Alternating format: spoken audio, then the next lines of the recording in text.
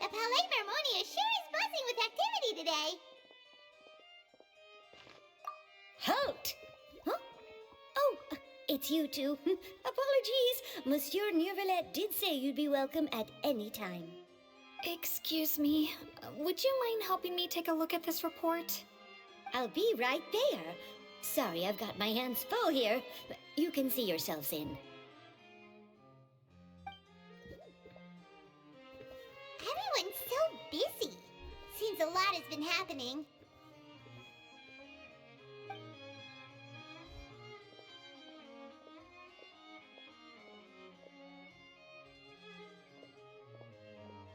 Neuvillette! Hello. You've come at the right time, but you'll have to wait for just a moment, as there are some urgent matters I must tend to first. In the meantime, please, have a seat. If you'd like to have something to drink, let the Melusine outside know. That's all right. We just ate. Very well, then. Let's take a break over there while we wait for him to finish his work.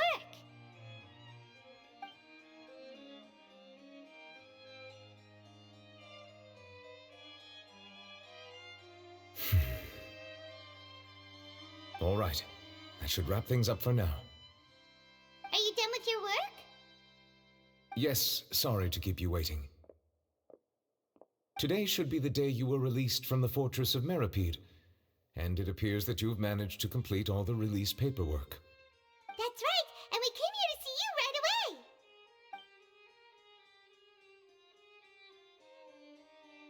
away. A massive whale. Do you have any idea what that might be? Judging from your description, that cannot have occurred in any ordinary waters, but rather something like the primordial sea. A whale of that size and shape cannot usually be found in the waters of Tivat. Therefore, we can only assume that Child is presently immersed in primordial seawater. Immersed in primordial seawater? But how? And is he okay? Most people wouldn't be capable of entering in the first place. I'm not completely sure how he could have gotten there myself. Yes? What is it? Ah, right! Paimon felt it too! We asked the Duke and he said it wasn't from underwater, so we figured you might know something about it. It turns out that I have just received a report about this particular matter. In fact, that's exactly what I was busy with a moment ago. The source of the tremor was here on the surface near Poisson. After the shaking stopped, the water levels in the Poisson area rose at an alarming rate. The water levels rose? Oh no! What about all the people there? Fortunately, the water levels only rose for a short period of time and have already returned to normal now. However, I still have a bad feeling about the whole phenomenon.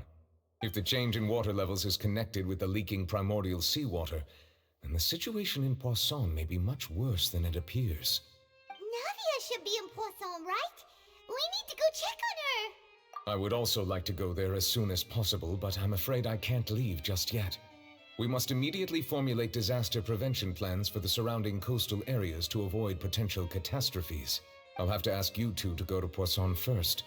I'll meet you there to check on the situation once I finish things here. There's no time to lose! Let's get going! Please be careful.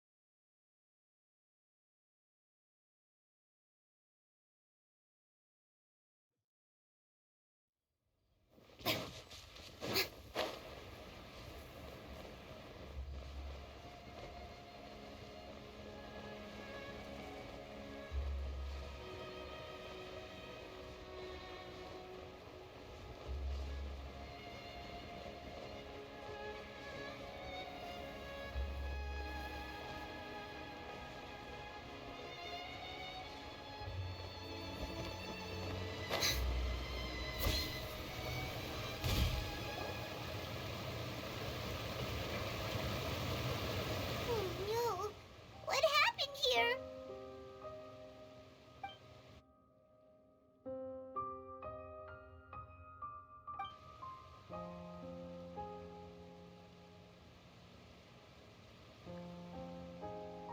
Navia should be around here, right? We need to make sure she's still... Paimon means we need to check on her.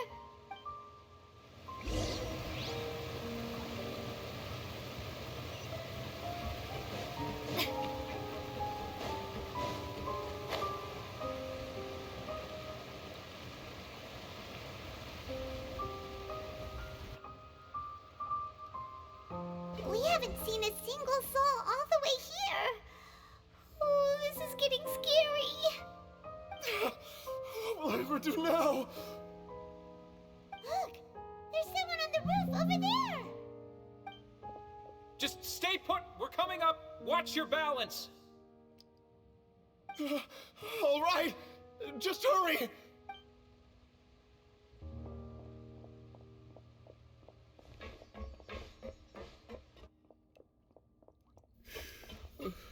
I'm not young anymore. How will I survive on my own? My Desiree! Oh, he looks pretty sad. My leg! My leg! How could this have happened? It hurts! Just hang in there. Help is on the way. You can hold my hand if it makes you feel better.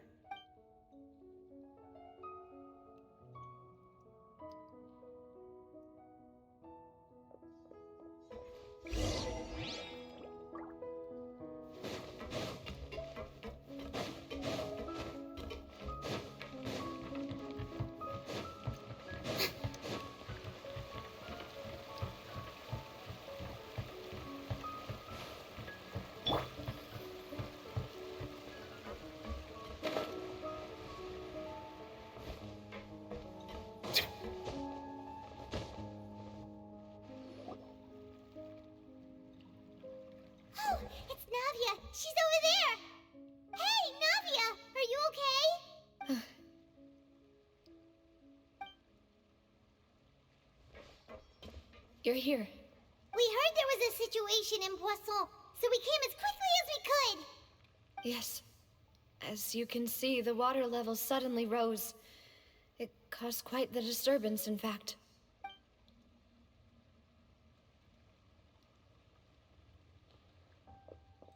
Demoiselle!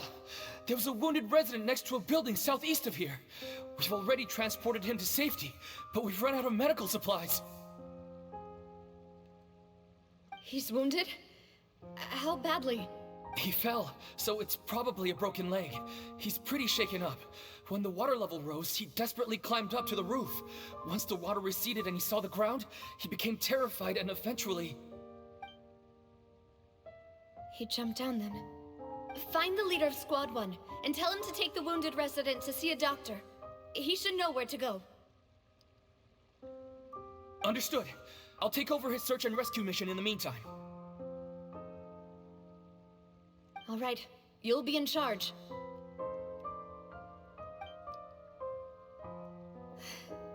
I'm sorry. Where were we? The situation in Poisson? Ah, right. Allow me to explain. A little earlier, we suddenly heard a loud noise. At first, everyone thought that something might have exploded in the waterways. But before we knew it, water started pouring out from everywhere. The rushing water seemed a little odd, almost like the unique color of primordial seawater. Some people didn't realize the danger and thought it was just ordinary water, leaking from somewhere. Everyone on the street who happened to be close to the water didn't have a chance to escape. As the water levels rose, they suddenly disappeared. They were all dissolved. Those who realized what was happening started to flee in a panic, desperately trying to get to higher ground. Many were injured in the stampede, and some people fell from significant heights. The Spina di Rosula initiated rescue operations as quickly as possible, but there have been a lot of casualties. Fortunately, the water began to recede after some time, and the chaos came to an end. The water that flooded the area contained primordial seawater, so the lower levels of Poisson are still hazardous. To ensure everyone's safety, I've asked the people there to leave as soon as possible. No one knows if this could happen again. All we can do for now is try our best to help evacuate the residents. We still haven't completed the head count, but we'll have some numbers soon. How awful. And all of this just came out of nowhere. It was quite frightening indeed. I only wish that everything that just happened was a bad dream. Is there any way we can help, Navia? Thank you for being so willing to help in a moment of crisis like this. You don't know how much it means to me. I really can't express how grateful I am.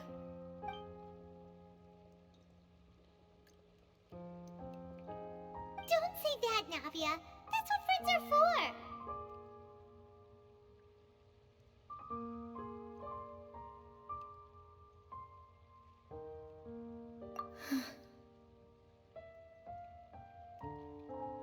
Demoiselle! We've got a situation here! I'll be right there. Sorry, I need to go for now. And off she goes. Seems it might be a while before she can take a break.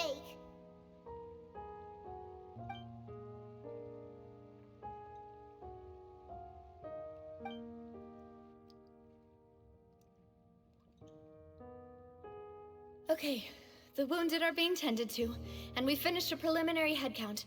More support has just arrived, so I suppose I finally have a moment to focus on my own matters. Of course, we should remain ready for anything, and continue doing our best to rescue others. I'll be sure to have everyone at the Spina di Rosula ready to render assistance. Traveler, Paimon, would you two accompany me to my father's grave for a moment? Huh? Right now? Thank you.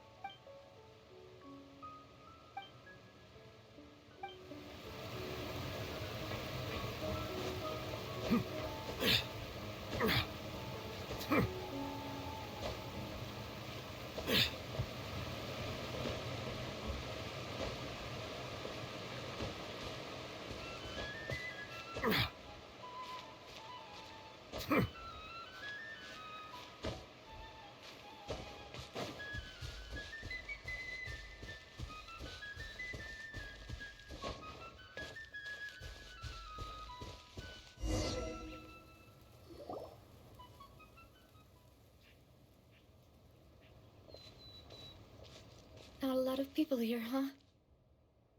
Well, given the time of day and the whole situation in Poisson, Paimon doesn't think there'd be a ton of people here visiting graves. Right. That's how things are now. The living are so exhausted that they've no strength to spare any words for the dead. Navia?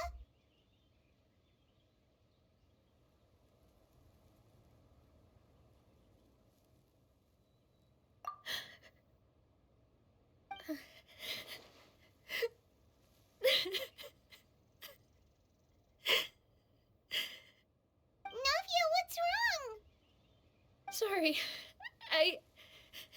I just... Malus and Silver, they won't ever come back here again. What should I do, Papa? Huh? What happened to them? Everyone agreed on the rescue plan, but still, I was the one who initiated it. They were helping evacuate the residents, but they couldn't leave in time. And they were caught in the seawater.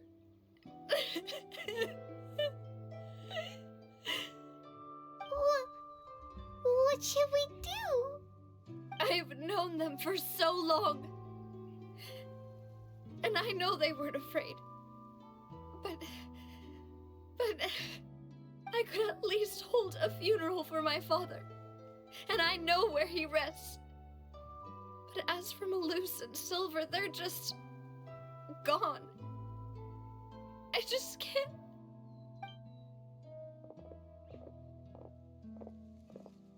Everything looks so clean after it rains. Even the gravestones. I didn't expect that you'd enjoy a glass of red wine in front of Master Callus's grave. I can understand. Besides, the scenery here isn't half bad. See, it's not just me. I always want to bring something when I visit Papa. Perhaps we might even have a picnic. He wouldn't be angry, would he? How could Master ever be upset with you, Demoiselle? Yet the cemetery is the home of those who have passed, is it not? Everyone ends up here sooner or later, no matter who you are. Buying yourself a plot in advance, are you? No need yet. But when I do, I hope you'll let me be buried beside Master Callus, Demoiselle. Hey, stop joking around. I'm quite serious. That way, it will save us both the trip to see each other whenever you visit your father's grave. That makes sense. In that case, could I be buried on his other side? After all, besides you, Demoiselle, the two of us could certainly be considered Master's closest companions, no? Personally, I believe we fill those shoes just fine. Why are you bringing this up all of a sudden? Seriously. All right. I'll remember your requests. But I'd really prefer not to talk about this stuff. And what do you mean by saving me a trip? I'd make the journey even if I had to visit you two somewhere else. I've promised to let them rest in peace here. But here I am breaking that promise. I'm sorry for letting you see me in a mess like this. I don't usually cry, really. Paimon doesn't know how to help you feel better. But, well, she understands how you feel. I'd always thought I could make my wishes come true. But now that I think about it, that never solely relied on me. Many things can only be accomplished with someone else's help. Malus and Silver have helped me so much. But by contrast, I could do nothing for them. I'm so sorry. You can spend as much time as you need here, Navia. We'll stay with you. Thank you. Right now, you don't know how much that means. By the way, you can have a look at this. It's a list of victims from the incident that took place here. Obana, Khan, Burnett, Francine, Karina, Daisy Ray, Joinville, Julianne, Esson, as well as Malus and Silver. So, everyone else is safe. But still... It's okay. I know what you're thinking.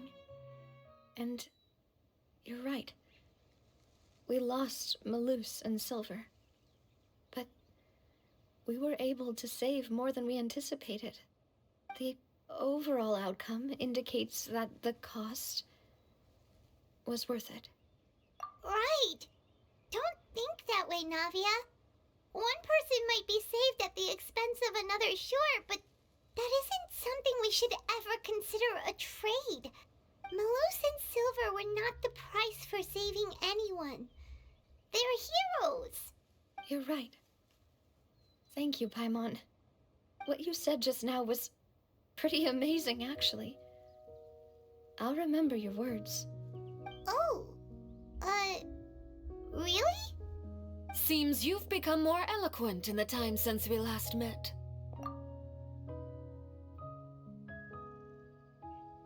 The knave? What are you doing here? Is everything going well on your side? Yes, my people are carrying out the mission according to your request. All the residents of Poisson have been evacuated, and we're preparing to relocate them to higher ground. As for these supplies, we have everything taken care of. There is no need to worry. Thank you very much.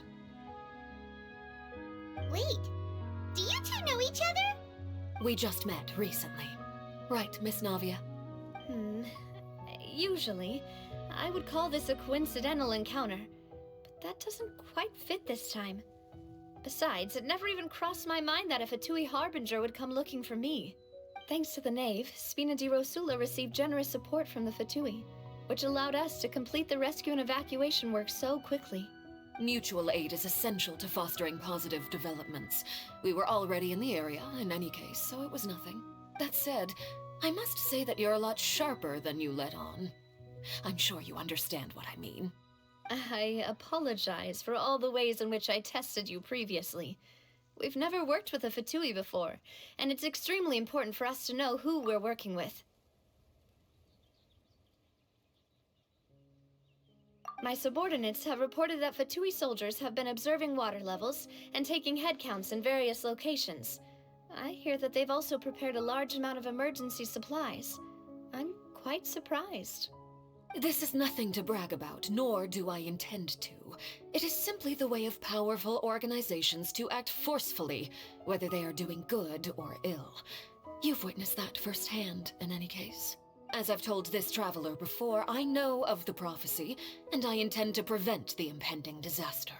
Lending your organization a hand was a natural first step in accomplishing that. As such, do not be troubled by this token of our sincerity.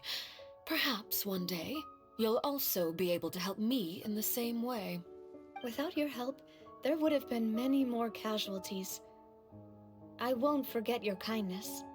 Furthermore, I sincerely regret what happened to Malus and Silver.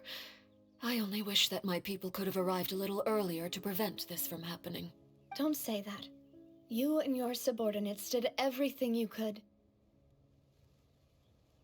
As Paimon said, Malus and Silver didn't choose to sacrifice themselves for any specific person, and they weren't the price paid for other salvation. They chose to become heroes themselves. I've never liked hearing people put it that way. It's like trying to relieve pain by saying some noble-sounding words. But right now, there's nothing more suitable. They really did become heroes. You're right. I'm sorry for your loss, Miss Navia. Water is life to Fontaine's people, and it also spells disaster. It's no wonder that people always say that prophecies represent fate. Fortunately, I've never been one for such opinions. So, you're one who will try to change fate, then?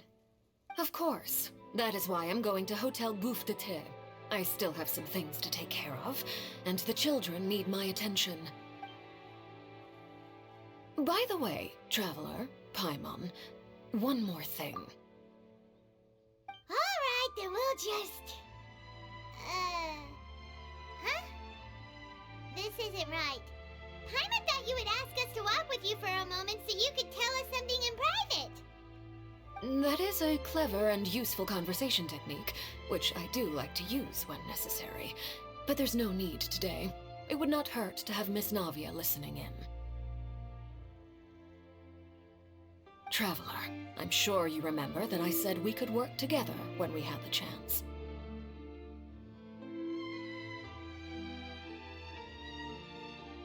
You and I both know that there may be issues with the Primordial Sea. Previously, it was the Fortress of Maripede's sluice gate, and this time it was the water levels in Poisson. These are both signals. Indeed. Allow me to share the latest intel I've received from the House of the Hearth's intelligence network with you. During some recent investigations, a child claimed to have discovered some ruins near Poisson.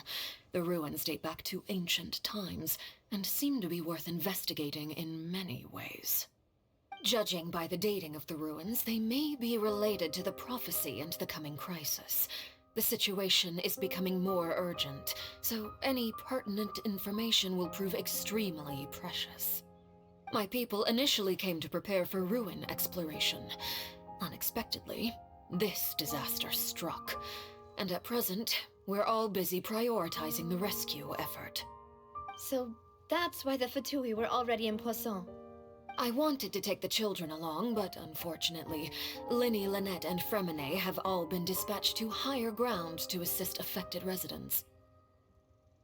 Linny told me that outside of the house, the person they trust most is you. Which is why I want to give you this task. The House of the Hearth's members see each other as family, but Linny, Lynette, and Fremine said that they also see you as such, even though you are not from the house. I'm sure you already understand how earnest they consider their friendship with you to be. Oh, that somehow makes Paimon feel kinda happy. The intel I just shared about the ruins could fetch a high price.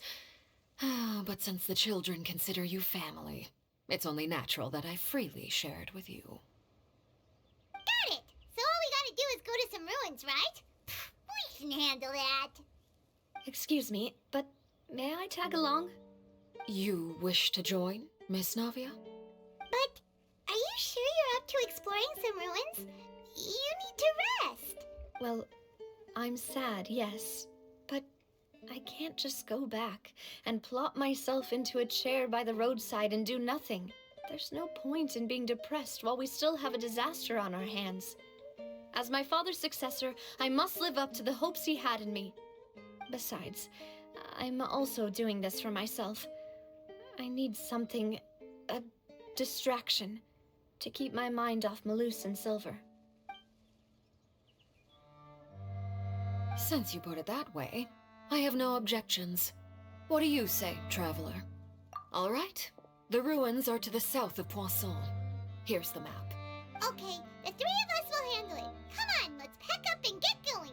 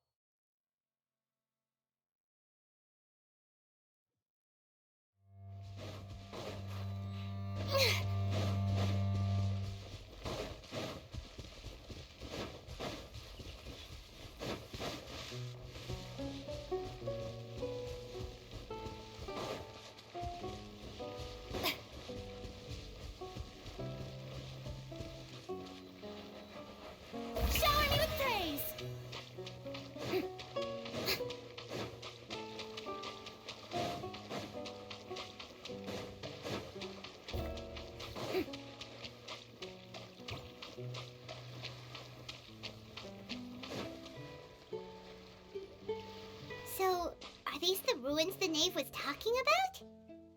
Whoa, talk about old. They seem to be pretty ancient, all right. Let's go in and have a look. Just be careful.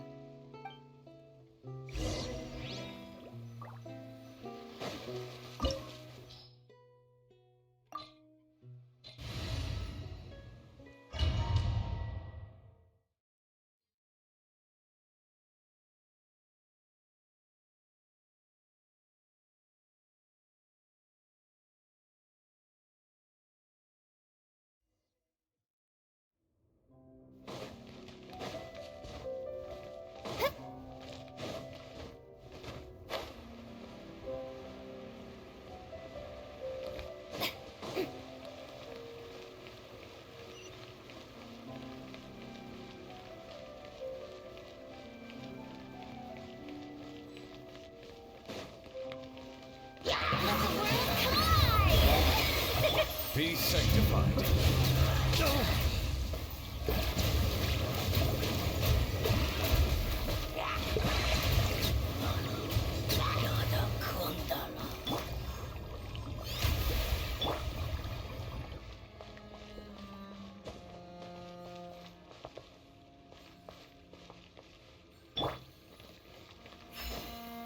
May I present?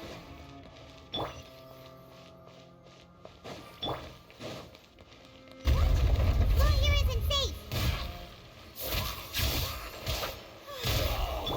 Bow your head.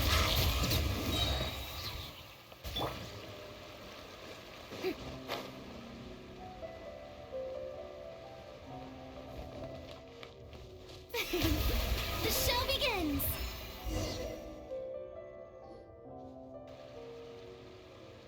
This place has also been contaminated by primordial seawater. Yeah. And a lot of it, too.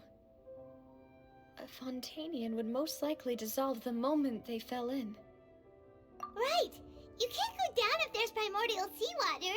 It's too dangerous, and it won't be any help for you to just stay here.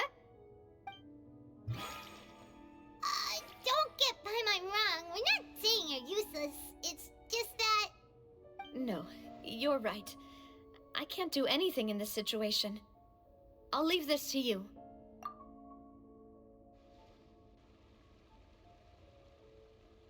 That complicates things. Maybe the only way left is forward. In that case, do you want to wait for us here?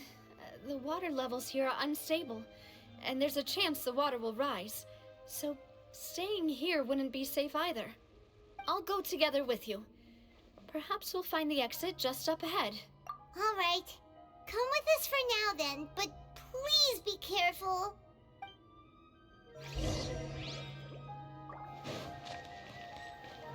Oh no, it's a dead end!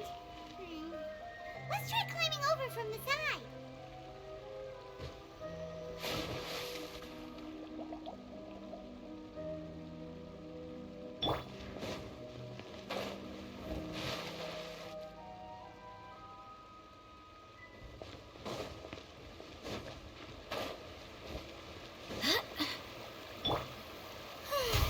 Shower me with praise!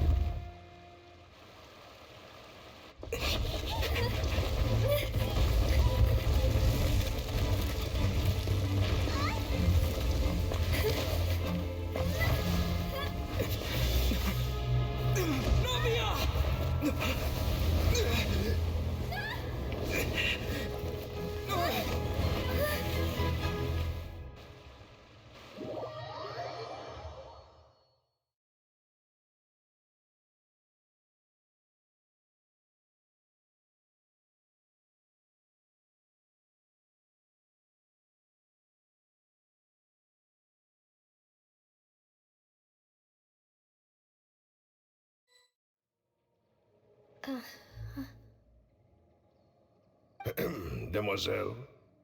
Huh? Demoiselle, what are you doing here by yourself? Would you be standing here till dark if I hadn't come to get you? Maybe she just wants some time to herself, Malus. Oh, was I sleeping? Yes, it would appear so. I must be tired. That's quite possible. However, you were the one that suggested we go out for a walk. Oh, right. I nearly forgot. It must have slipped my mind when I dozed off. I haven't had a nap today yet. Have I? This is a familiar feeling, yet something's a little strange. Is something the matter, Demoiselle? Oh, no. No, I'm fine. I was just trying to recall why we came out for a walk. Do you remember Mr. Giverny? He'd requested our help before with foreign merchants who had a debt dispute with him, and we'd resolved the matter not long ago.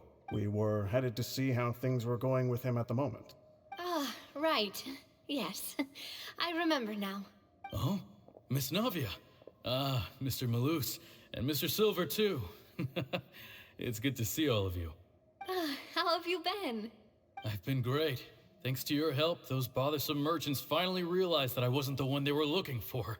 Why, I wasn't even the guarantor for that person. They were knocking at my door day and night. Even my neighbor, Obina, was getting fed up with them. Sometimes force is required to calm someone down and get them to listen to what you have to say. That's right. Oh, by the way, Burnett, what was it that you wanted to give to Miss Navia again? Oh, yes. One moment, I have it right here. Miss Navia, these are some flower seeds that I prepared. Please take them. They're a very good variety, and they'll become very big and beautiful once they bloom. I don't know what we would have done without your help, so this is a little token of our appreciation. I hope you won't refuse. Did you cultivate them yourself? Thank you so much. I'll certainly take them. Malus, we do still have some empty flower pots at home, right? Why, we can have as many pots as you'd like, Demoiselle. Perfect. In that case, we'll swap out some of the decorative plants for some of Mrs. Burnett's flowers. Very well. Wait. Something seems to be off here. Excuse me, madam. If I'm not mistaken, your name is Burnett, correct? That's right. Is something wrong? No, it's nothing. This is the first time we've ever met, but your name seemed familiar to me. I must have heard it when I was discussing things with your husband previously. I've heard this name before. Sometime recently, I'm sure of it. And why are there so few people around here? Where did everyone go? We must mind the time, Demoiselle. We still have important things to attend to today. Huh? We do? Like what? Well, now, did you forget? Miss Navia, here you are. I've been looking for you. Please, come to the Opera House. Your trial is about to begin. My trial? Wait, why would I need to go to the Opera House? Yes, she's right, Demoiselle. It's just about time now, so we should get going. Oh? All right then.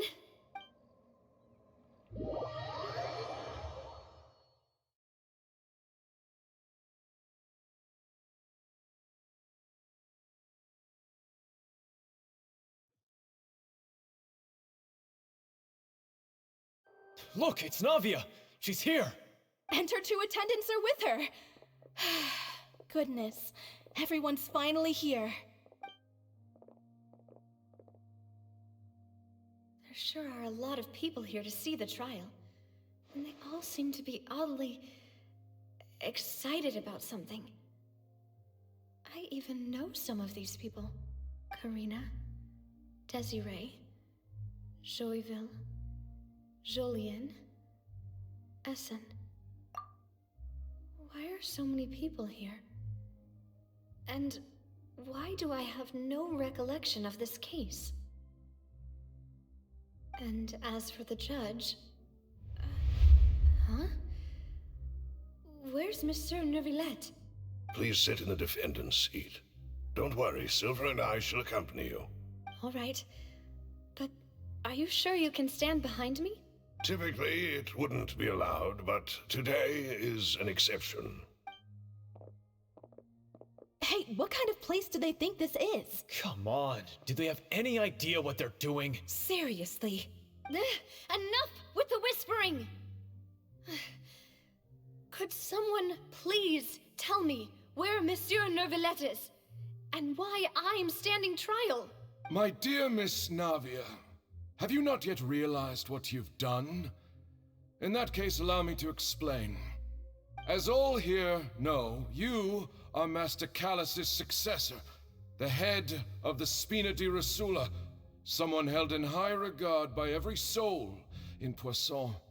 After you took over the Spina, you treated all of us just like the late Master Callus had.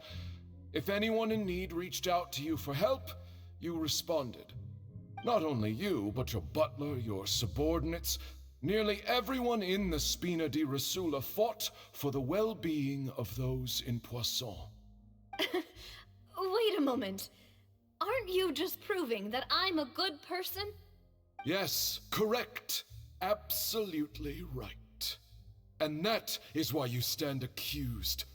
You have helped so many people get through so many difficulties. You are one with us. We are inseparable. We are one big family, all of us who are from Poisson, inextricably linked. And with you being so important, we couldn't possibly do without you. Therefore, this fair and honorable court shall declare you guilty, and you shall stay here. You will be together with us forever. Huh? What are you saying? Everything you have said is correct. I have indeed done a lot for my hometown, and I would be willing to be with you all, but what is the purpose of having me stand here like this? What is there to discuss? Ah, well, if that's what you think, then I have no further comments. How wonderful, Miss Navia!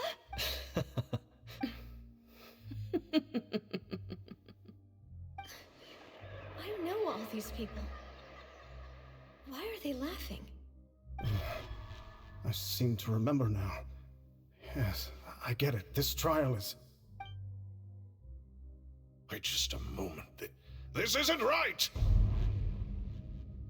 Malus? What was that, Mr. Malus?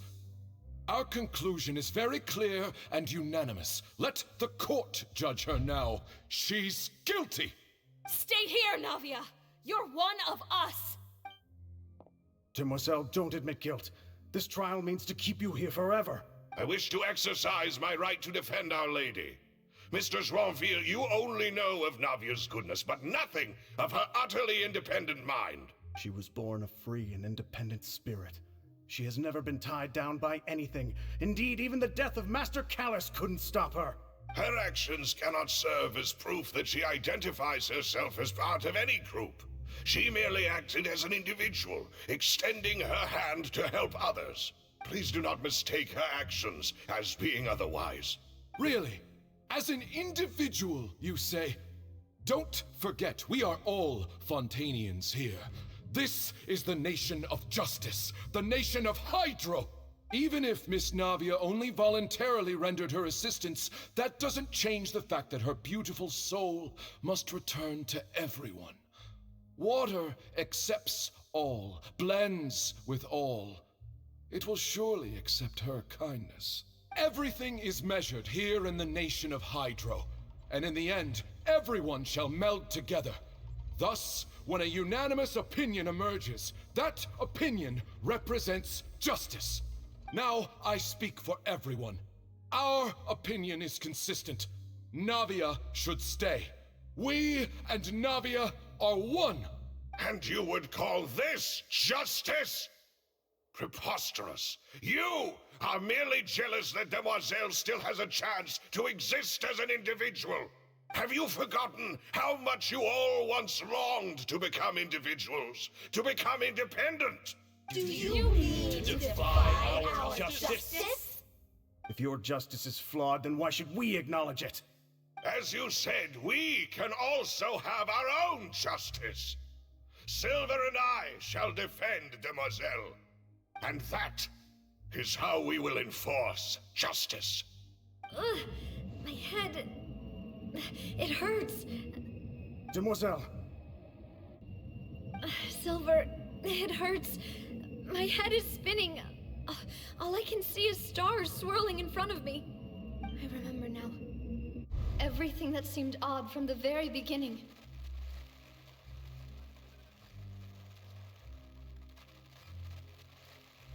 Karina, Desiree, Joyville, Jolien, Essen, and Mr. Giverny and Mrs. Burnett, who we met earlier. Even Malus and Silver. I don't want to admit it, but they're all dead. Don't be afraid, and don't admit guilt. We will protect you to the very end. Absurd! Who are you to say that she cannot be judged? We are the majority, and in the nation of trials, the majority is absolute justice. We are the will of all. Don't let them escape! We shall keep Navia here with us! Mr. Malus and Mr. Silver, must you be so stubborn? How could the two of you possibly hope to stand against the collective? Do not resist. This judgment is fair and just. Navia belongs to us. After all that happened, she should not be left alone in Poisson. What are you saying? No more excuses! He says we're jealous. Jealous? Huh. How could she possibly be an independent individual?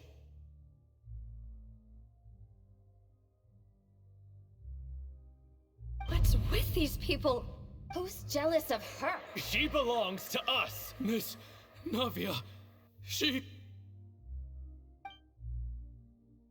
Silence! That's... Monsieur Neuvillette! Such commotion is prohibited in the court. The accusations you just presented are nonsense and cannot constitute a proper trial.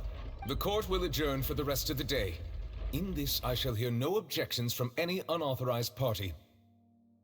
Our thanks, Monsieur Neuvillette. Please leave with me, Miss Navia, while there is still time. But... Go on now, Demoiselle. This is your only chance to leave this place. What, can't bear to leave us behind or something? Malus. My apologies. I couldn't resist making one little joke once I realized that this shall be our last goodbye. Malus... Silver... Quickly, you must come now! Goodbye, Demoiselle.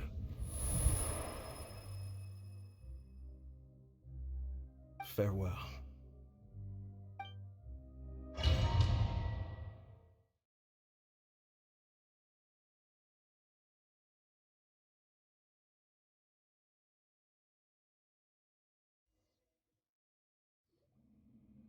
No, wait! Just a second! Hey! Navia? You're awake? Good.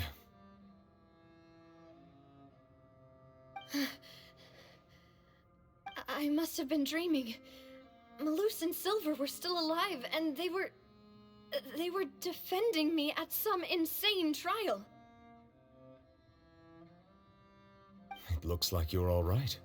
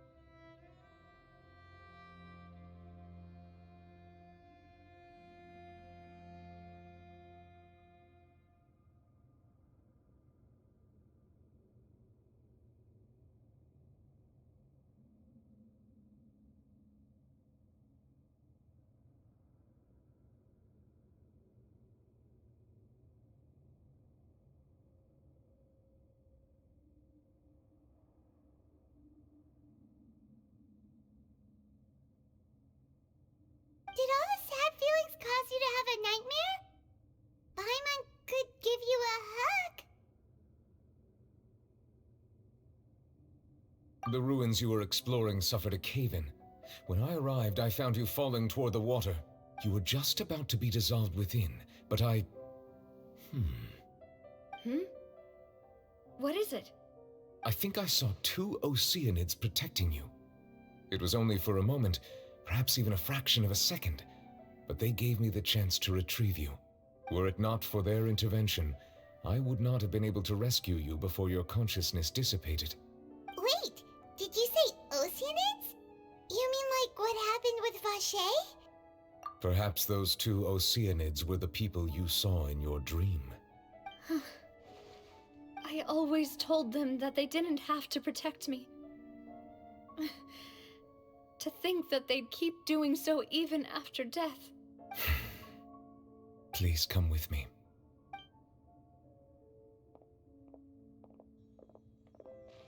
Neverlet, are you okay? Oh, I am quite all right. Perhaps there's something we could chat about? Why do you look so stiff all of a sudden? Oh, Paimon knows. You're the type who feels awkward when there's nothing to talk about, right? I merely thought that we should give Navia some time to herself. Huh? Why didn't you just say so then? Don't you think it's even more awkward to call us over like this and then have nothing to talk about? I suppose so. Ah, Sigewinne. I hope all is well with her these days. Her work in the Fortress of Meropide has not been too much for her, has it? No way, don't worry. She's doing fine down there. She's an amazing head nurse. I see. Well, that is good. I have always worried that Sigewinne would need a lot of time to understand the world of humanity, just as I have. Oh, and the Duke also says hi. Even though Sigewinne made him do that. He hopes that you haven't been overwhelmed by all that's happened lately. Thank you. I have indeed been busy lately, and I also hope that everything is going well in the Fortress of Meropide. He still doesn't know what to talk about. Let's chat about something else then. So, Neverlet, you're probably quite the swimmer, huh? Yes, of course. This isn't going anywhere. Let's try something else. How did you find these ruins? Did the knave tell you? Yes, in fact. I had arranged to meet you in Poisson, but when I arrived, I discovered that the Fatui were helping the residents evacuate. They had even transported a large quantity of supplies to the area. Amid my astonishment, I ran into the knave, and we had a chat. She informed me that she had asked you to investigate the ancient ruins here. Yeah, we originally planned to meet up with you, but we thought you might still be busy with all those official documents. We didn't think exploring the ruins would take very long, and who would have thought you'd wrap things up so quickly?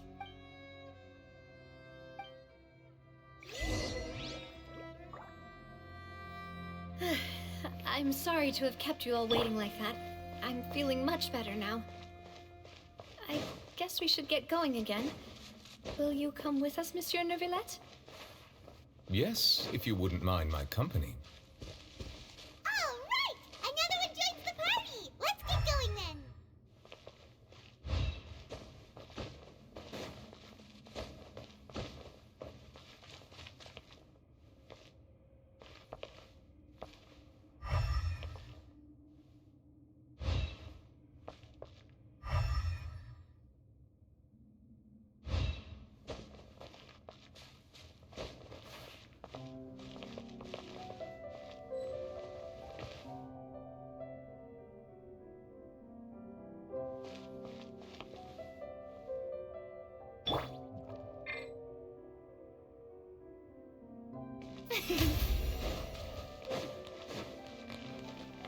Oh no, another unstable path. Watch your step.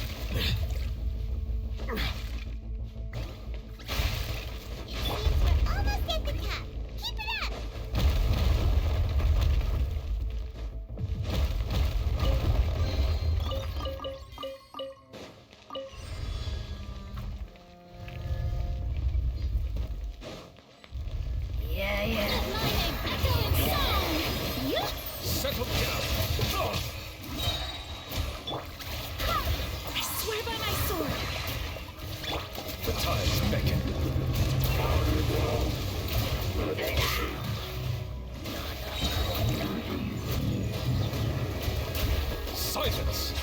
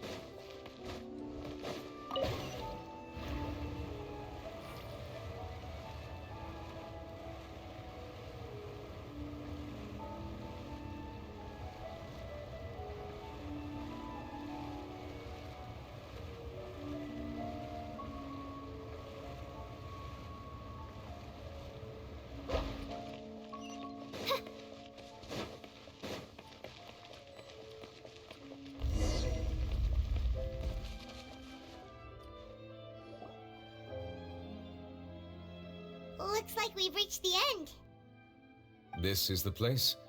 There should not be any other hidden spaces in the vicinity. The path sure had some twists and turns, but it turns out that this place isn't actually that big.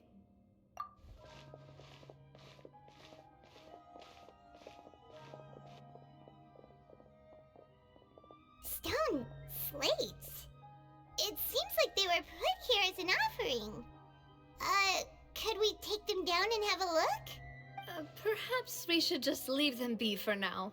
There are 4 locations in total, but only 3 stone slates. The slate that should be in the first empty spot is missing. The surrounding walls also show signs of damage. There's something written below. Let Paimon see. Reason dictates that this nation be destroyed. I shall record the history of its future here in its past. Say what? It feels like someone left these slates and these words here for a purpose. But does he mean that Fontaine should be destroyed? That would fit the circumstances dictated by the prophecy, yes. Indeed, the slate's contents correspond to it. Take the second slate, for example. There's a person kneeling here. She seems so dedicated. And there's a whole bunch of other people behind her doing the same. She's facing this... what is this? Some kind of island in the sky? And is that Lady Farina in the third image? Did the Hydro Archon fall into the water? And is that a ring of people around her? Paimon doesn't quite get it. Are they all in the water? The fourth image. I know this one. This exactly matches the content of the prophecy. The people will all be dissolved into the waters, and only the Hydro Archon will remain, weeping on her throne.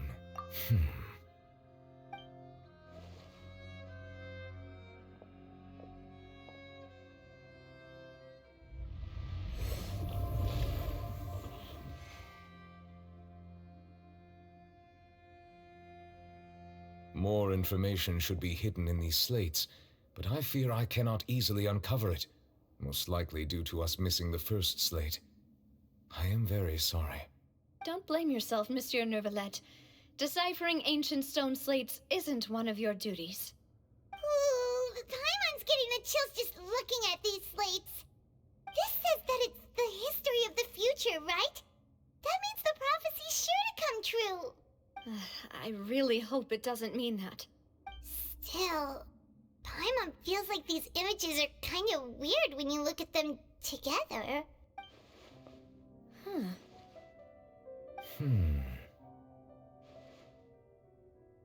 That's right! If the images are in chronological order, shouldn't the fourth, the waters drowning Fontaine, come before the third, where the Hydro Archon herself falls into the water? And yet the order is reversed here. If we go by timing, Lady Farina only emerges in the third image. That means that the person in the second image might be the previous Hydro Archon. Egeria, then. I had never met her, but her appearance here does match the records. The previous Archon kneeling before the floating island in the skies, as if confessing a sin. Did she herself commit that sin? And if not, why would she be in such a posture? Also, I'm still wondering why these ancient stone slates are here at all. Judging from their contents, could this place be the origin of the prophecy? Does that mean that someone, or some people, once saw these slates? But who would have created these slates and left these words here? It seems that any further clues will have to come from Farina. In that case, there's no time to lose. There's nothing else to be gained here, so let's head back first. Yeah, we better get somewhere safe for now.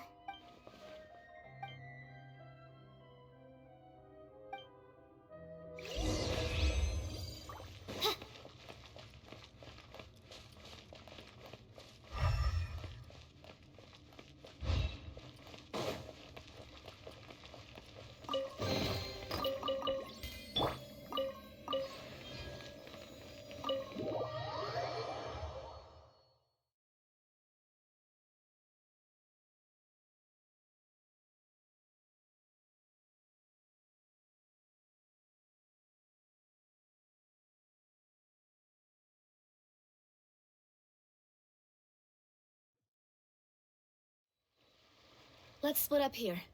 I'm going to check on what's happening with the Spina. You know how it is. There's some things you just need to be there for yourself. You still have energy for that, Navia? Paimon's already beat. Just head back to the Fleuve Cendre and have a rest then. Thanks for keeping me company all this time. I'll depart as well. Thanks for your hard work today. Rest well, everyone.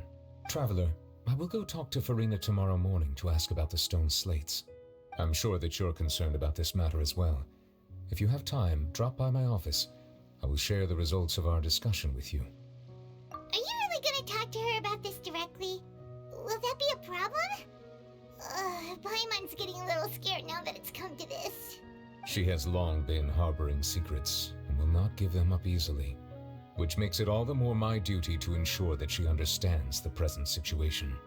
Alright, we'll leave it in your hands then. You're probably the best person to talk to her anyway. I will be carefully considering my words tonight. Traveler, Paimon, our safe house at the Fleuve Cendre is always open to you as ever, so please don't think you're an imposition. Alright, I'll be on my way then.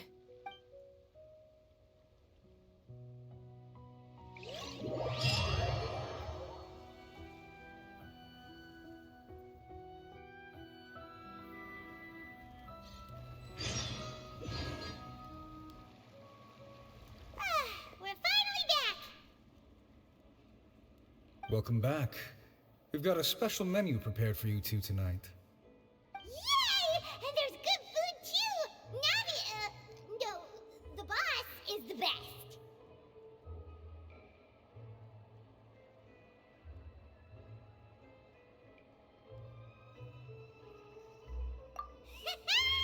Ooh, desserts! Nice! These are all Paimon's! Paimon's already starting to forget what happened today. Oh, that voice. Is that who I think it is? Huh? It's you two. What are you doing in Fontaine?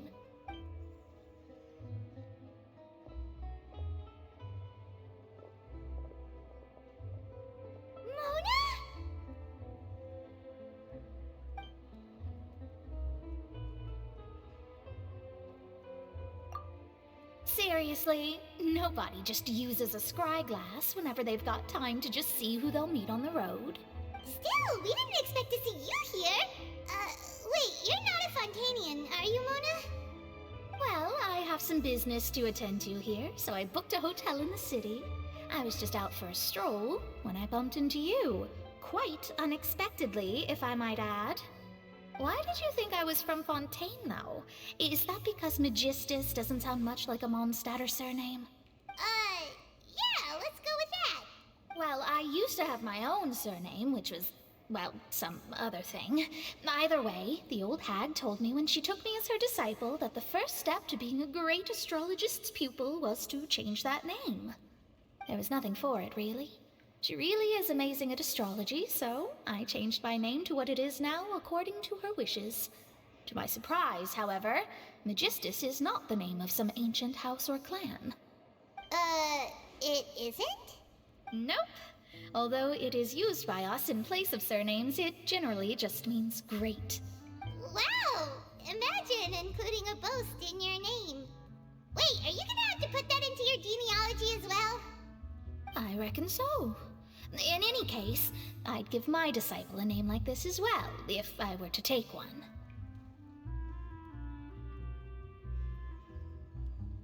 Astromancer Barbeloth Trismegistus.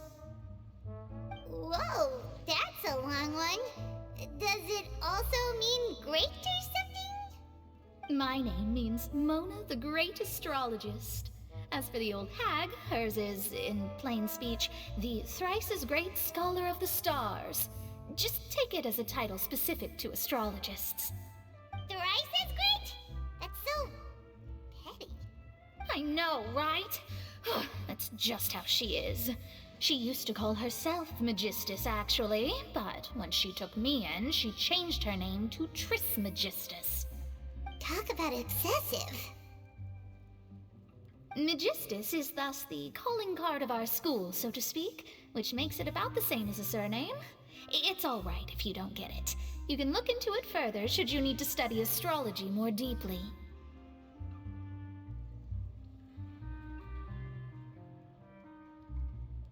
That sounds terrible! But anyway, you're not Fontainian, are you, Mona? You're from Mondstadt, right? Well, I was born in Mondstadt, yes. My parents migrated to Dornman Port, and I traveled with the old hag for a while, after which I settled down in Mondstadt City. Oh, that's a good thing then. At least we know you won't be dissolved by Fontaine's waters.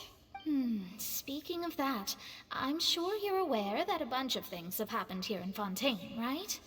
I know you're not a local, but I'd avoid getting too close to any water that looks strange all the same. There's something ominous about it. Well, the water, I mean. That was the main reason, yes. Just a while back, the Steambird invited me to take part in a panel and speak about the circulation of the prophecy as an astrologist. The invitation was sent quite early on. I don't think anyone expected Fontaine to be in this much trouble. What do you make of that prophecy, Mona? Just tell us what you think as an astrologist.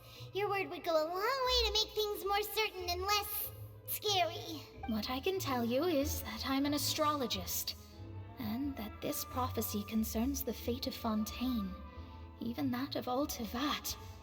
Ascertaining this is akin to reading the fortune of the whole world. I'm afraid that this is not something that just anyone can do. If I could do it, you would no longer call me an astrologist, but a visionary. But on the flip side, the prophecy is so huge and powerful that it must surely come from a powerful visionary. Its contents involve the fate of the world. Disregarding it would be a mistake. A visionary? Sounds really powerful and all, but does such a person really exist? Of course.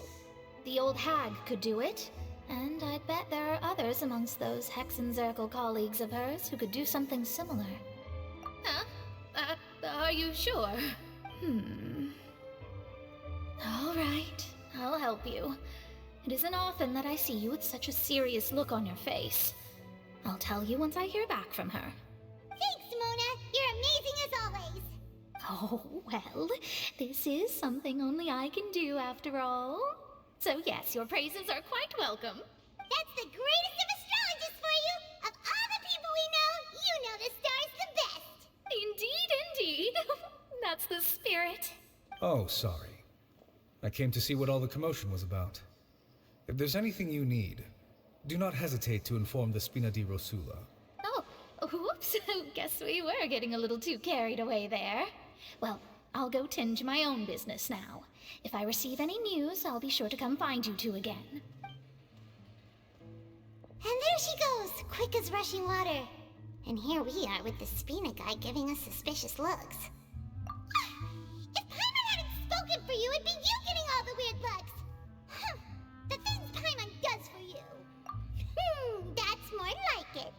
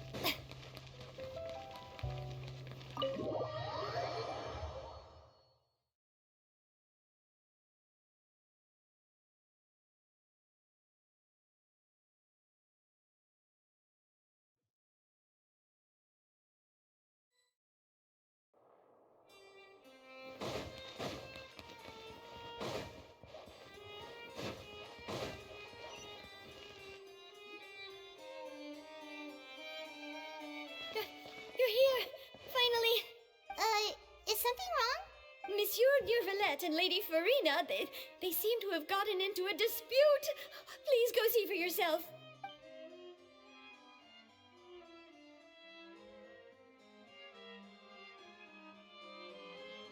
Like I said, I've already explained everything. And yet the problem has not been properly solved. There is little space for excuses between us. It is not my intention to offend you, but please, tell me where you stand. You are the Hydro Archon Focalor, are you not? Look at this. This is a list of the victims from the recent Poisson incident.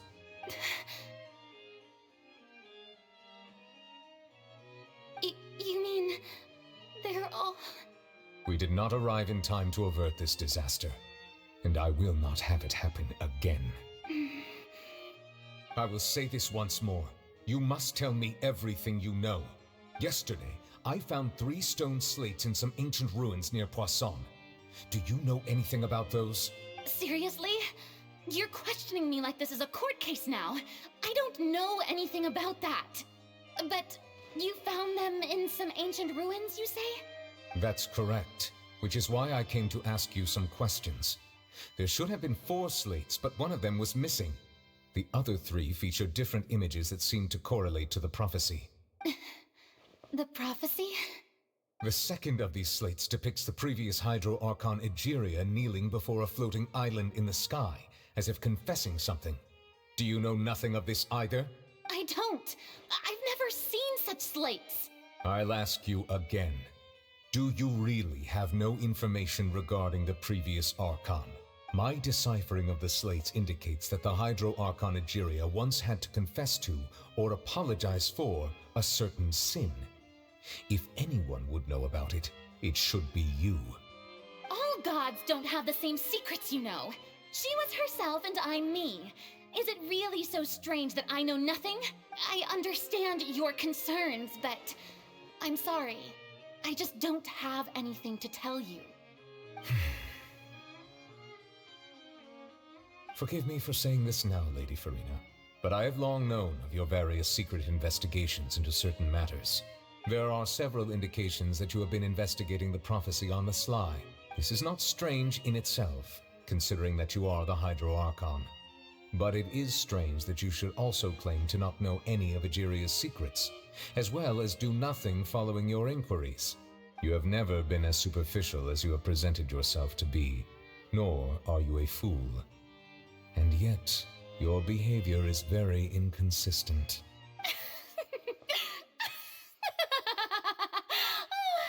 So you've been watching me all this time, have you? I didn't think you were that type. You... Well, since you know about my secret investigations, then you should know I'm actually working to take care of it. There's no point questioning or suspecting me. You're the Eudix, but you're still my subordinate. You should be following my lead. Just trust in me. You're Archon, and do as I say. Never mind whether you can truly convince yourself to or not. It'll all turn out fine. That's all I have to say. We do not discuss this matter again. Oh, the opera's about to start. Toodles!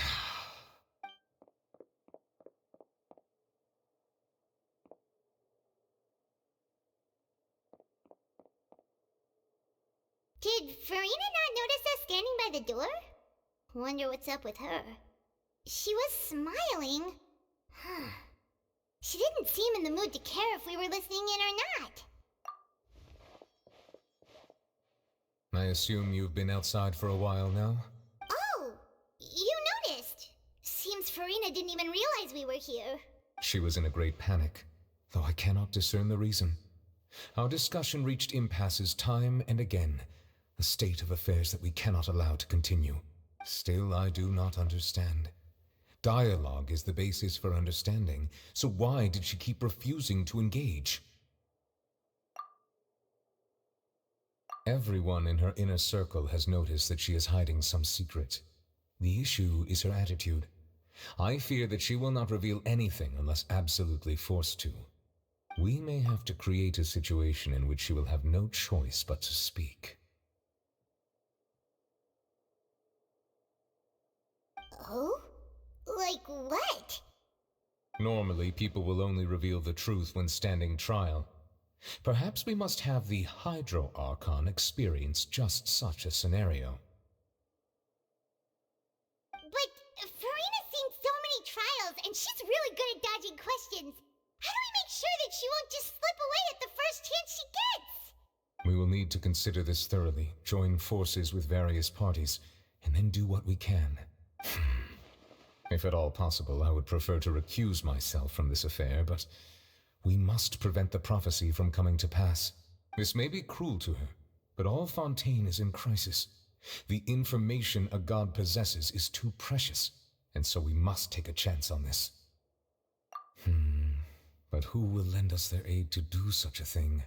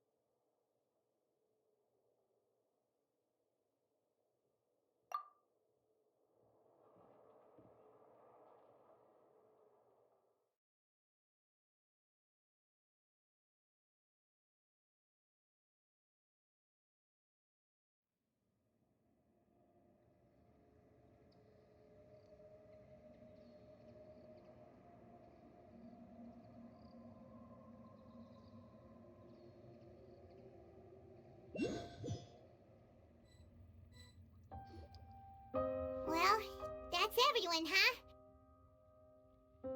Speaking of which, it was pretty smart of you to think of hiding here. Poisson was just involved in a disaster, so it's presently devoid of people. That naturally makes it the best choice. And here you are drinking tea like it's the most natural thing in the world, huh? That's what families should do. Sit and enjoy a leisurely time together. It's nice to enjoy tea here, you know? Care for a cup? Lend me your ears, everyone. Or perhaps one of you might like to start us off.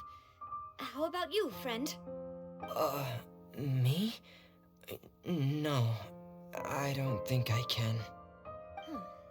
Then, how about you, good sir? I fear that I will cause the mood on this boat to become as somber as it is in court. Well then, I guess we're lucky we've got a local like me to organize things. Wonderful, the spotlight at last. I guess I'll be facilitating things from here. That was a little long-winded, don't you think? Oh, you might be right. Anyway, to cut to the chase, our friend here, the Traveler, has brought us together to discuss something. As for what that is, well, let's start by saying that we'll be pooling our efforts together to create a series of traps. Oh, how intriguing. Well, it's just an expression, really. One that I just learned from Chlorand, and used on the spot. So, let's invite her to explain in detail. A round of applause, please. Huh? Didn't you say that you would be facilitating this? Oh, come now. Your work doesn't involve much public speaking, right? This is a good chance to practice. You might even pick up some fancy oratory tricks to impress your boss with in the future. I see. And what does my boss say? He is glad that you consider him your boss. Do go on.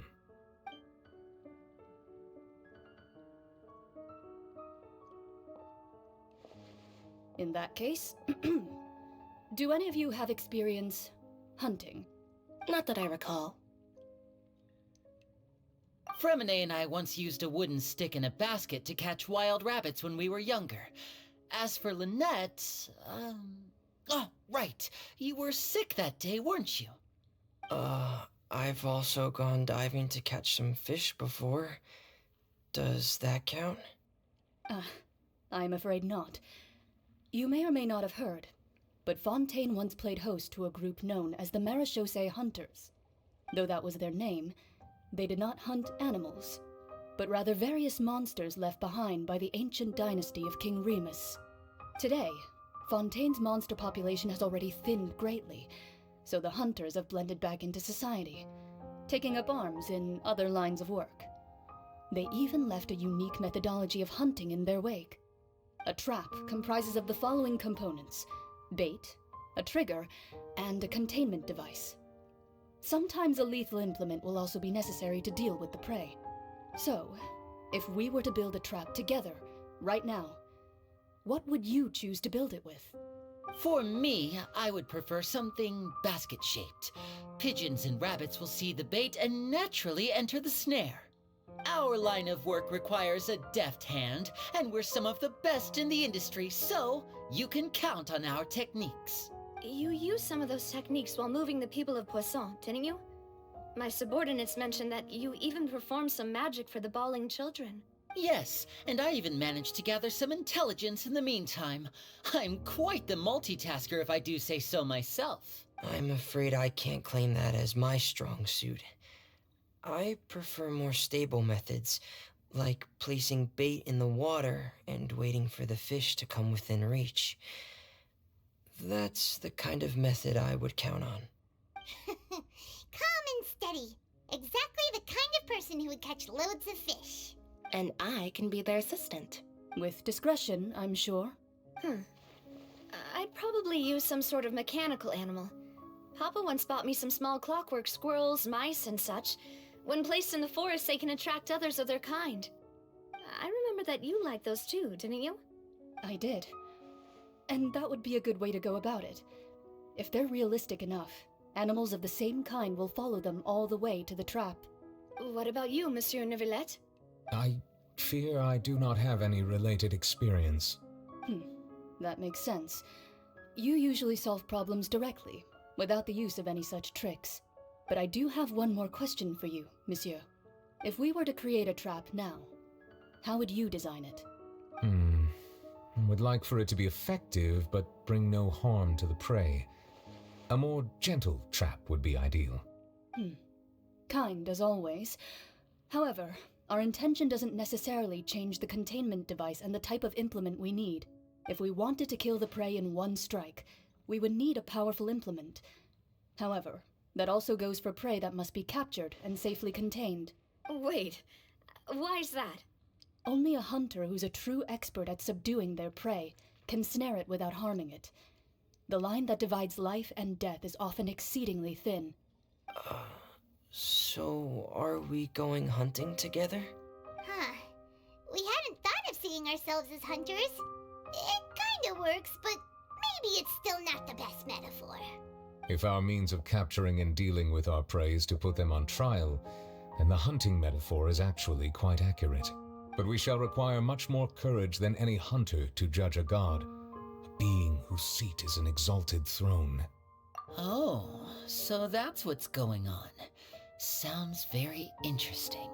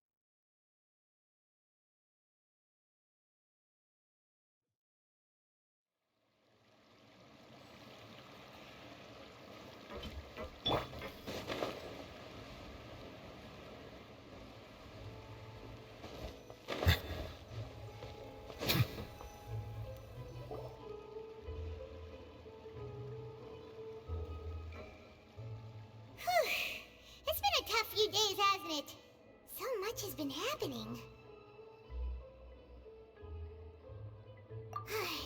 Paimon didn't think the meetings would go on for so long, but everyone seemed pretty fired up, huh? Paimon thought they'd be at least a little frightened. Well, Fremine was, now that Paimon thinks about it, but everyone else just looked a little surprised. Well, it's hard to say. Paimon doesn't have any experience with this sort of thing. But with you around, Paimon sure will do great. After all, you're the most reliable person in the world, aren't you? Did you just pour some tea? Paimon didn't notice you doing that at all. Then what's that? Paimon's never seen that cup before. Don't be frightened. I'm just joining you two for tea. I merely refrained from saying anything till now. Who's that voice? But there's no one here.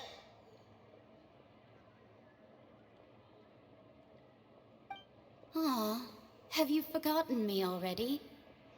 Wait, you are familiar. You're the voice we heard from the sky in Sumeru. The voice from the sky, I fear that description is wrong. Though, not completely wrong. You're feeling lost now, just as you were feeling previously. I sensed that confusion and thus came to you. Guiding people is an irresistible hobby of mine, after all. Consider me a passerby, just accepting a commission from my friend's disciple on a whim.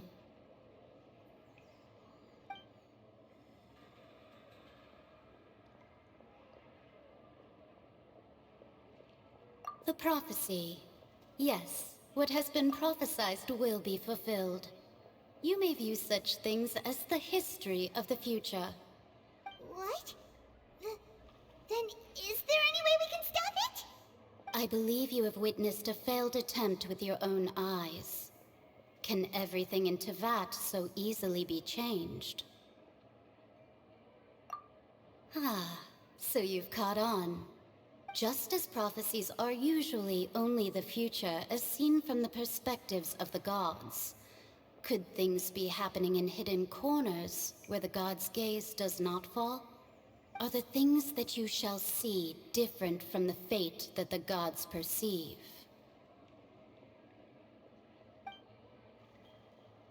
What is she talking about? It all sounds really impressive and important and stuff, but it also sounds kind of scary. I believe that you understand, right? Some things are insignificant, but others you must reach out to change. Ultimately, fate shall serve as your only guide, no matter what will happen in Tevat's future. All you need to do is to play your part. This was good tea, by the way. Thank you for your hospitality. Well, that'll be all for today. The voice. It's gone.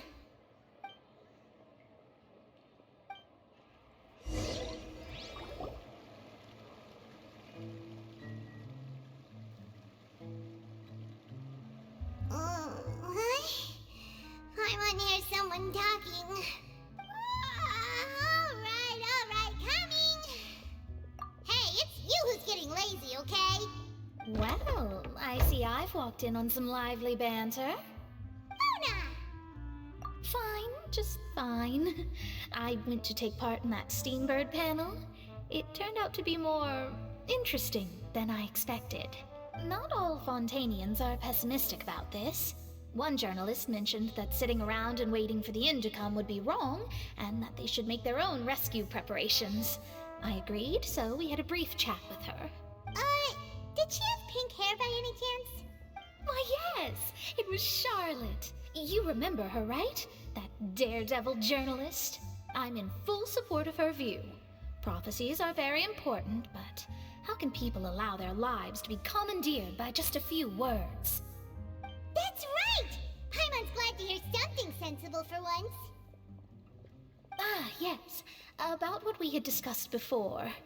I did try, but I'm afraid I couldn't reach the old hag. I'll try again tonight, but I wouldn't get your hopes up. Huh? Goodness gracious. Are you serious? She said that even the god's gaze has blind spots. Pretty bold if you ask Paimon. Most people would believe the gods to be all-knowing, right? The Hexen Circle members are certainly anything but ordinary. As for the mage named N, the old hag has mentioned her a few times. She said that N's sense of direction is incredible, and that she loves guiding those who are lost. But I've never met her, and if she were still alive, she'd be... well, suffice it to say that the hag's at least a few hundred now, and N's been around for longer than that. Whoa, the Hexen Circle sounds like a scary group. But they must really stay in shape to live so long. Their abilities alone are pretty terrifying. If she came to see you personally, then the problem you're facing must truly be of great importance. Well, it's not like Paimon could understand anything she said. Yes, she was quite cryptic, but I suspect she means that there is still a way to turn things around. She didn't say when or what that would be, though, so... perhaps it is something that you cannot know right now.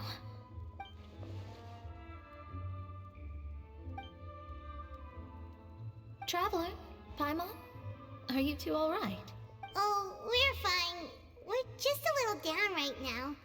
It kind of feels like the end is coming, you know? I see. I feel that same sense of desperation, too. I guess you could consider me someone who has often witnessed fate.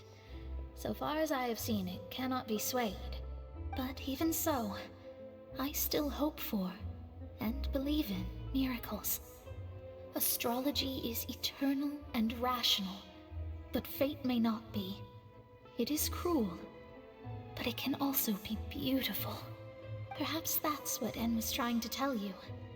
Not to lose heart, and to believe that what you are seeing playing out before you is not yet set in stone. I did originally think of steering clear of all this, but I couldn't. Even if this is all futile, I still wish to help everyone. If we don't struggle to the last, then how can we face the end when it comes? Huh. You do have a point. There I go, talking about astrological principles again.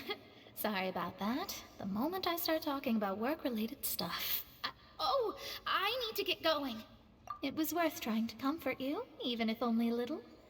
I believe that you'll help those who are struggling in the same way I did. I suppose that might be why we always seem to meet by coincidence. Paimon feels kinda moved by what Mona said. But also kinda sad, too. Hey, Traveler, Paimon suddenly feels like going outside for a walk. Let's go! Let's walk around the city, shall we? There's a few spots we always like to walk by.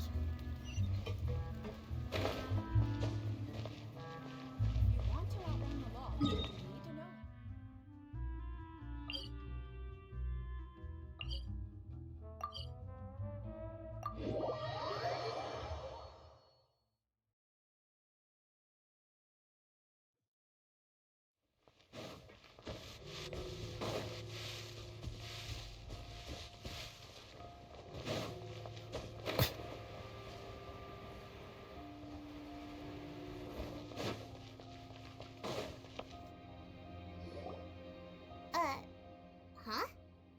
Our names are written in this newspaper. What's going on? Let Paimon see! The underwater stronghold, the Fortress of Meripede, has continued in its noble autonomy. But that does not mean that others cannot interact with it. My recent attempts to enter the fortress bore little fruit. Huh. Guess Charlotte still hasn't given up on that. Thus, did an Outlander friend become the focus of this report? A blonde adventurer with their white fairy, legends trailing in their wake. It is said that this mysterious traveler once visited the underwater fortress. So while the fortress's interior remains a mystery behind closed doors, do not fear, for the tales of the traveler contain surprises in spades. Journalist Charlotte's biggest scoop yet, the Traveler's Trail, World Walker. Huh.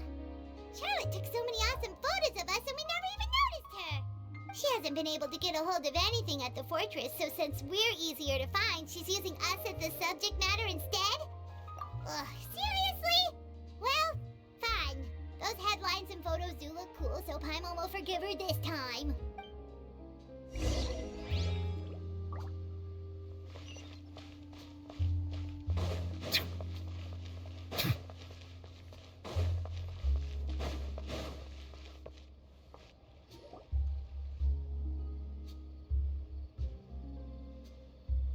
We're here!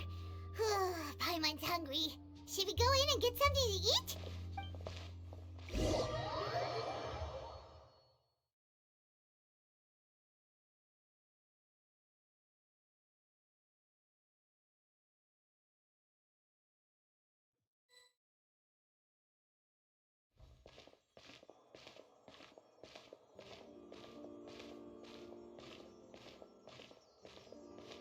Hey, quick! Look! That's the limited edition only 16 slices a day cake! It was so delicious the last time we tried it! Despite the tense situation we were in, let's give it another go! I'm sure it'll be great! 1 slice of cake, please. Someone showed up after all! Oh, wait, you're the one from the Palais Mermonia! Oh, are you here to buy cake too? It seems Monsieur Nervalette was right. You really can eat. Wait, did I really say something like that? That's right.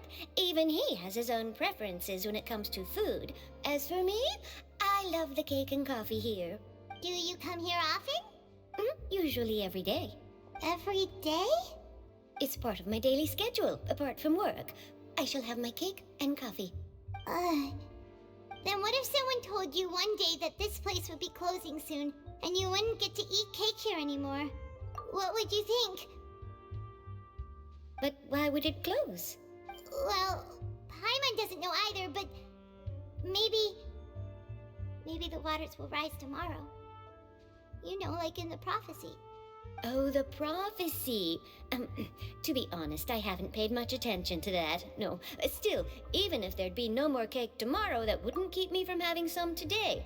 No, it's the same for eating in general. You might not be able to eat tomorrow, but if you can do so today, then you should carry on. That's what people call living, you know. Huh. Don't be sad. Excuse me, could I have 2 more slices of cake to go? These 2 slices are for you. Sijuin said that this kind of expression you're making is what humans call being sad. Oh, you know Sijuin? I sure do. She was born before me, and she sometimes comes to the surface to teach us things about humans. She said that humans are creatures that are saddened easily, yes, and you can only lift their spirits by feeding them delicious food. So please try the cakes here. I've got something else to do, so I'll be going now. You two try to stay in a good mood after eating, all right? Bye.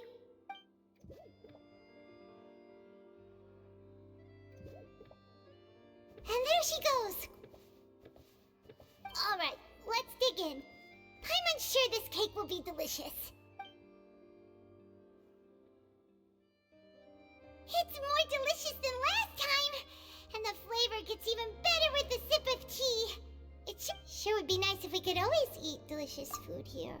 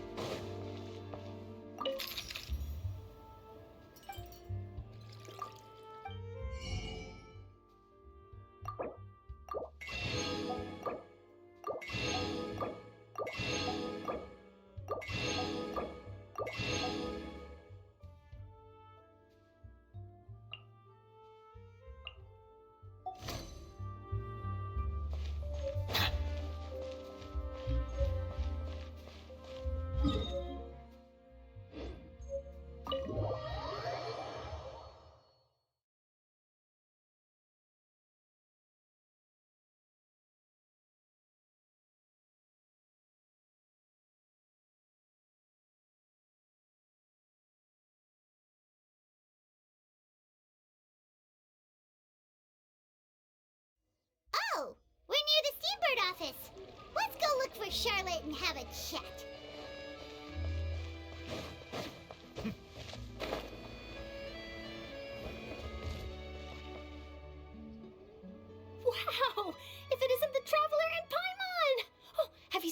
article I wrote about you?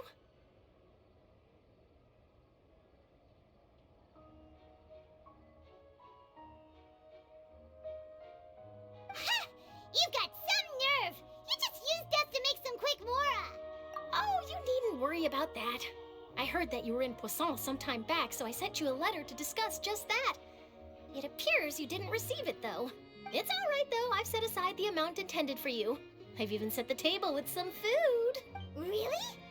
Oh, you're the best! You're almost a little too easy to win over, Paimon. If I were a journalist with ulterior motives, you'd be in trouble now, you know. Oh, Paimon knows you're not like that. Still, what brings you here all of a sudden? Were you looking for me? When Mona mentioned you, we thought of coming to see you at work. I see. It seems you've already bumped into Mona here in Fontaine. So she mentioned me? What did she say? She said that you're a real daredevil of a journalist. Nice. In which case, can this daredevil journalist dare to request an exclusive interview with the legendary traveler and Paimon? Huh? So your article in the paper today doesn't count? Oh, of course it doesn't. That was more like live photography. What I'd like to do is dive deeper and ask you to talk about the things you've seen and experienced. Yeah, are we even qualified enough? Why not? If I say you're worth an interview, then you're worth it. But not right now, of course. I'll need a few days to prepare. Oh, in that case, we'll just chat when you have the time then? Oh, so that's a yes? Ooh, splendid! I'll tell the editor-in-chief immediately. I'll have to apply for lighting, a venue, some props, and... Whew, so much to get done now. Talk to you later. Wait, Charlotte, Paimon's still got a question for you. And what's that? If, just for example, Fontaine were to be flooded tomorrow, what would you do today? Huh, that's the prophecy you're talking about, isn't it? I mean, I do hear about it often, but I've never once thought that the day could be tomorrow. If you're seriously asking, then I might try and think of a way to leave Fontaine. Oh, but I'm still a journalist first and foremost. That means I have a duty to be reporting from the scene. And secondly, I wouldn't forsake my homeland that easily. From what I've seen, most people don't know what they'd do should the worst come to pass. In truth, it might be better just to behave like normal rather than worry over such an end. So in all likelihood, I'd probably still be prepping at the office for that interview of ours. I know what you're thinking. That sounds a bit sad, but I've always believed that it's best to do what you enjoy. Just think about it. If this nation really were to be suddenly destroyed tomorrow, but I still successfully finish an exclusive interview with a truly unique person, then the story I would wind up writing would truly be timeless. And then do you know what I'd do? Well, I'd write that story, send it for printing, and use messenger pigeons to get copies out to the various nations as soon as possible. I'm not a dreamer, nor am I a workaholic, but I do love my job, and I'd be proud of leaving such an article behind. I guess you could say that I was born to be a journalist. But anyway, that's my answer. And on that note, I'll get back to my preparations. That's so nice. All of a sudden, Paimon actually kinda envies her. Anyway, let's go and take a look at the sea, shall we?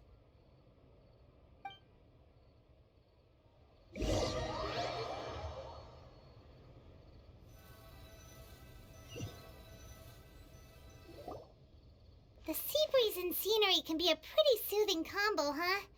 Paimon's been thinking.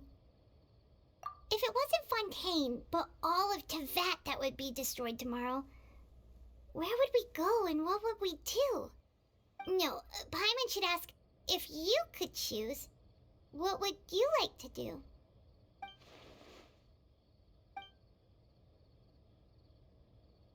We've always been moving to the next destination, so we haven't spent much time thinking about these kinds of things. We didn't have to either, with us always being on the road and whatnot. You mean, still traveling? Huh. Wait, isn't that what we've always been doing?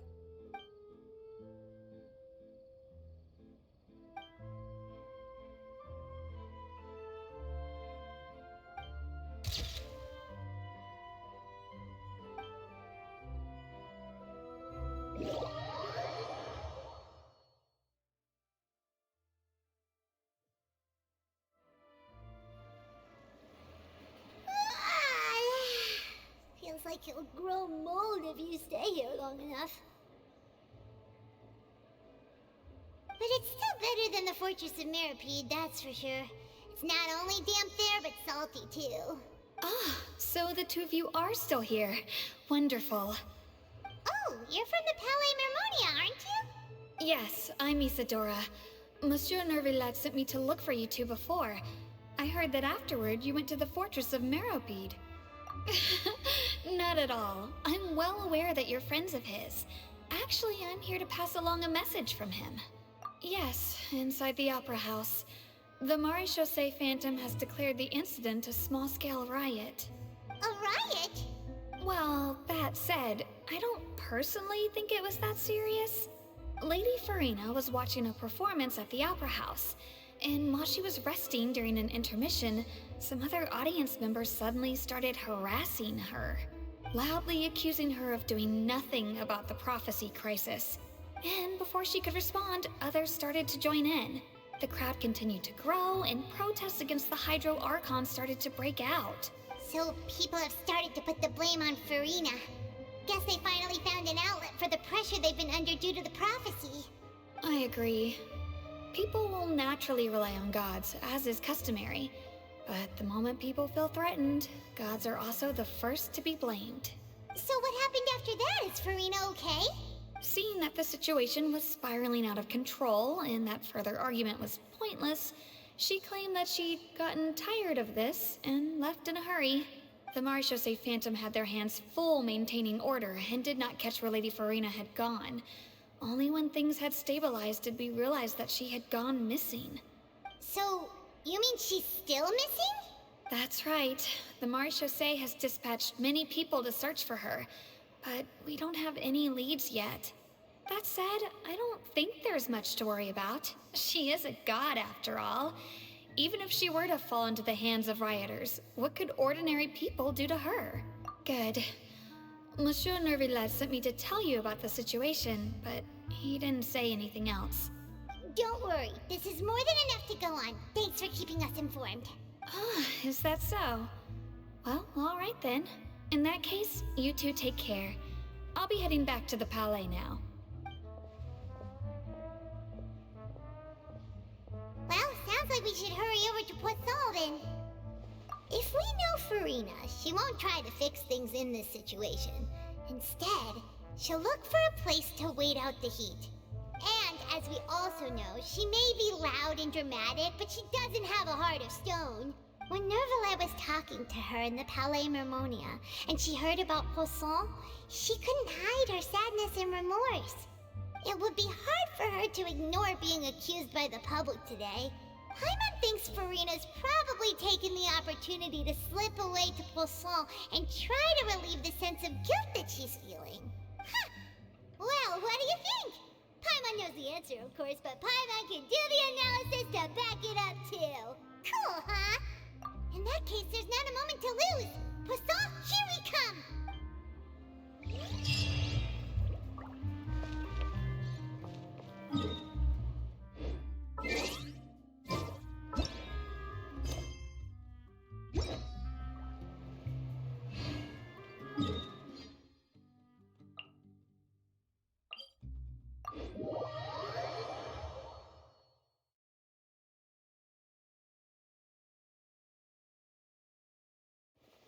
This place looks deserted. Guess all the survivors must have evacuated already. All that's left here are signs of devastation. Could Farina really be here? Let's try to find her as soon as possible.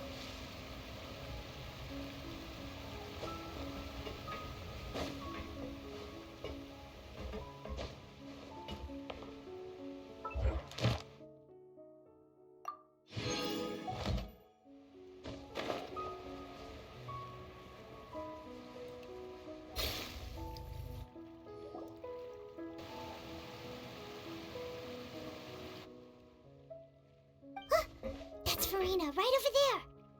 She really is here all on her own.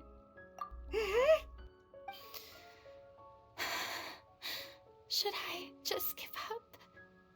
This is all meaningless. What was meant to happen did happen after all. Everyone's dead. I'm sorry. I am so sorry.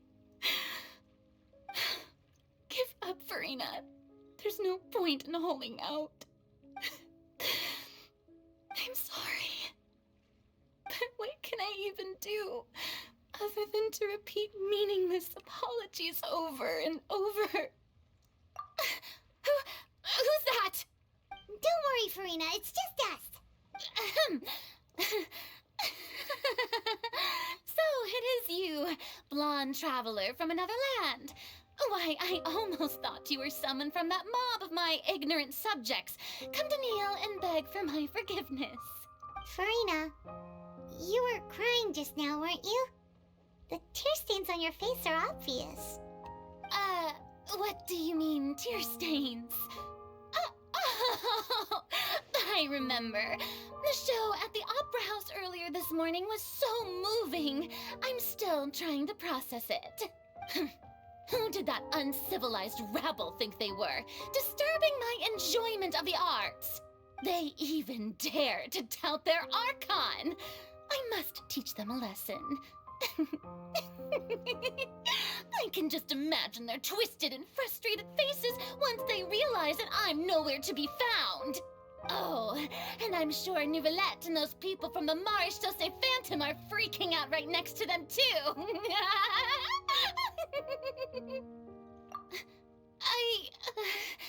Of course not. Hey, there she is! The Hydro Archon's over there! Quick, after her! Farina, those people seem to be after you. They are?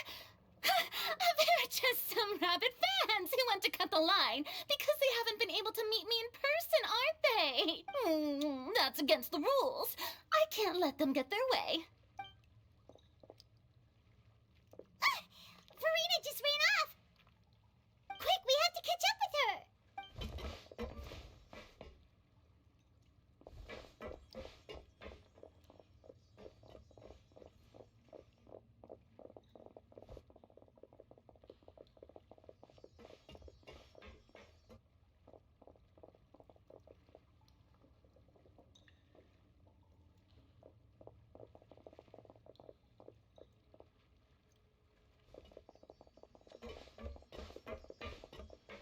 This should be the place, right? Hey, Farina! There's a good hiding spot over here. Quick, come to Paimon before the rest of them catch up to you. What is this place? Hurry, they're almost here. Fine. I suppose haste is warranted. Lead the way.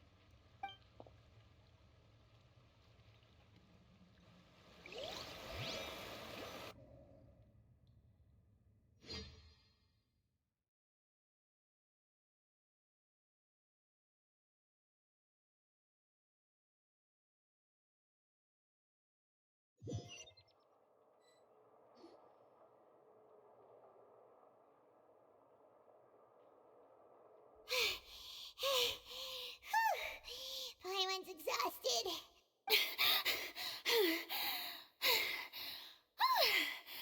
I'm so tired.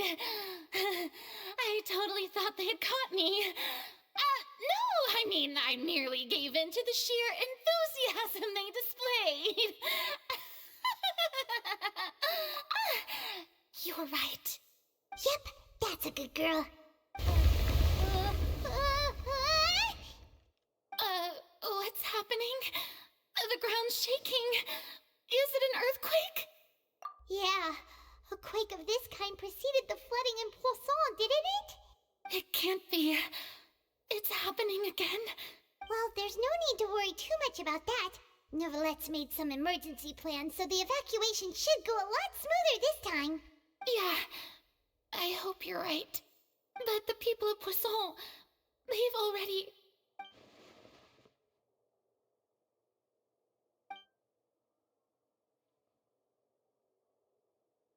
It's true. I've been investigating the prophecy for hundreds of years. I once had informants all over Tevat, searching for clues and feeding information back to me. I've tried all kinds of ways, too, to hold back the sea. Anything to keep the coastline from advancing. But all my efforts proved to be futile in the end. Really, the truth has been clear to me for a very long time. We cannot make an enemy of the divine. No matter what we do, the will of the heavenly principles will have its way, and the prophecy shall be fulfilled. Give up. I do love the sound of that phrase. It would mean finally coming to terms with fate, but also for me to finally be free. Indeed, I've thought about giving up so many times, especially after we almost lost Poisson. Fate is really unreasonable, isn't it? It has no heart and obeys no rules. The prophecy has only just started to come true, and so many people have already lost their lives. But just now, it all became clear to me. I still don't have the right to come to terms with fate on behalf of everyone else. As long as the final moment hasn't come, it's still not too late. Don't worry. I will keep hope alive for everyone until the very end. Well, that's enough for now. I got the impulse to play the stricken maiden, but honestly, considering my rank and station, that wasn't a good fit at all. Don't take any of what I just said seriously. How could I possibly let Fontaine fall to the whims of trivial prophecy? Come on! Paimon could have sworn you were actually being honest just now.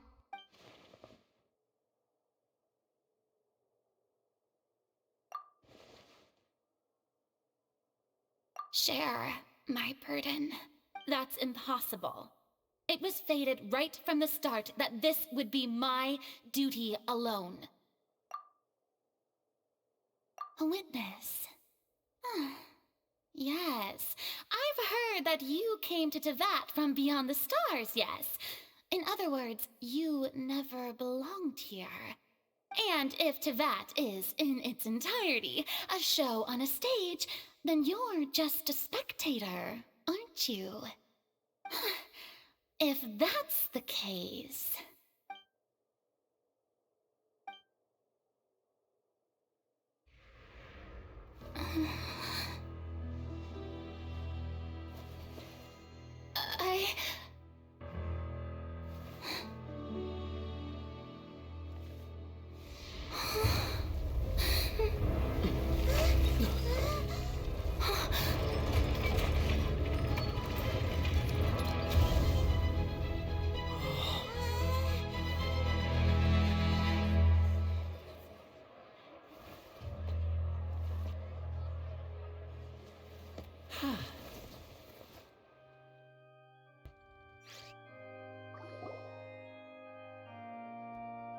Ladies and gentlemen, this concludes my opening performance.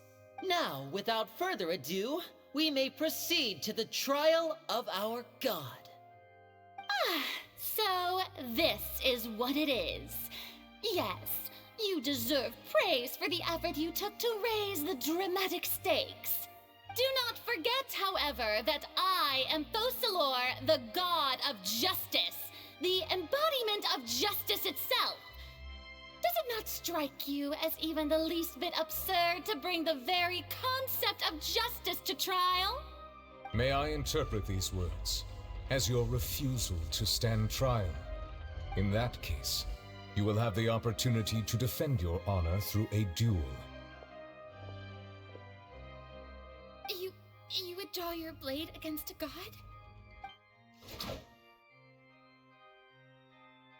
I see. It seems like you have made up your mind.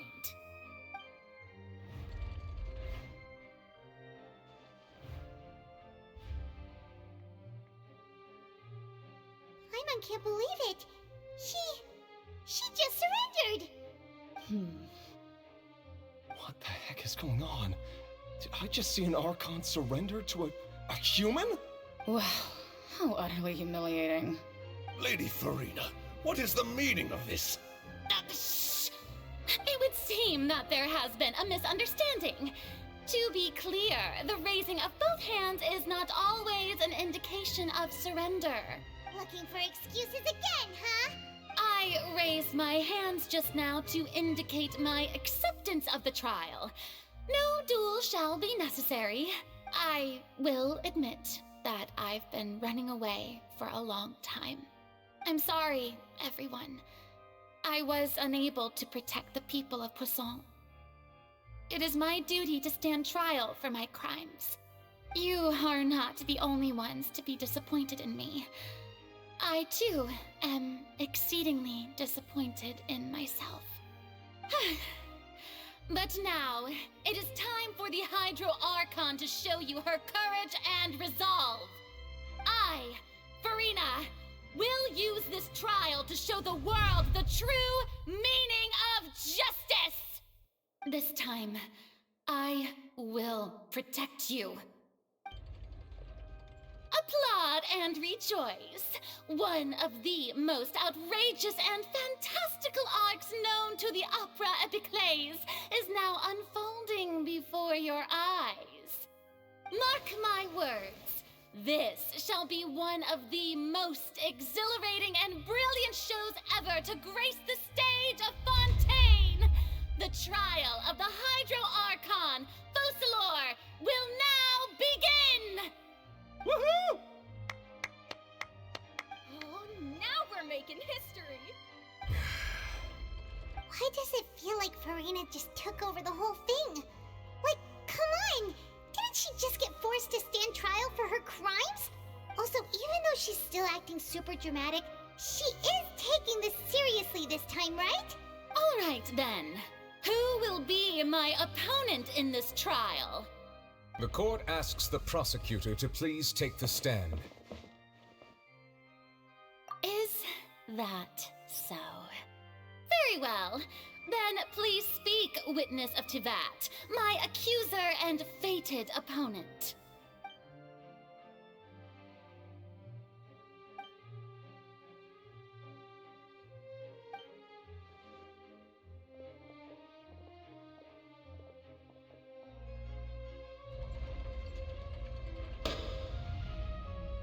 Also, please allow me to ask, as a final question before the trial begins. Just how much work did you do to force me onto this stage? Well, we did do a lot of prep after the meeting that day. I can go over the tasks assigned to the Spina di Rosula, since they were rather straightforward and easy. Navia, the president of the Spina di Rosula. Most of the people who participated in the disturbance this morning were my subordinates. They changed into plain clothes and came to the Opera House as regular audience members, waiting for the perfect opportunity to incite insurrection against you. The people's resentment against their Archon has been building as more and more of the prophecy is fulfilled. A spark was all we needed to turn smoldering anger into a flame. Moreover, according to our understanding and analysis of you, when something like that occurred, you would likely flee the scene and head to Poisson by yourself. So, we arranged for a second group to lie in wait there. So, you mean, the ones who scoured the settlement for me were also from the Spina? And their goal was to force you to step into the giant magic box so you may personally participate in the greatest magic performance in all of Fontainian history. That's right. That house was a magic box, rather than someone's residence. As the super ultimate version of the setup that I used when I first performed at the Opera Epiclese, the volume of the box was increased by a whole order of magnitude, and the distance it traversed was the entire gap between Poisson and Areneas. Its cargo, of course, was an Archon instead of a human. My thanks, Farina. Without your help, we could never have pulled off such an extraordinary performance. You're welcome? Of course, this performance was only made possible with Father's support. The House of the Hearth spent a massive amount of labor in Mora to pull this off. We had to select a location, construct the giant magic box, dig a tunnel, and open up a path through the water. It was a lot of work for all of us. So, in other words, the earthquake that we felt within the giant magic box was just a normal tremor from the transportation of the whole house? That's right. It wasn't a sign of another disaster to come. Then, I can guess Nervilette and Cloran's parts. You gathered a crowd, prepared a stage, and made sure that the champion duelist would be immediately ready for a fight. Also that as soon as I appeared on the stage, the trial may commence without a hitch. Am I right? Yes, that is correct. Well, Clorand, I must commend you for your courage. Only the most outstanding champion duelist in all of Fontaine would accept a duel with an Archon without flinching.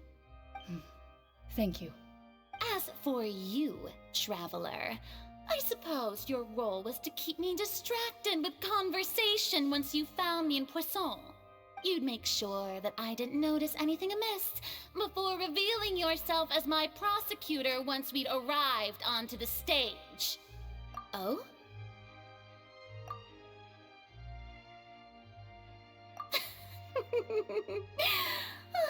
Is that so? Then I suppose I must have missed my final chance. It's fine. It matters not. What's done is done. The stage is already set, so there's no reason to disappoint the audience. Let's see this trial through to the very end.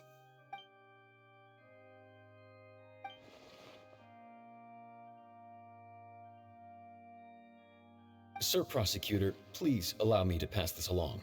This is a document that Miss Charlotte applied for and received permission to share with you during the trial.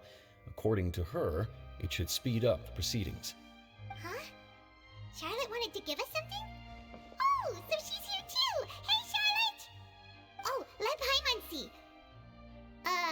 Isn't this the exclusive interview that she did with us before?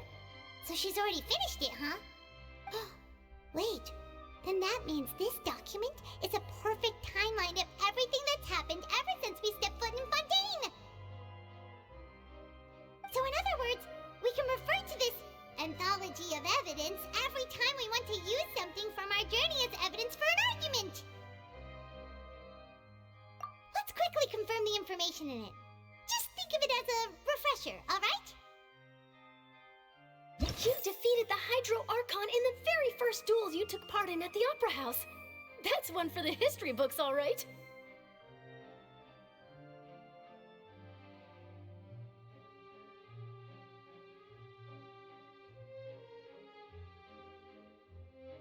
According to Monsieur Neuvillette, both Child and that whale should have been in the Primordial Sea at that time.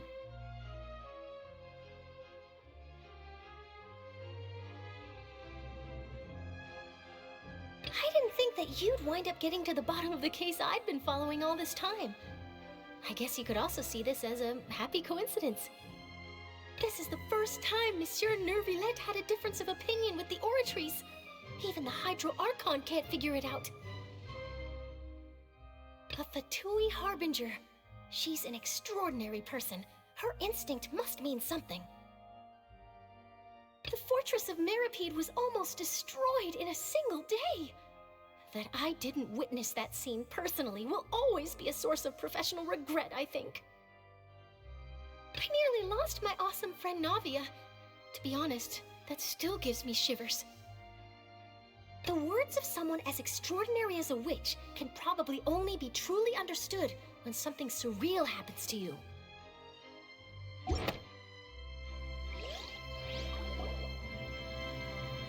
The prosecution and the defense are both in position.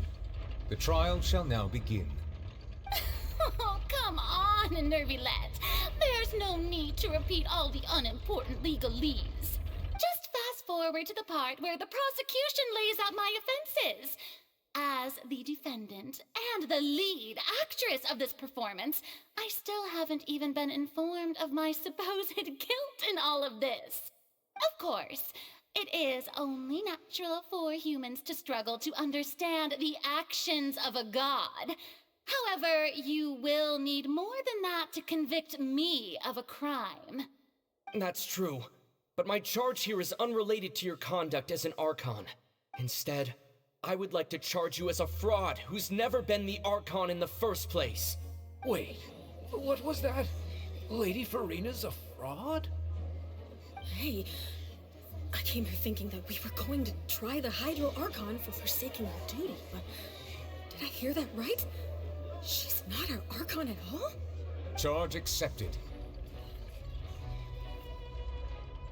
Lady Farina, do you plead guilty to the charge? Lady Farina. I plead not guilty. How can I be guilty? There is no way that I, Focalor, otherwise known as Farina de Fontaine, a member of the Seven and the Regina of all waters, kindreds, peoples, and laws of Fontaine, could be anything other than your true Archon. Yeah, even though Lady Farina can be rather eccentric, isn't it going too far to doubt her very identity? Yeah, I've never questioned her identity either. Sure, Lady Farina can be super irresponsible, but what grounds does that prosecutor have to make such a huge claim? I have cause to believe that common sense will prevail in this case. Many of the members of the audience have known me as the Hydro Archon ever since they were born. There would be no fooling their memory. See? Even the Oratrice has decided to show me its favor. Are you sure you want to commit to a charge that will never be upheld? If you wish to drop the case, I can promise you as the God of Justice that you will not have to face trial for making a false accusation. We will treat everything that's happened as a dramatic spectacle and move on with our lives. What do you say to that? Huh. An argument with near impossible odds, huh? You have to not only refute Farina's claims, but also overturn the long-held beliefs of the people. Well, I tried to give you the chance to surrender. If you must persist, then let me ask. If you believe I'm not the Archon, then what manner of being do you think I am? And if I was not the Archon, then how did I manage to live for over 500 years?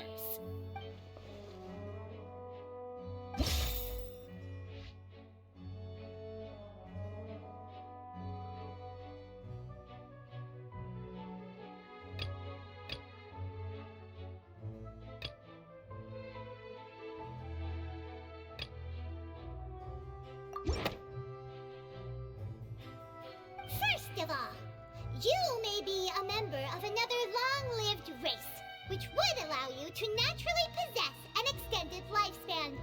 And second of all, even if that wasn't the case, there could be other ways to extend your life. Who gave you that idea? Was it the knave? You'd sink so low as to use a harbinger's words against me. A curse? I once thought it possible that the aura of an Archon might naturally resemble a type of curse. But in light of this claim, perhaps what I sensed was not your divinity, but a curse after all. You sensed it too, huh, Neverlet? Lady Farina is actually a human? Well, it is true that it's extremely difficult to tell humans and gods apart just by looking at them. It's not impossible.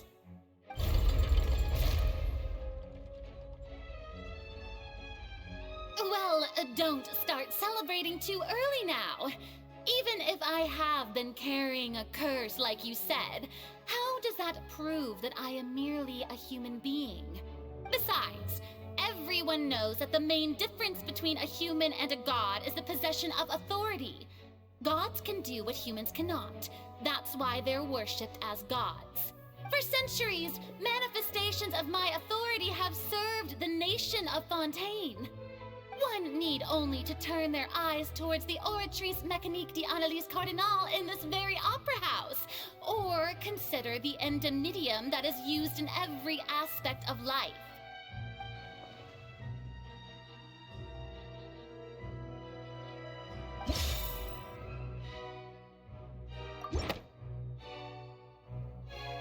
That doesn't sound right.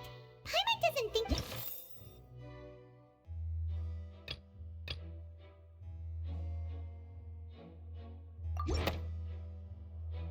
You tried to reference the Oratrice.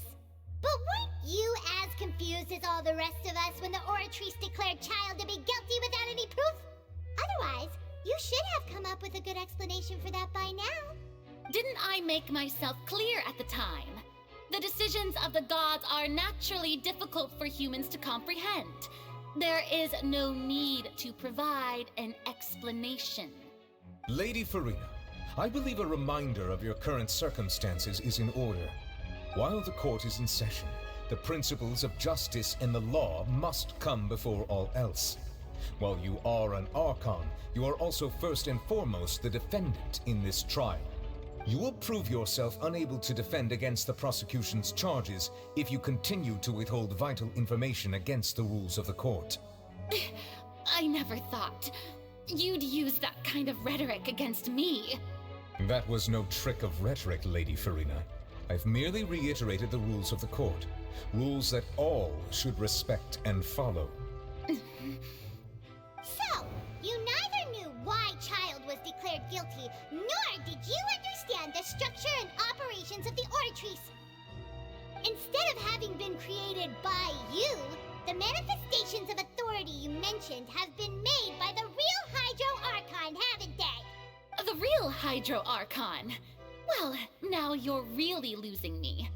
It is true that I did not know why the Oratrice gave out a guilty verdict that day. But the Oratrice handed out that verdict unilaterally, and it has been operating independently ever since it was first created.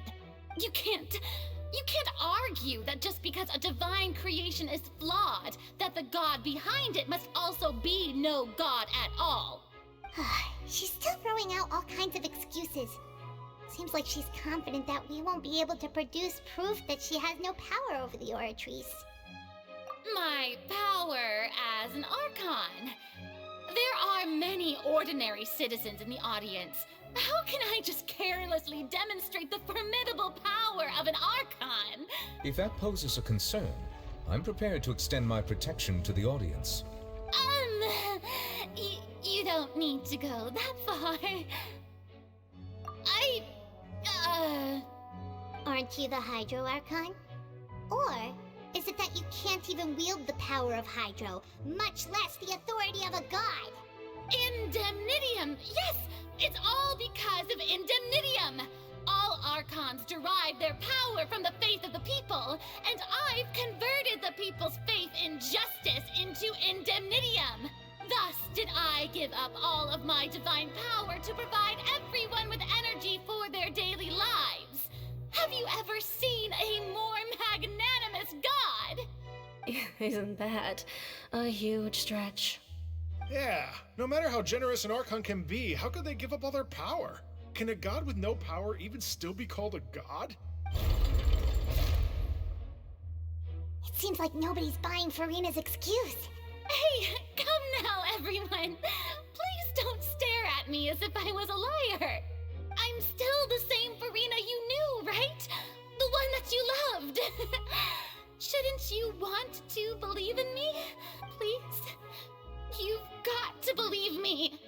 If what the prosecutor said is true, she really has committed a grave offense. Did she deceive all of us? And all of our parents and grandparents too? And then all of our ancestors? Ever since they were born? Enough! That's enough.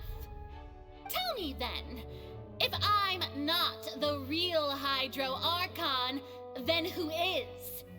If you have no evidence of another Hydro Archon's existence, nor can you find anyone who can back up their claim to be such, then what grounds have you to say that I'm not actually the real deal? Wow, she came up with yet another argument. How can we refute her now? Seems like she really doesn't want to give up.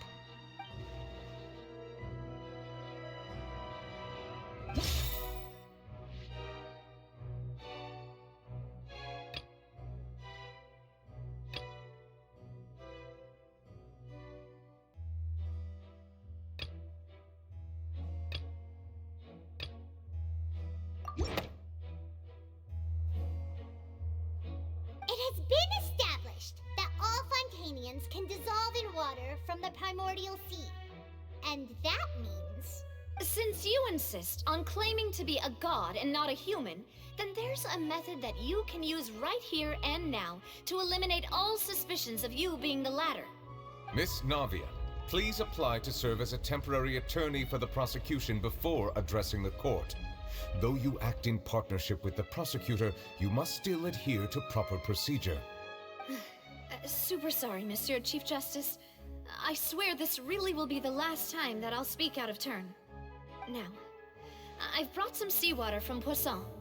As everyone knows, a massive flood struck the area not long ago, taking many lives, including those of some of my closest friends. So, Miss Farina, would you dare to touch some of this seawater? If we are to believe that you are indeed the real Hydro Archon, touching this seawater would have no effect on you. All it should do is strengthen your case. But if you don't dare to touch it, then we would have basically proved the reverse. Oh, and I must remind you that after the disaster at Poisson, nobody wants to see any more people dissolve. I do hope you'll act prudently and choose the simpler path of admitting guilt. Navia from the Spina di Rasula. The Spina has governed Poisson for many years. I guess her suggestion is valid. If Lady Farina is indeed just a human, she's probably Fontainian like all the rest of us. Would she really dare to try?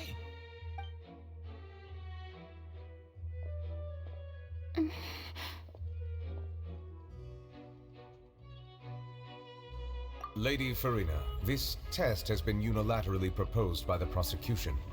As it falls outside the realm of standard court proceedings, you possess the right to decline participation. Well, of course he had to tell her that. But refusing to participate is basically the same as a confession of guilt. She's just staring at the water without saying a single word. It really does seem like she's quite terrified of it. That could only mean... What's going on? Is she really planning to...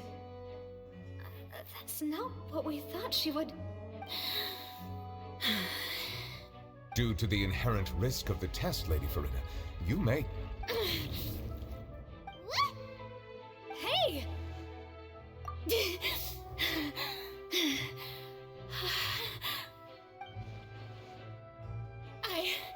I'm fine!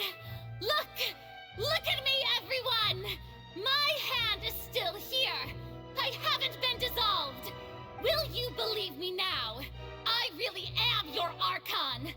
I'm nothing like a normal human who would fall apart as soon as they touch this water! Really? Was this not the most obvious thing in the world? Miss Siegewing? If you're present, Miss Siegewing, please come forward and attend to the defendant. Siegewing? Don't be nervous. It'll just take a few seconds. Let me see. That should be enough. Please announce the results of your evaluation to the court, Miss Siegewing. As everyone doubtlessly saw, Miss Farina was displaying symptoms of hyperventilation and flushed skin. These indicate that she was experiencing the adverse effects of exposure to primordial seawater. The extent to which she was affected is the same as other humans when exposed to primordial seawater of a similar concentration.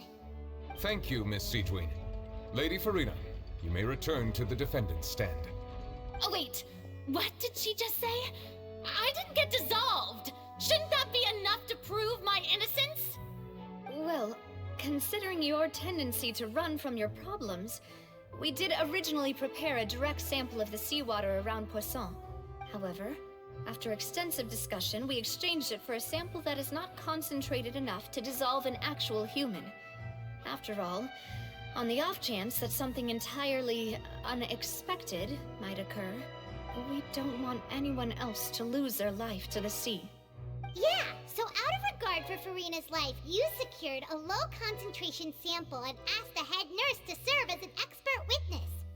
It's a great thing that the direct sample wasn't actually used. Farina could have... I can't believe... You...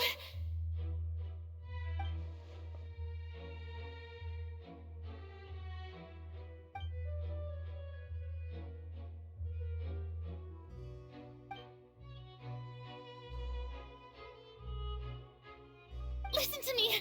Listen to me, everyone! Please don't give me such cold and disdainful looks!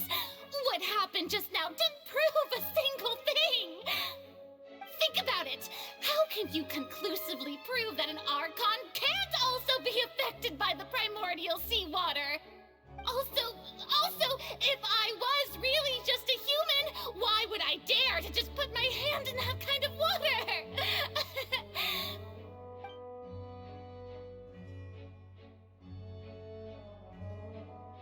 Please, anyone, just listen to me! I swear, I really am your Archon!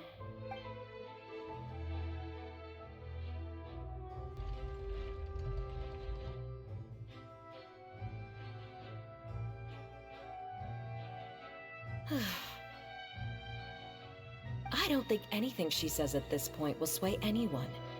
The odds are just too stacked against her now. With all the things that have been said, Paimon doesn't think there's any way left for Farina to win. I believe the time for arguments and presentation of evidence has come to an end.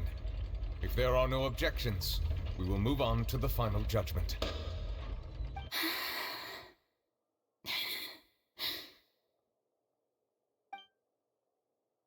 I don't think anything she says at this point will sway anyone. She's too stacked against her now.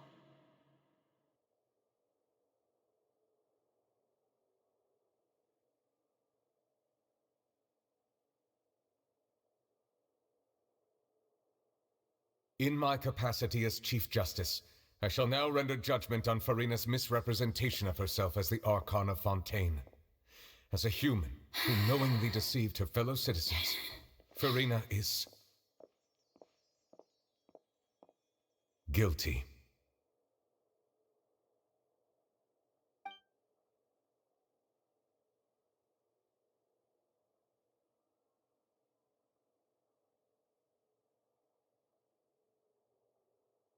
We shall now turn to the Oratrice Mécanique d'Analyse Cardinale to render the final verdict on the charges.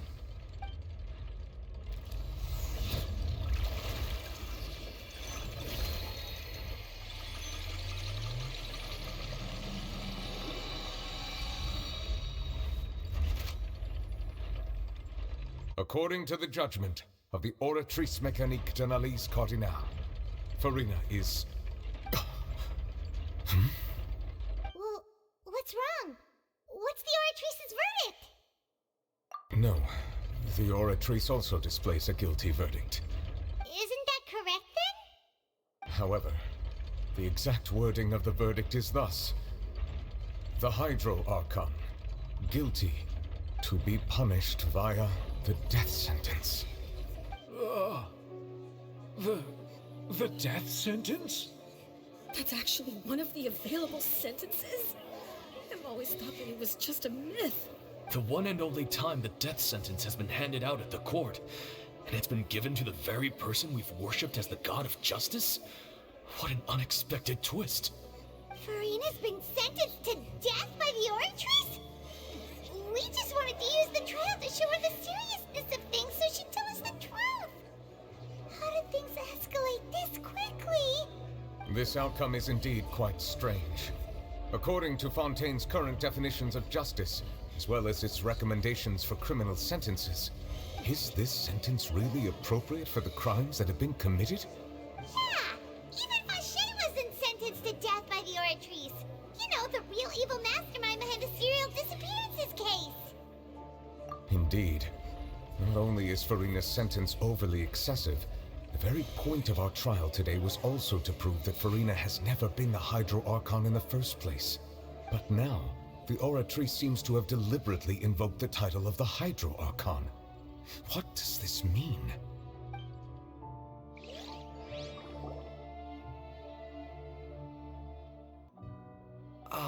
Excuse me, if I may interrupt. Is the trial still going? Fremine! Oh, you finally made it. I assume this means you've completed your mission? Mm-hmm. Any mission Father assigns to me will always be top priority. Is that the first prophecy slate? Huh. So the knave privately arranged for Fremine to try and find the missing looked everywhere and finally found it at the bottom of the sea. It took me a long time to get around some dangerous stretches of water. But has the trial already concluded? Then doesn't that mean I've come too late? Oh no. Father will be disappointed in me. Thank you for your hard work, Mr. Freminet. Please allow me to review the record left on the slate. Traveler, I believe that you have already seen the other existing slates, and would like you to come here and confirm their contents. Huh? So what do you see? What is it?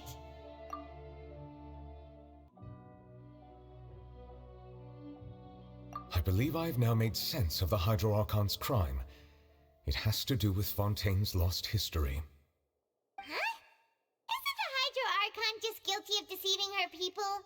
Oh, wait, no, that's Farina, and we've already proven that she's not the Hydro Archon. So when you say Hydro Archon, do you mean the real Hydro Archon we've been kinda talking about? In truth, everything that you've encountered in Fontaine up until this point can be traced back to the contents of these stone slates. However, I'm uncertain as to how much sense they currently make to you. Okay, let's try to recall the contents of the other 3 stone slates. Paimon will do her best to help you remember.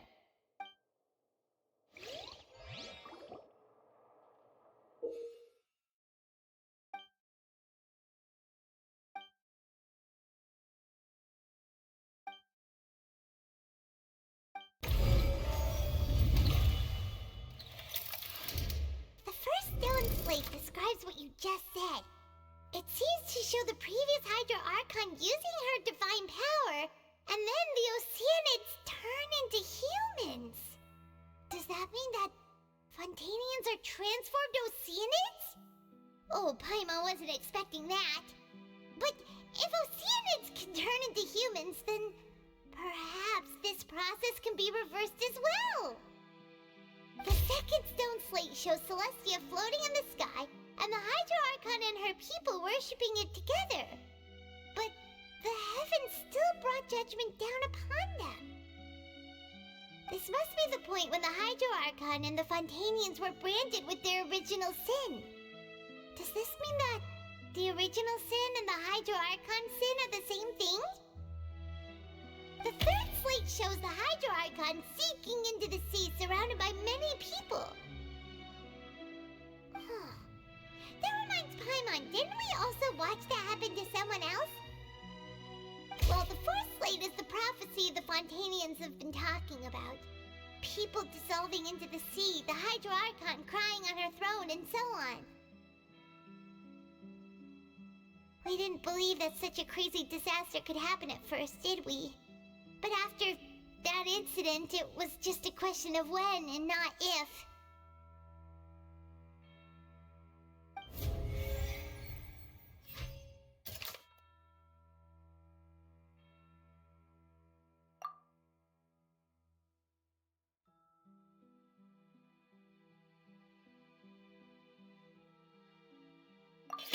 We know from the case of the serial disappearances of young women that Fontainians can be dissolved in primordial seawater, and the first stone slate tells us that long ago, the Hydro Archon used her power to turn Oceanids into humans. This might be the reason that Fontainians can dissolve.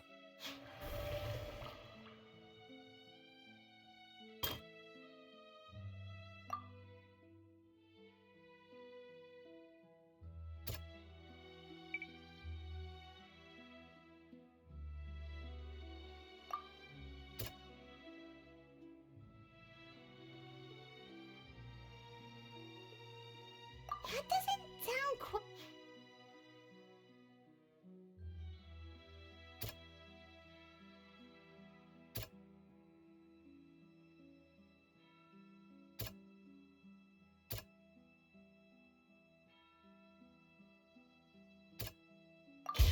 Perhaps what is about to take place has all happened before. The true sin of the Hydro Archon that Nervalette mentioned, and the original sin cast down on the people of Fontaine by Celestia, as recorded on the stone slates,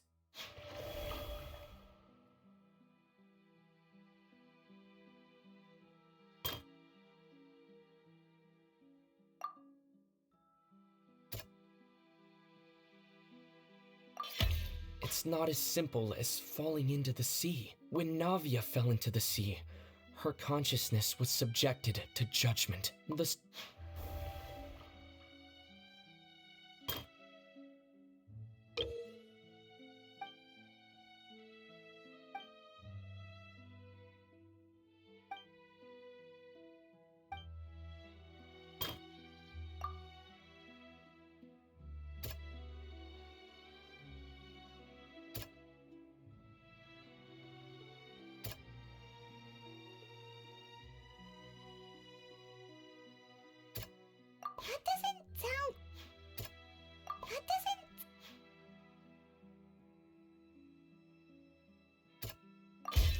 The prophecy from the stone slates found its way into society, but not many people believed it at first. The fortress of Meropide was nearly flooded with primordial seawater, which we know can cause Fontainians to dissolve. It seems increasingly likely that the prophecy may come true. If we hadn't dealt with it in time, things could have gone very badly. They'll dissolve into the primordial sea but won't cease to exist. Their essence will flow in the seawater, converge, and take the form of an Oceanid. The Hydro Archon was sentenced to death in court, shocking everyone present. Perhaps this means that her sin was actually Fontaine's original sin. Navia fell into the water inside those ruins, and she nearly dissolved. She was surrounded by the people of Poisson in a court within her consciousness, and was forced to take part in a trial meant to make her stay. The eruption of the primordial sea at the fortress of Meropide was the surest sign that the prophecy was about to come to pass no matter what. The prophecy's contents can all be verified by recent events. If we combine what we know together, loads of truth should come to light.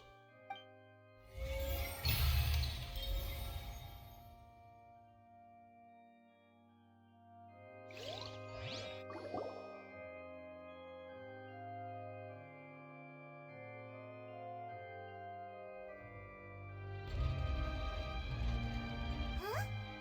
Oh, Paimon gets it now! So that's how you can make sense of it. But then it feels like we're going to have to share some truly shocking revelations. Let's hear them. Incredible. Linny, did you hear that? We're not real humans. All Fontainians were originally created by the late previous Hydro Archon, with Oceanids as their basis. The evidence for that can be found in how only Fontainians could dissolve in primordial seawater, and how all the girls Vacher dissolved were also turned into Oceanids.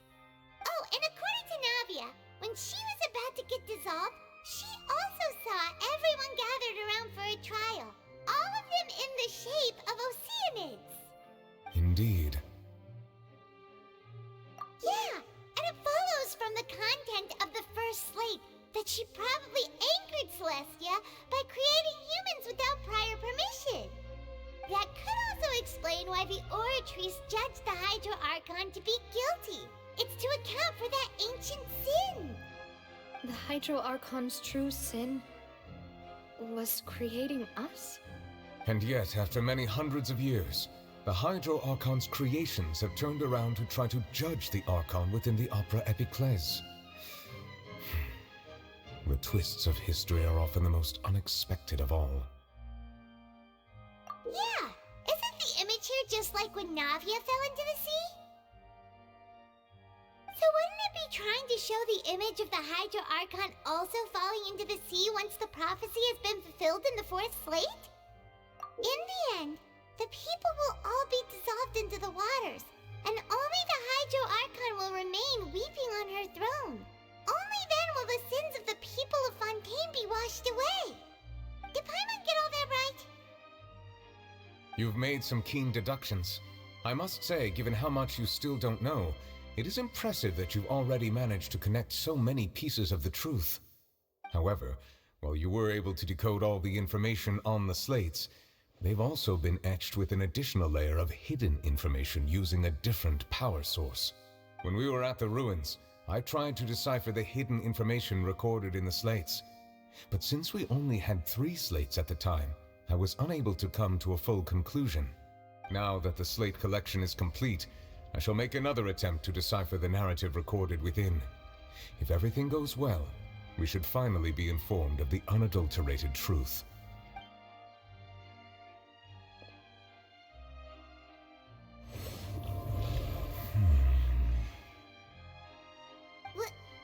Well? Did you get it?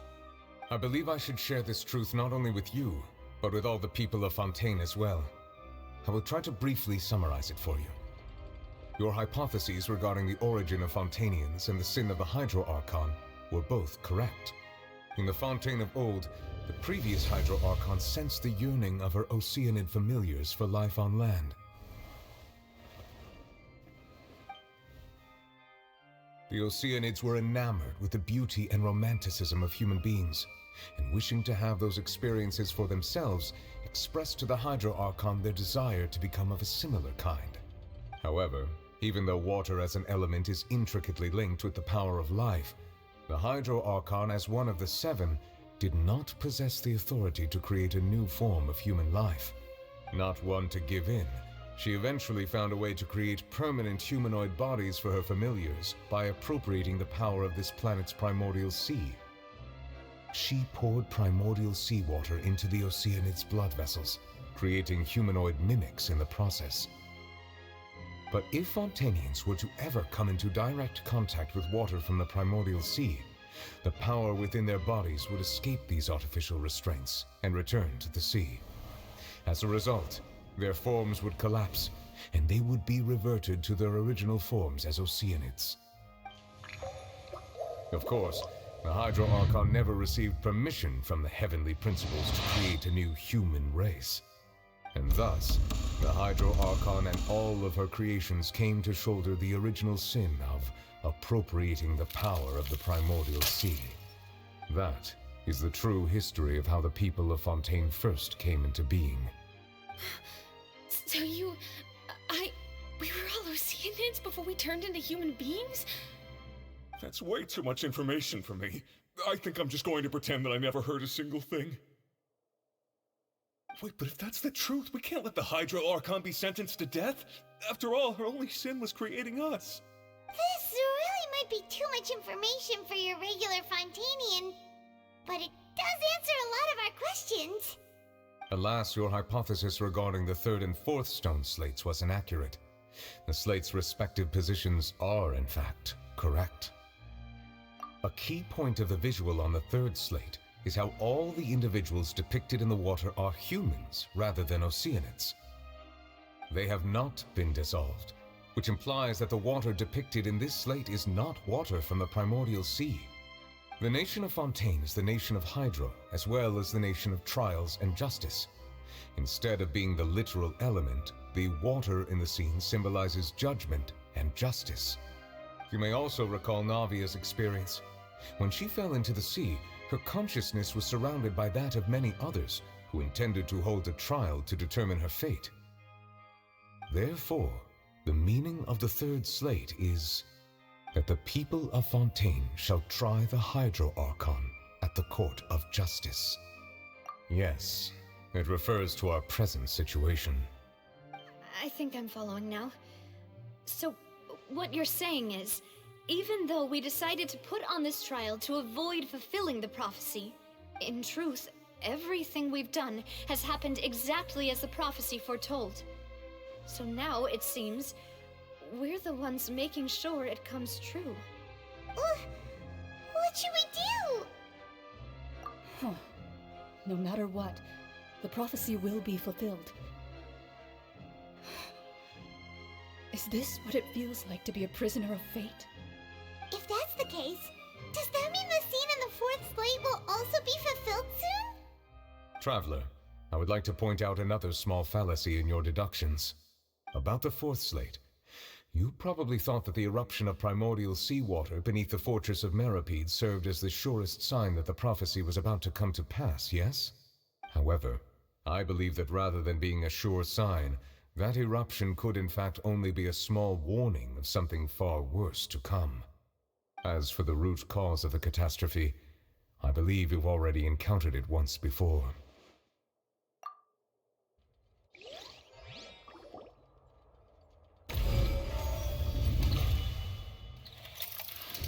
This eruption was just a small warning of the things to come.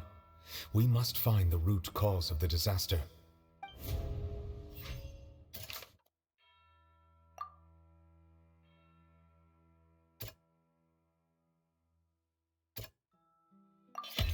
It was both dream and reality. If we're talking about a true culprit, that could only be that thing inside the primordial sea, right? The truth, the original sin, the trial, and the root cause of the disaster.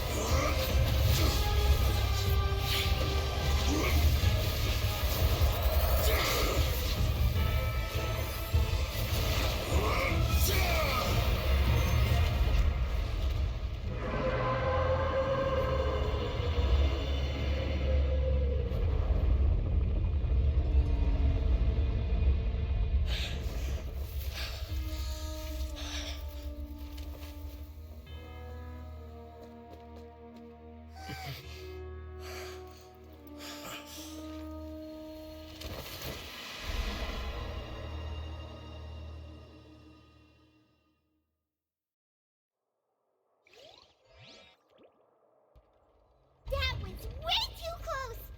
How did that thing just burst into the opera house? Wait, was that the huge whale you saw in your dream? So we've met it at last. I understand very well why it has chosen to make an appearance here. That whale does not belong to Tevat. It is a monster that has traversed the stars, weeping all the while. It has been greedily consuming the energy from the planet's primordial sea, using it to grow. That is the main cause for the rising sea levels. And once it has finished consuming all of the energy contained within the sea, its next step will be...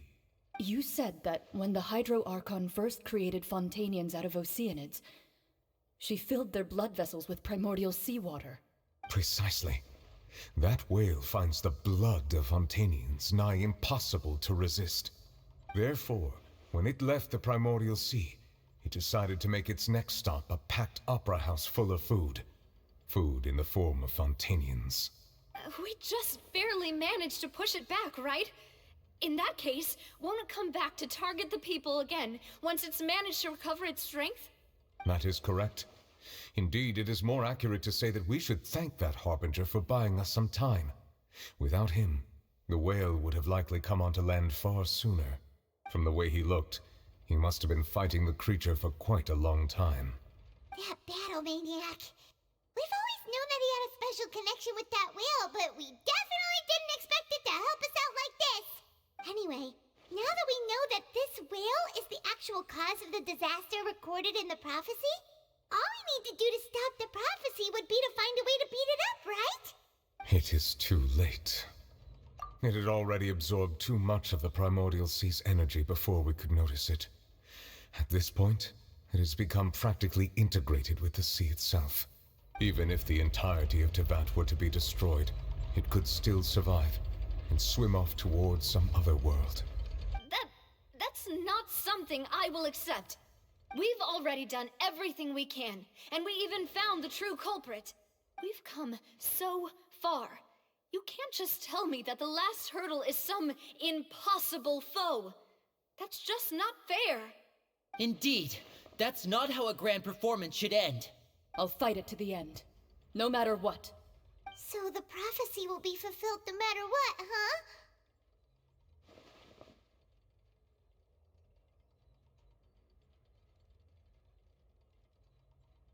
The prophecy. Yes, what has been prophesied will be fulfilled. You may view such things as the history of the future.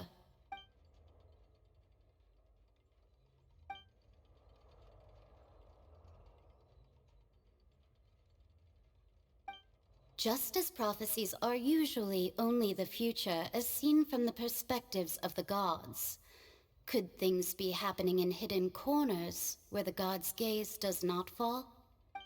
Ultimately, fate shall serve as your only guide, no matter what will happen in Tevat's future.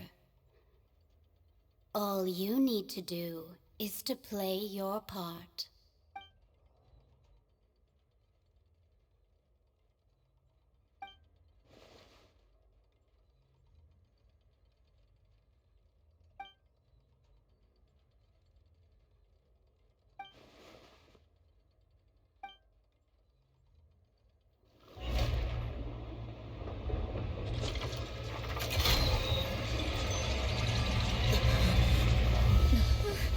What's happening with the Oratrice? I believe it is preparing to carry out the death sentence.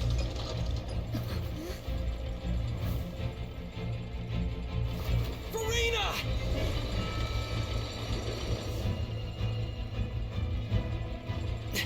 No, I still need answers.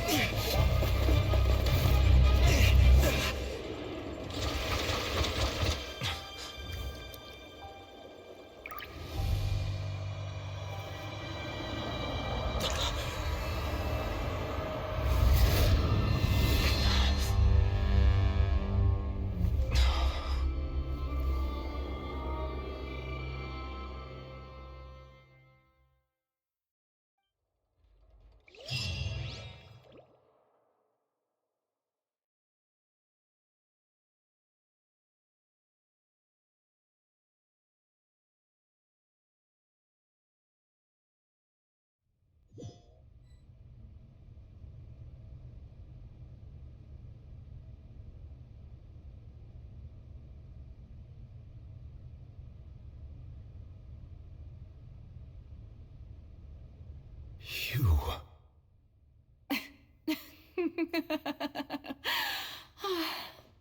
Sorry. That shocked expression on your face is just too amusing. I couldn't help myself. You are not Farina. Who are you? The sweet sound of bewilderment. Marvelous. A sure sign that my attempt to deceive everyone was a resounding success. But to answer your question, I am Focalor. You know, the god. Focalor? Why did you deceive us? Oh, that wasn't my goal, of course. Goodness, no. But I had to fool everyone else too, if I was to stand any chance of deceiving the heavenly principles. Deceiving the heavenly principles? It's all because of that pernicious prophecy. Dreadful, wasn't it? Everyone doomed to dissolve. Fontaine condemned to be flooded.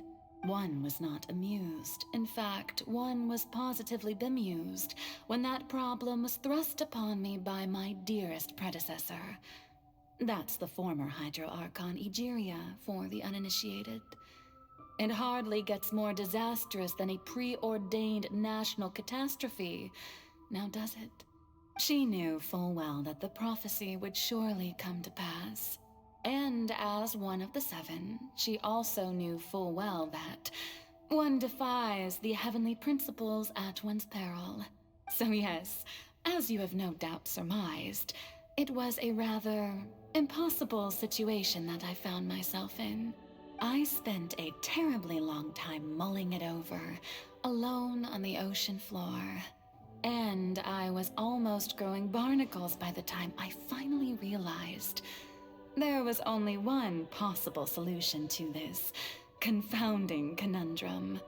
I had to outwit the heavenly principles, allow the prophecy to be fulfilled, ostensibly at least, while saving everyone at the same time. I'm a genius, I know.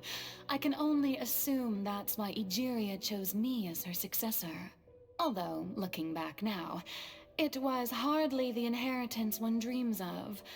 Between the task of saving the nation, the quotidian duties of the Hydro Archon, and not to mention the original sin of creating a new race of humans, I dare say she left me quite a colossal mess to clean up. But one can only play the hand one is dealt. I did not choose this, any more than I chose to be one of her Oceanid familiars. So you were also once one of the Oceanids, transformed into a human by Egeria's hand? Yes, I was. I always dreamed of becoming human. And I still do, even now. In my eyes, to be human is to be part of the greatest opera ever known. After becoming a god, I separated my divinity from my body and spirit, leaving behind only a self that was as naive and bewildered as my past self on her first day as a human being. The me you see before you now is that divinity. And the human counterpart I left behind, I named Farina. She could feel joy, sorrow, and everything in between. She could be as vain and conceited, or as meek and vulnerable as she wished. Her strengths were of a kind only a human could possess, as were her shortcomings. But in my eyes, Farina's humanity was what made her perfect. She was perfectly human in every way. The person I always wanted to be. Anyway, so then I cursed her. All part of the plan, of course. The plan to deceive the heavenly principles. Do you still remember the final scene of the prophecy? The Hydra Archon alone, weeping on her throne. In order that the prophecy might appear fulfilled, I invited Farina to be an actress, to play the part of the Hydro Archon in the prophecy. Under the curse I placed on her, so long as I, Focalor's divinity, continued to exist, she could not die. But nor was she free to live her life in the pursuit of happiness. Instead, she was forced to take the stage in the opera house, to embrace the role of leading lady, to forever play the part of the god from the prophecy, all to create a deceitful appearance of that prophecy coming to pass. I suppose now you probably understand why your court is called the Opera Epiclese. But Farina is only human, isn't she? Even though she has had a long life, her mind is no stronger than that of any other ordinary human being. I cannot begin to fathom what she has had to endure. It must have been torture for her. It has indeed. And although she is, in a sense, me in human form, I most definitely owe her an apology for it. It's been 500 years, and all along, she's been playing her part in the most unimaginably long, unbearably lonely, and agonizingly painful opera of all time.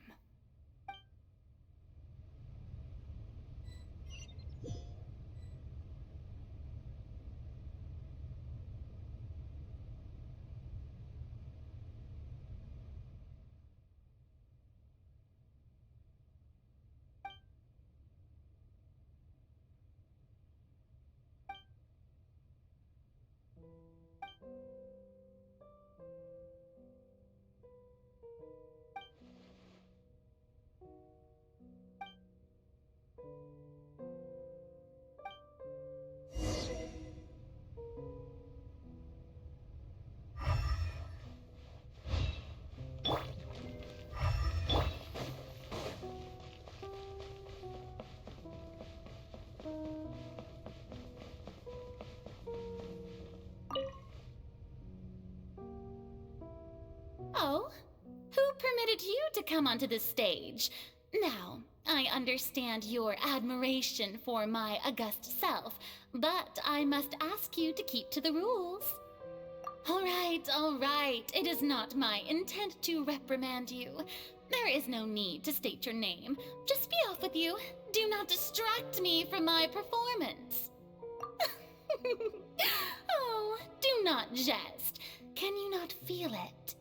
I am Focalor. The eyes of countless Fontainians are upon me. I must, at all times, display the utmost elegance and nobility.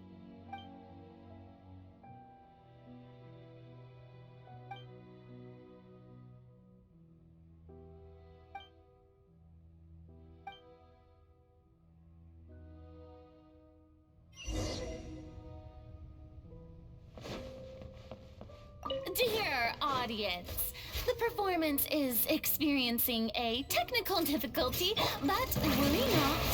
The gods shall resolve it soon enough.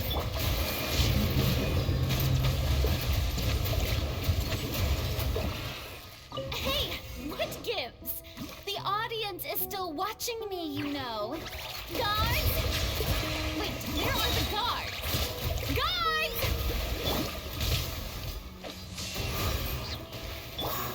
By royal the show begins! The tides beckon.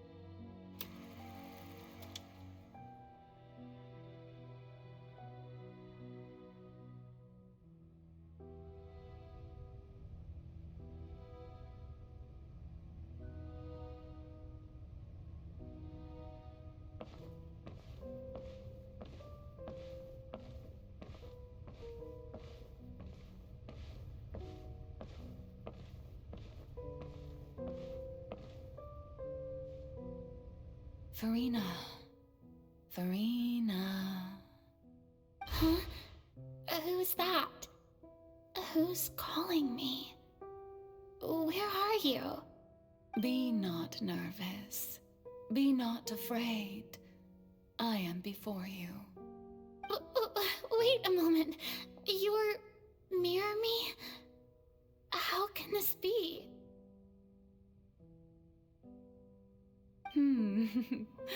Mirror you, huh? You know what? That's not bad. Let's go with that. Mirror me? What do you wish to say? The prophecy. Have you heard of it? What prophecy? Wait. I know. I think. I don't know why, but it's in my head somehow. The people will all be dissolved into the waters, and only the Hydro Archon will remain, weeping on her throne. Only then will the sins of the people of Fontaine be washed away. Oh, very good.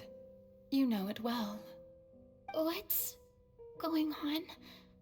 I can't seem to remember anything clearly. The only thing I know for sure is this prophecy. Will it really come to pass? Yes, it will. And that is why I've come to you. Disaster will come to Fontaine sooner or later.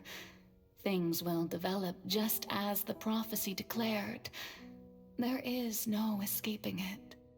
But doesn't that mean everyone will die? I'm a Fontainian just like them. Will I dissolve too? Oh, don't worry. Magical meetings exist in this world precisely to give people a chance to turn things around.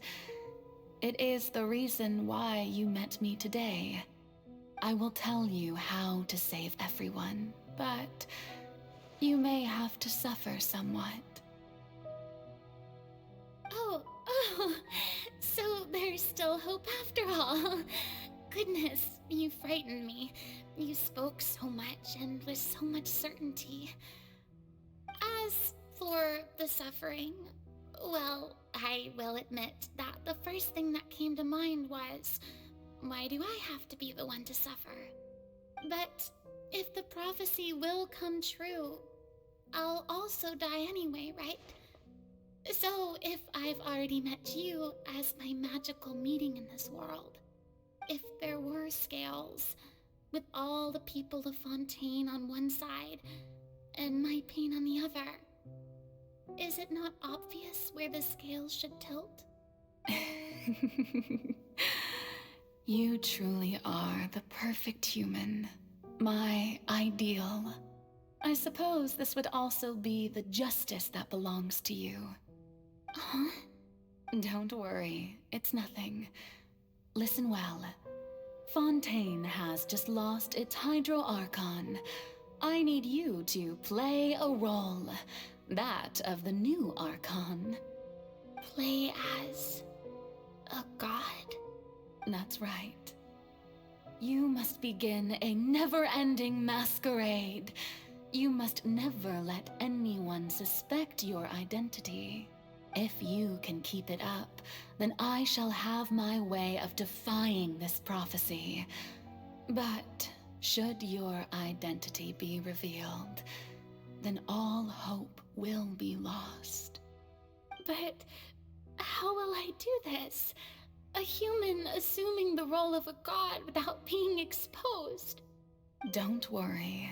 What you must do is not to turn yourself into a real god. You simply need to play the role of a god as humans imagine them to be. Being a human yourself, I'm sure you already know what such an entity would be like. Remember, your true challenge will not be pursuing divinity, but contending against humanity. I'm still not sure I understand, but I'll try. I'll try to do this. So, how long am I going to have to play this role? To accomplish this mission, you will have to stay on the stage for many, many years. You will endure and not grow old until your task ends. But I promise you, all will eventually end in a magnificent and dramatic trial, and everyone will be saved.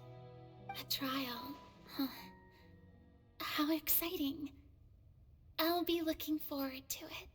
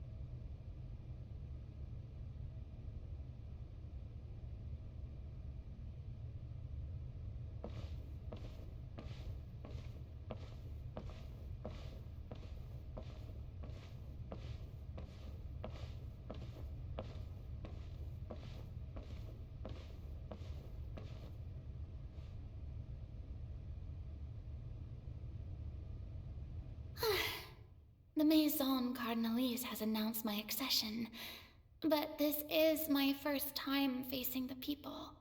What should I say to most appear like a god? To be honest, I still don't know. Perhaps I should first try to act natural.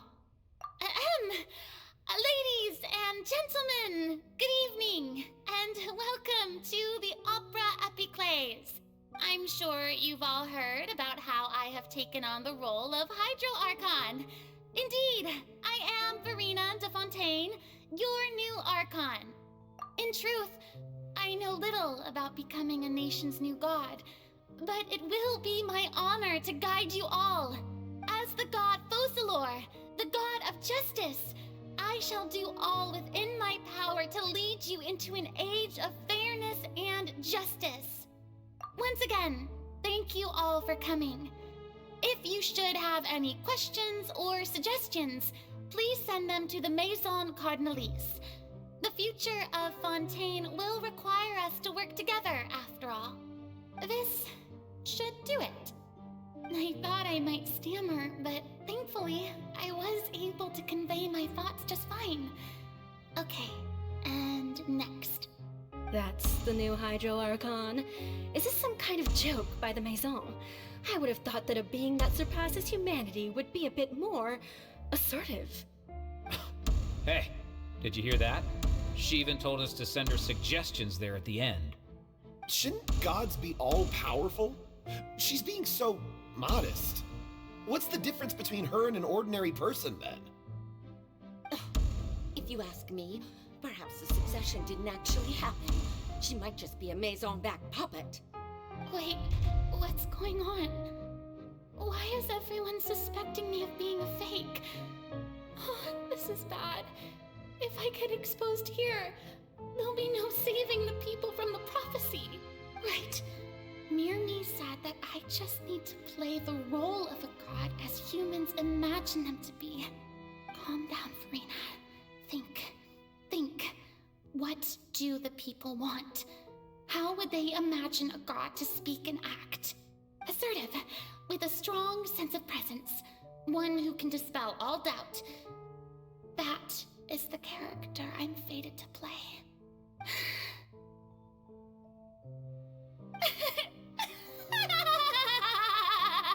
Oh, very good, my people. Only ones such as you are deserving of my rule. Now, I was wondering if some weak puppet were to one day come onto the stage and claim ownership of this opera house, would the children of Fontaine follow them? Well, it seems that you would all see right through them.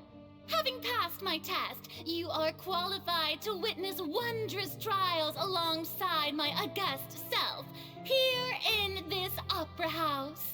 You may consider my previous act a door gift of sorts. I thought it was a debut that suited the atmosphere. Now then, let us be reintroduced. Ah, so that was just a performance. How could I have forgotten that we were inside an opera house? Her personality? It's quite shocking, to be honest, but I suppose it's a better look than before. Such a fascinating and bold deity. How wonderful! Our future may yet be bright after all. It seems I've turned them around. Best follow this flow and restart my accession speech. My dear people, whether you acknowledge me or not, whether you trust me or nay, I say to you, keep faith in your ardor for justice. We have heard it said that this nation's sins can no longer be washed away. Well, I say that justice is most fragrant when it blooms amid sin. The scales of justice should not weigh heavy in the hands of its god. On one side, it must carry fairness and justice. And on the other, praise and applause. May law be the prayer on our lips. May judgment be our worship. Let us light the fires and drink to the future of Fontaine. There is no trouble in this world that justice cannot solve. All that is needed is for you, my people, to believe in it, heart and soul. So long as I, the Archon Focalor, stand within the Opera Epiclese, so long as I stand before the Oratrice, I shall even judge the gods of this world!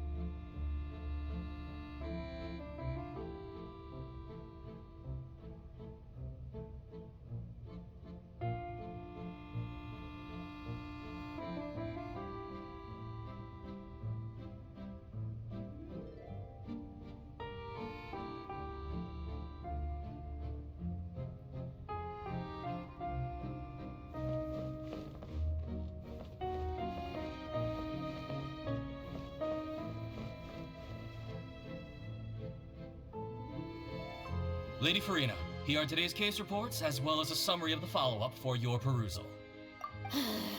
Come now, was I not just at the Opera House in person? Leave these kinds of things to Neuvillette. Besides, none of these trials were the one that I'm looking forward to the most. If I may be so impertinent, what kind of trial are you truly looking forward to? A magnificent, dramatic, and wondrous trial. A trial to end all things. How could you hope to understand? That's true. I fear I lack the ability to grasp your divine thought, Lady Archon. No need for fright, and do not take what I said before too seriously. Go now, do your duties. The trial I await. It will come one day.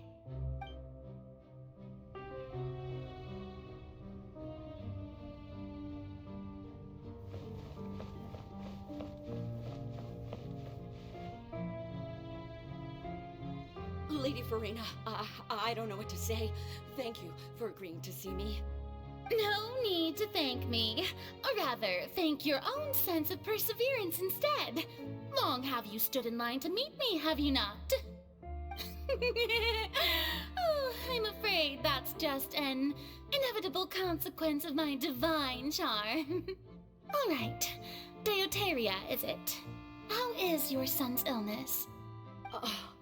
You remembered me, and you knew of my family, too. He is doing much better now. In fact, he is far more of an ardent believer than I. He was the one who forced me to seek an audience with you, and to bring your words back to him. Oh, good. Very good. If this should happen again in the future, please do not hesitate to come and tell me. Going down to citizens' homes every so often, while not usual practice, should serve as a fine change of pace. You're such a gentle and wise God. Thank you once again, on behalf of my son.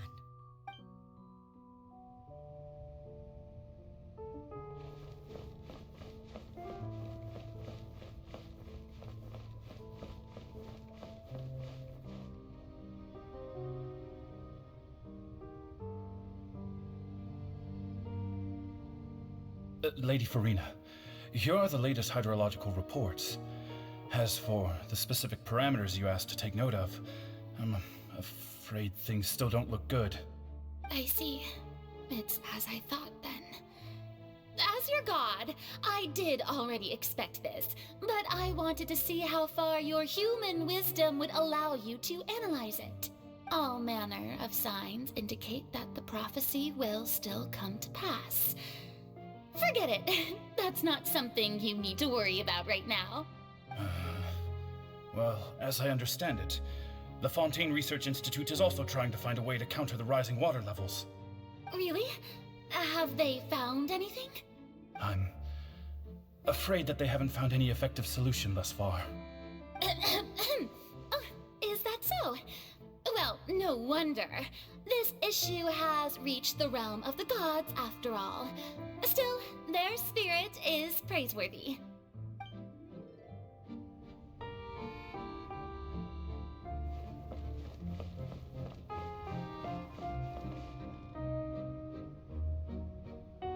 The day is finally over.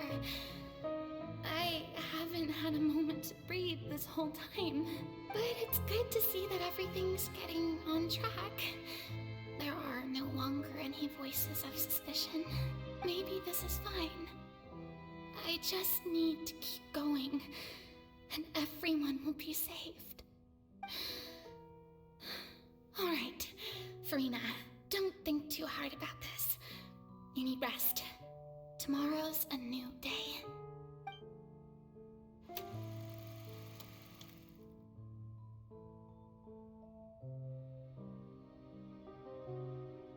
Lady Farina, here are the new trial reports for the latest cases, as well as a summary of the follow-up. There'll be no need for that. I've seen them already. There's no need to go back over scenes I've witnessed in person before. Lady Farina, I've waited so long for this chance to see you in this manner. Indeed, my dear, loyal citizen. This joyous moment is an honor for us both. Lady Farina, we're detecting significant hydrological anomalies near Poisson. Understood. Keep monitoring. Keep me informed should anything come up at the Institute.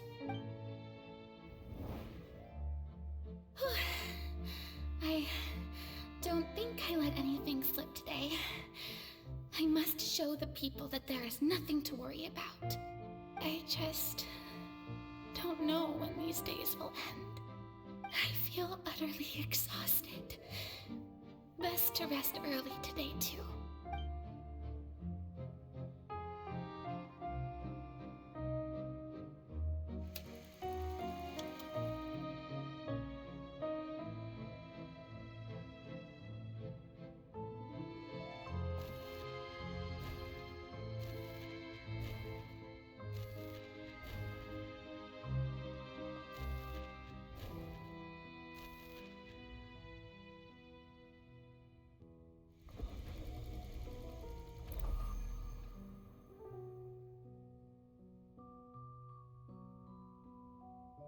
Lady Farina, it's like a dream being able to speak with you up close like this. I've heard that the first member of our family who was honored to receive an audience with you was Madame Deoteria, almost 20 generations ago. And what a fine family yours is indeed. It brings me great joy to meet such a faithful believer. A descendant of a line most ardent. Surely you exaggerate, Lady Farina. My lady? What is it, good citizen? Oh, are you crying?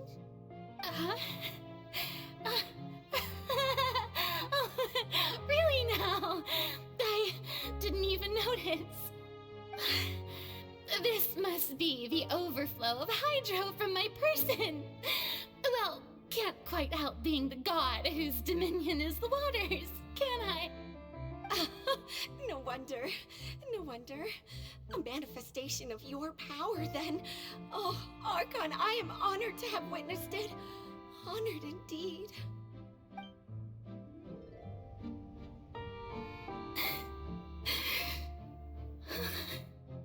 So interminable. So lonely.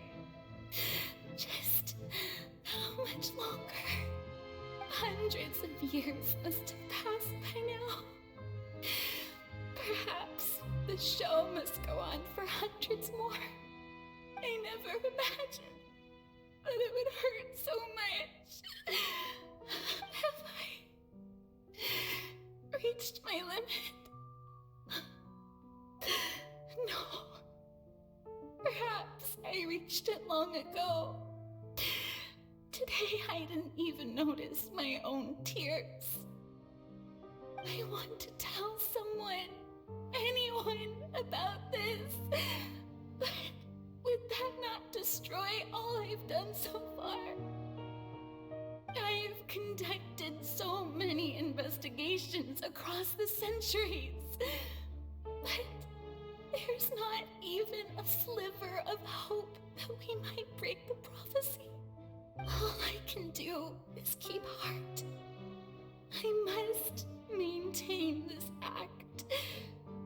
It is the only way to save Fontaine.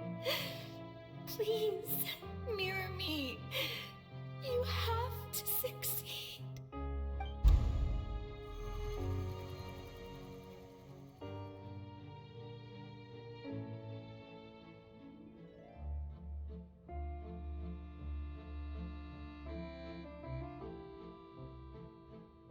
Farina, you don't have to shoulder this burden alone. Although I don't know what you might be keeping from everyone. Your people are more than willing to share your burden with you.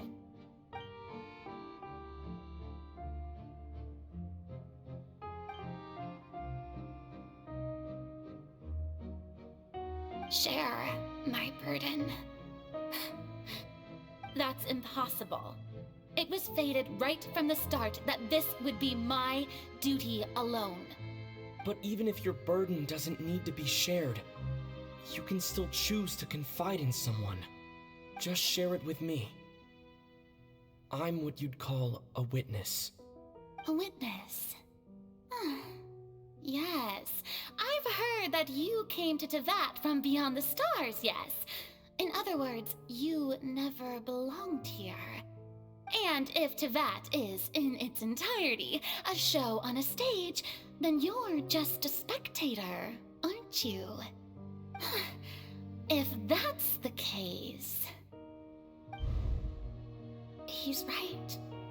I could confide in him, couldn't I? But if things don't play out as expected, the people of Fontaine will be the ones to pay the price.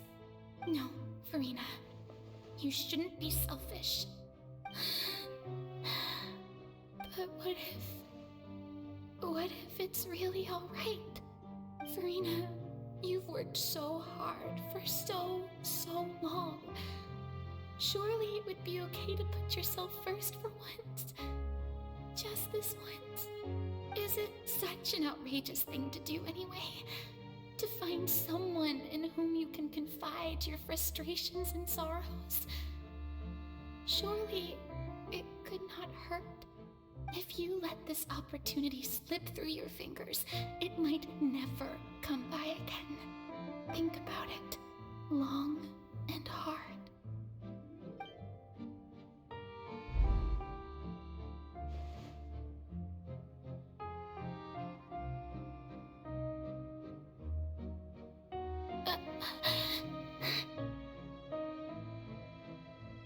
No, I have nothing to say. I am Farina, the Archon of Fontaine. Everything will surely get better. All you need to do, dear spectator, is to witness my performance until the curtains fall.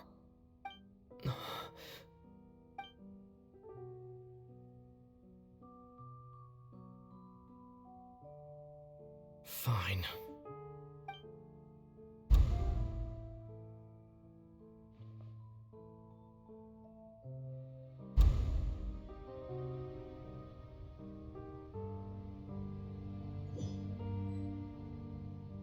So even Farina doesn't know the truth?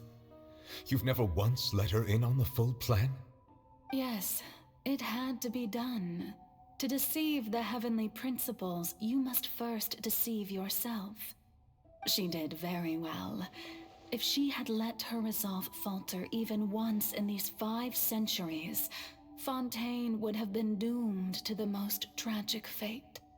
It seems that trusting humanity was the right decision after all. I believe that I understand how your deception works, but that is only half the truth, is it not? How would you build on this foundation to save the people of Fontaine?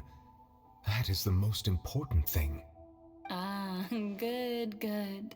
Of course, the Iudex of Fontaine has pinpointed the crux of the issue. I'm sure you've long sensed that the Oratrice is no simple machine, yes? I've always suspected that it had its own consciousness, and Lenny did mention that he heard a human voice within the core chamber. It now seems that that person was you, hidden within the machine all along. Am I right? And then I became one with the Oratrice, taking Fontaine's gnosis with me. Yes, it would seem so, wouldn't it? Alas, your understanding of this device still lacks sufficient depth. In truth, it is no enactor of justice. It is, in fact, a device created to kill the god of justice. I beg your pardon? Oh, you have it. And to be more precise, not only will the Oratrice take down the god of justice, it will also take down the divine throne upon which she has been placed. I mean, did you think I would be the sort to enjoy peaceful repose while Farina suffered.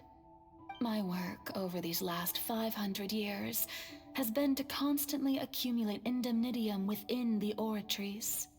But really, some have already discovered that only a small fraction of the energy generated by the device was ever used to provide power to Fontaine. The vast majority had to be, accumulated to enact this death sentence. It was all a part of your plan, then? Both the trial and the sentence? Indeed. This power, accrued over 5 centuries, could have sustained Fontainians for millennia had it only been used for that purpose. Almost all of it has now been stored within the Oratrice. But only power of this magnitude could hope to destroy the Hydro Archon's divine throne, shaking the rules established by Celestia and breaking through the institution that is the Seven. So the Oratrice's call for death was for neither Farina nor Focalor, but for the Hydro Archon. The destruction of that divine throne. If I do not misunderstand your intent, you must be... returning what's rightfully yours to you, of course. In other words, this was all done to return the authority of the Hydro Archon to the Hydro Dragon of this planet. But...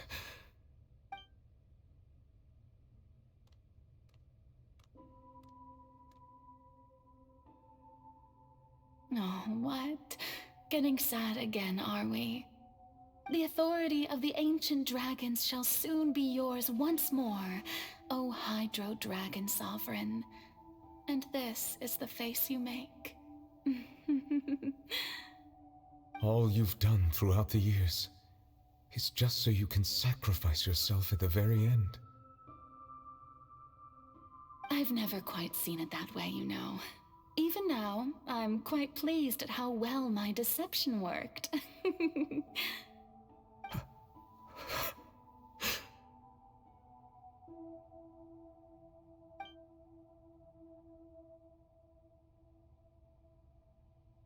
Hydro Dragon, don't cry. I must say, had it been within my rights, I would have loved to judge the heavenly principles themselves. Were they not guilty of essentially the same crime? Egeria stole the power of the primordial sea, and the heavenly principles stole the power you ancient dragons possessed. I, for my part, am the god of justice. And is it not just that your original powers should be returned to you? Speaking of justice, I have always believed that justice lies in the process of pursuing human existence itself. So, if the theft of the primordial sea's might was Fontaine's original sin, then, leaving matters of procedural right and wrong aside, the descent of the Fontainians as humans and their right to exist in this world would be Fontaine's original justice. In other words, existence was Egeria's justice, and to me, justice is the continuation of that existence. Defying the prophecy and ensuring that Fontaine's people shall live on, that should be the justice enthroned over all others. At this point, we, whether it be myself or all other Fontainians, have shouldered the burden of this sin for far too long. Iudex Nervillet, the highest judge in our land, when you regain your full power as an elemental sovereign, what verdict shall you pass upon us? So when I was invited to the court of Fontaine to serve as Iudex, I see now that that was your idea too. At last, I now understand the true purpose behind this position. In the beginning, I was uninterested in human existence. But these 5 centuries of living alongside them have gradually brought about mutual understanding between us. And I have even attempted to feel as they feel. You are a devious one, Fussalor. Things being as they are, surely you know that I could never declare them to be guilty.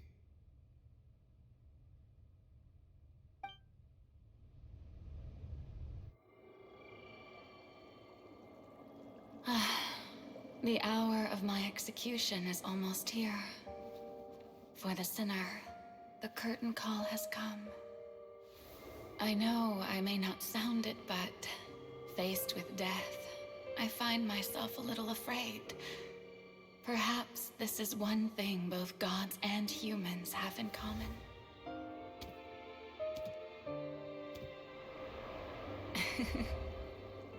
Farewell, Nervalette. I hope you've enjoyed the part you played these 500 years.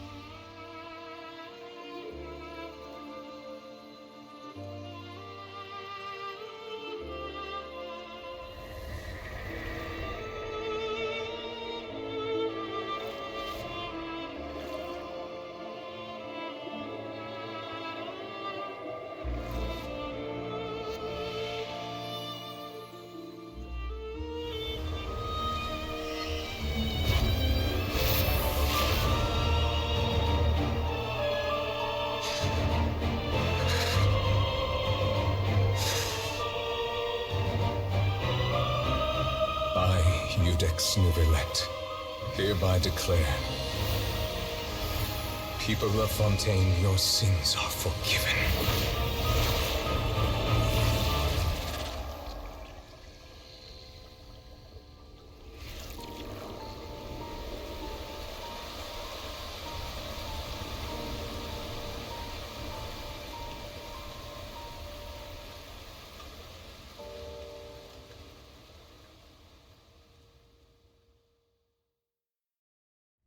Melusines are...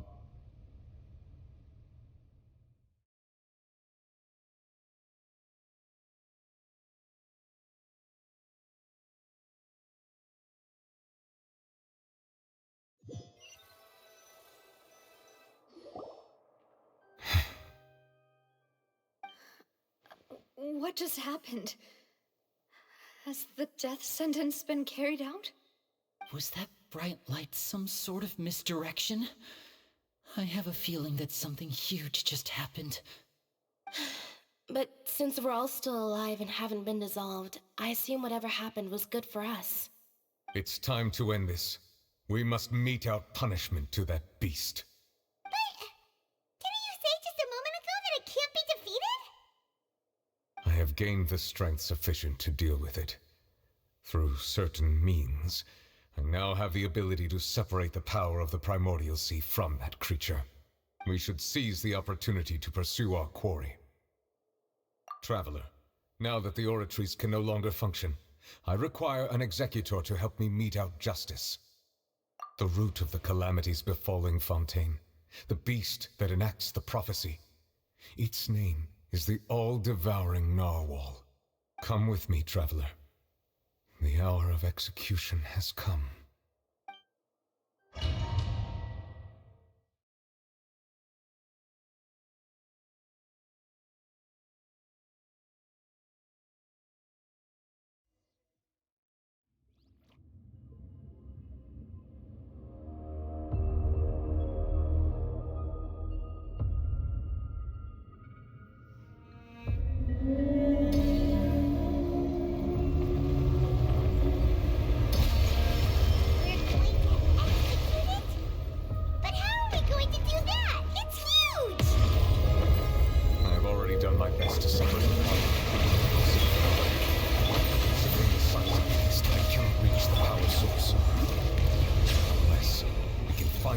to attack it from within. I shall share a part of the ancient dragon's power with it. I shall look for another after.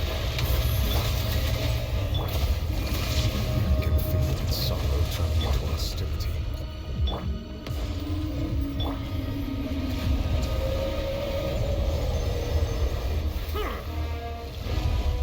Silence!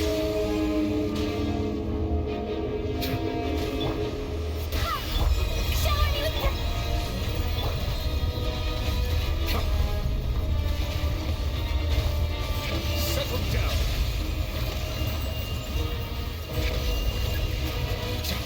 The all-devouring narwhal cannot resist its instinct to devour. Continue to trigger its hostility. A chance will present itself.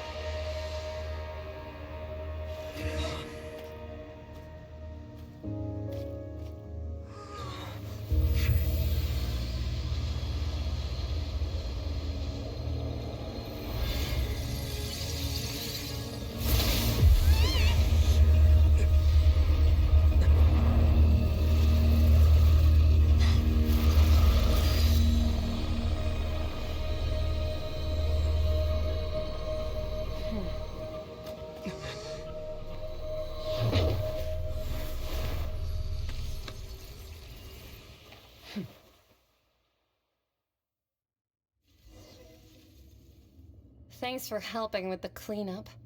It should have been my job, but... oh well. It was just supposed to be a short private training session for me. I didn't think that my disciple and my master's pet would start brawling in the meantime. Well, actually, I had a feeling that it would happen at some point, but they bumped into one another earlier than I thought. What a blunder. I suppose I'll have to swing my sword 3 million times as penance. That power. Who are you exactly? Paimon has an idea. From what she said earlier, she must be Child's master. Skirk, right? It's just that he gave us the impression that she was the less talkative person. I simply did not have anything to say to the weak. But you, on the other hand, managed to defeat the all-devouring narwhal without using power from beyond this world. So you may speak to me as equals. I have to agree. It's a strange use of a planet's primordial waters just to raise an all-devouring narwhal. That kind of power is wasted on it. It's not cooperative. It eats too much. And I have more important things to do with my time than pet sitting. The only thing that creature has going for it is its looks. All in all, it fails as a pet. Miss Skirk? I think you might have missed the point. The point being? Well, being that this pet almost destroyed an entire nation. So what sort of person is your master? Well, Child's master's master. Wait, is that right? Oh, right. So you don't know him. Sorry, I assumed you did. His name is Sir Telogi. Huh? I am unfamiliar with that name. Huh. So Master is insufficiently famous. How should I describe him then? Have you heard of the name The Fowl? The Fowl? Still nothing? Well, how about the Visionary? Vetterfulnir then? Or Gold Rhindaughter? Ooh, that one we've heard! Rhindaughter's part of the Hexen Circle. She's Albedo's mom, right? Oh, so you do know that name. To be honest, I also heard all of those names and titles from my master. I don't actually know them either. But I suppose you understand now, yes? My master is likely a similar sort to Rhindaughter. They are both pursuing some form of perfection. Wait, didn't you also mention a visionary person? Hyman didn't quite catch their name. Actually, never mind that. I believe it expedient to inform you that the all-devouring narwhal used up nearly all its strength fighting you. Such roiling hydro energies will prove difficult for the planet's deep seas to digest. As such, the Fontaine back on the surface has most likely been thrown into chaos. In other words, the prophecy that you've been fretting over should now be in full swing. What?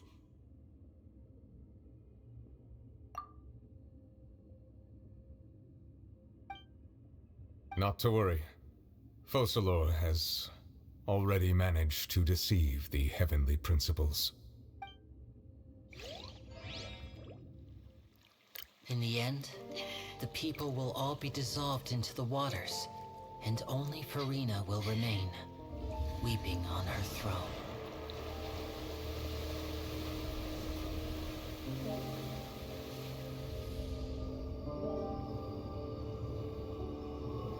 Only then will the sins of the people of Fontaine be washed away.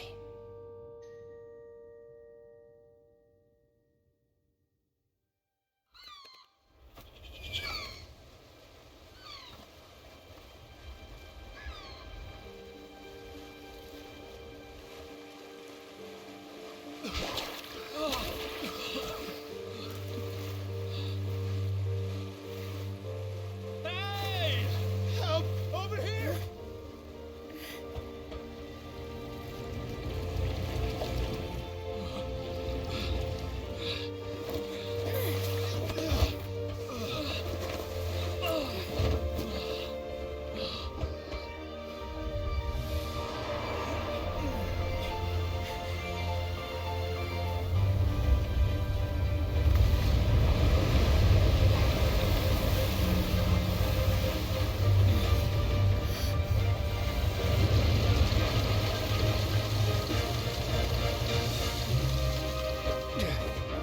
All hands, initiate emergency rescue!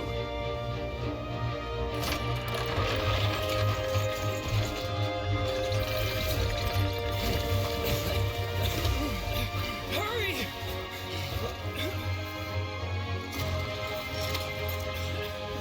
Hey, lend a hand!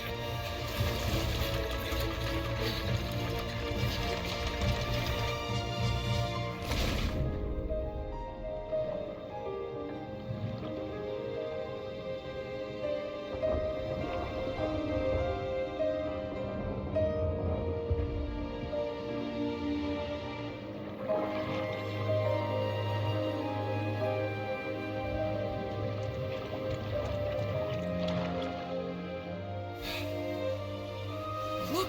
The water's receding!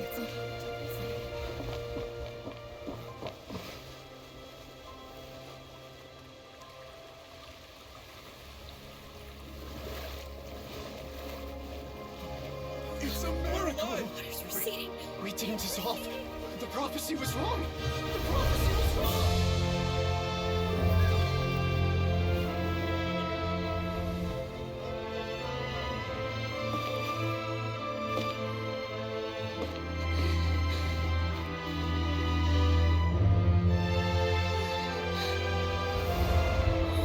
Are you alright? Yeah. We're saved. The prophecy was wrong.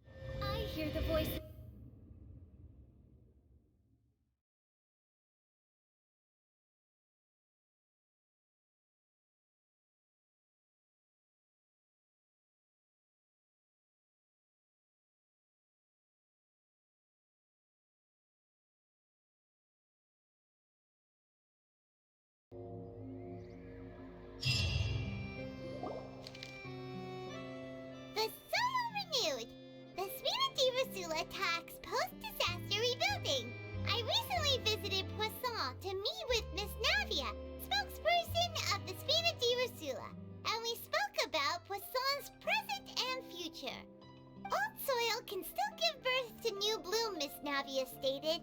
Hope is like seeing a small cookie when you're starving late at night. You just need a little of it. Skyship Winglet, boon or bane of the Fontaine Research Institute. The various disputes that have arisen on account of Mr. Edwin have suddenly become a shield over the Institute, with Jurier turning out to be a once overlooked hidden gem. People always call the first researcher mad, but few know what to call the second. And should that latter person achieve a miracle, they would find it all the harder to find a word with which to classify him and his team. Wow! Paimon barely recognizes the people in the reports. Are those really Jurier and Navia? They sound like real big shots. What do you think? Pretty enthralling, huh? The Steambird's idea was pretty simple. With the disaster just having passed, we would print a free edition packed to the margins with good news to calm people down. The value for these big scoops lies in their inevitable follow-ups. We'll publish further reports and go into the stories behind those people. Edwin's assistant, Jurier, created a true flying ship, while Navia is leading people in the reconstruction of their home. I'm sure that these stories could draw even your well-traveled eye. Paimon's curious too! Wait a minute. Didn't we watch everything happen from start to finish? What's there to be curious about? And that's exactly why I'd like you to come conduct interviews with me. You're the best incubators of news, if you haven't noticed. And also, with you around, I'm sure I'll get to see that Duke. Are you sure? Hasn't he turned you down several times already? Oh, this time will be different. Come on! Let's head to Poisson first, and then make a trip to the fortress. There are some things you'll only know when you get there.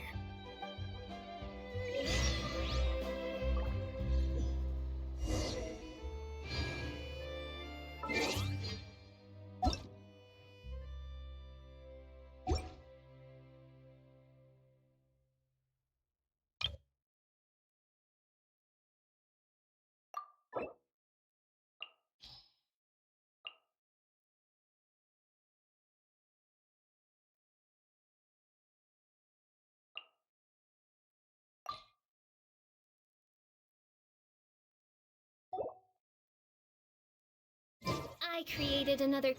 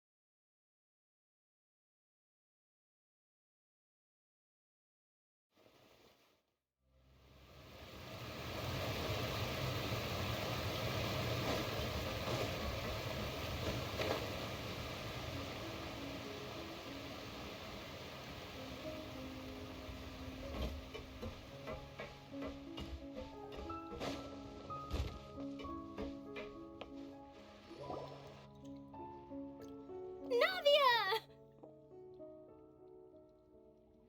Oh, it's you. What brings you all here? Hey, we're just having a look around. I'm here to update myself on how things are going here. Oh, the Fatui are here too! Let me introduce you. This is Mr. Garunt Snezhevich. He represented the Knave in sending us a large amount of supplies, and is helping with our work. Our residents are hard at work as well. Thanks to everyone, work is progressing nicely. We've lost a lot of people, but we're moving forward. That will have to be enough. Hello, Miss Charlotte. I'm a big fan of yours. I especially like that article you wrote last year about Fontaine's stray cats. But if you don't mind, could you not emphasize our role too much in your report? It's not charity we're doing here. We just happen to share the same interests as the Spina. I get where you're coming from. I'll keep it as simple as possible. Or would you be willing to feature as friendly neighbors? That would be fine. Thanks. Oh, you're back too. how are things? We finished laying down the construction materials. It'll be another hour before the workers are able to go over there. Huh? You're here too, Clorinde? Well, her reputation's greatly risen after that whole duel business with Miss Farina, so she's here in Poisson to wait out the heat. All right. She really came here to help me out. There's too much to consider in the reconstruction of Poisson. The Spina has need of more decision-makers. And, well, I do already happen to be connected to Mr. Callis. Oh, wait just a moment. Do you mind me asking a few questions? You know, about how you felt before the duel, about what it was like facing down a god. There's lots of exciting material there, I bet. Forget it.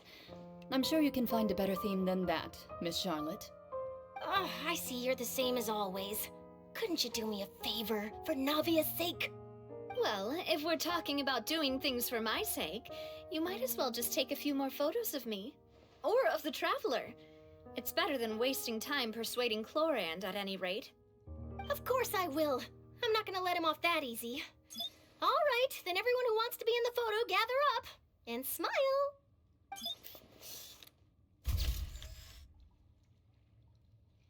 How did it go? Was it a good shot? Did Paimon look cute in it? Not bad. Your addition really helped the composition of the picture. All right, hang on a moment. Let me snap a few more shots.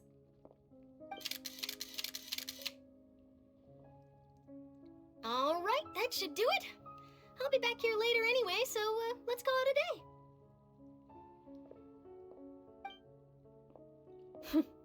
You're very quick. Speed is of the essence when it comes to the news, and freshness is the key. Also, not to brag, but I'm pretty good at building connections. Who knows? I might eventually get that interview with you after all, Miss Clorinde. Wow, you really do have that never say die spirit. I'm impressed.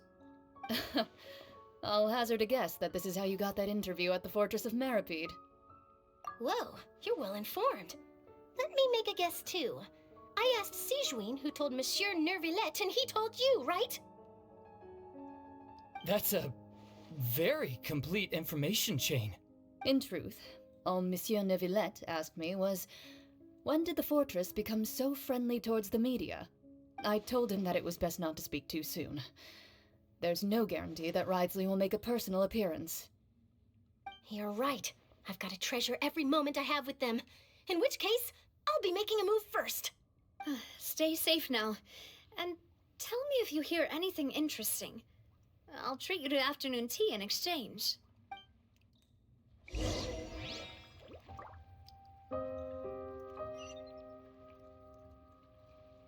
You seem curious about the fortress. Of course. That Ridesley. I still remember going down to the fortress to grill him for information on my father's case. Boy, did he take me for a ride. Without telling me anything, of course. But he did invite you to tea, didn't he? 2 large pots of it, in fact. It was good tea, though. I have to agree. The tea there is very good. Speaking of that, would you like to have some today? I mean, you've got time, right? Well, I'd be partial to some shortbread. Wow, it's like we've got a menu or something. Sure. Good. What flavor of biscuits would you like, Mr. Snezhevich? Me? I'm fine with anything, but I would prefer chocolate, should you have it. All right. Leave it to me. I'll go over the newly arrived supplies with you later, Mr. Snezhevich. We should be able to finish the preparatory work today. That works great for me. Huh. Is it just me, or did you get a new lipstick? I did. It was a gift from Sigewinne. Want to give it a try? I think the color would suit you, too.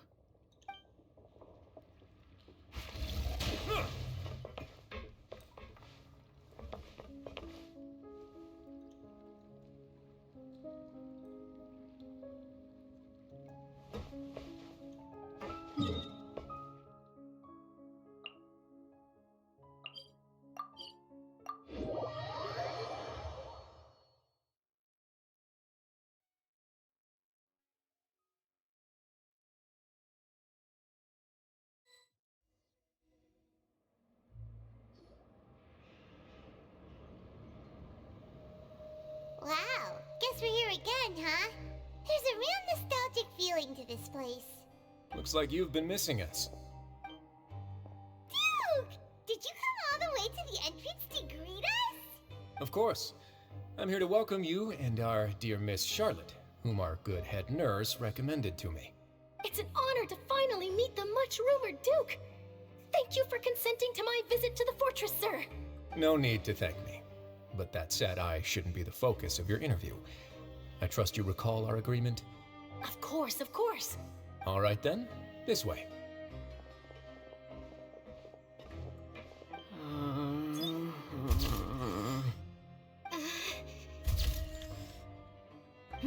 Hey, no need to be so nervous. I've already taken all the photos we need. Miss Charlotte, do these pictures really need to be published on the cover of the Steambird? It would seem that Miss Lorvine doesn't want her face to appear beside that of Mr. Jurier, Sir, please don't say things like that. But it looks like dear Mr. Jurier denies it. Might this interview be very important to you then? No, I just... This is my first time being interviewed, and I'm very thankful to the Steambird for... Now, I might not look it, but I actually did meet Mr. Edwin once. And I'll be honest, I enjoyed chatting with you more. You've definitely got more of that genius vibe going on. The boat that brought about a miracle, the ark that saved the people. Why, you recreated a myth back there, like an emissary of legend. Still, if I might ask, where's that flying ship now? Huh! Looks like Charlotte's trying to get herself another exclusive scoop. I have to apologize, but that ship is presently in the bowels of our factory.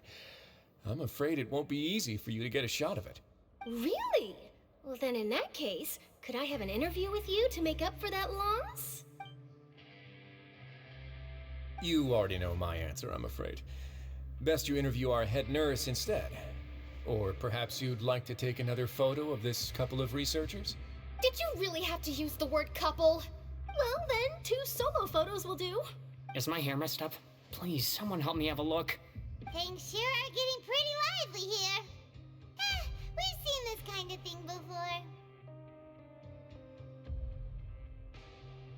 Oh, seems like everyone's here. Would any of you like to try this new drink I came up with? Ah, Siegeween. Hey, Miss Charlotte. Why don't you, take some pretty photos of our head nurse? Sure. Come on, Miss Siegeween, over this way. Let's find a brighter spot. Huh? Sure. Do I have to smile? So, how have things been at the fortress? Same old, as you can see. Fontaine's undergone some changes, but this place is still more or less the same. Other than that flying ship, it got a tad too much attention, I think. That's why I decided to let the interview go through. We should direct more public opinions toward the behind-the-scenes heroes. Am I right, Mr. Jurier? Miss Lorvine? You're too kind, sir. I believe that you too should have your day in the sun. Not that you would want that, which is a pity. I'll just leave the spotlight to you two. I see. Lots of things happened that day, huh? Anyway, regarding that Harbinger, I'm not sure you remember, but his 3 young followers are still waiting for his return. He sure did win them over, huh? I'll tell them that there's good news and bad news. The good being that their boss seems fine, and the bad being that they must face extended sentences for abetting his escape. Oh, actually, what about you? Are things gonna change for you too? What change can there be? The fortress will keep chugging along, and so will my duties.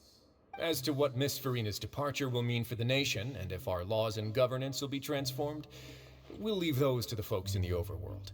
Hey everyone, the photo shoot's done.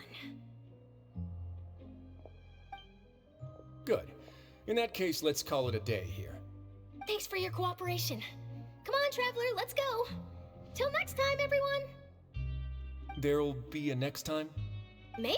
Who knows? I might write a story about the underwater factory next time. Until then. All right, last stop, the docks.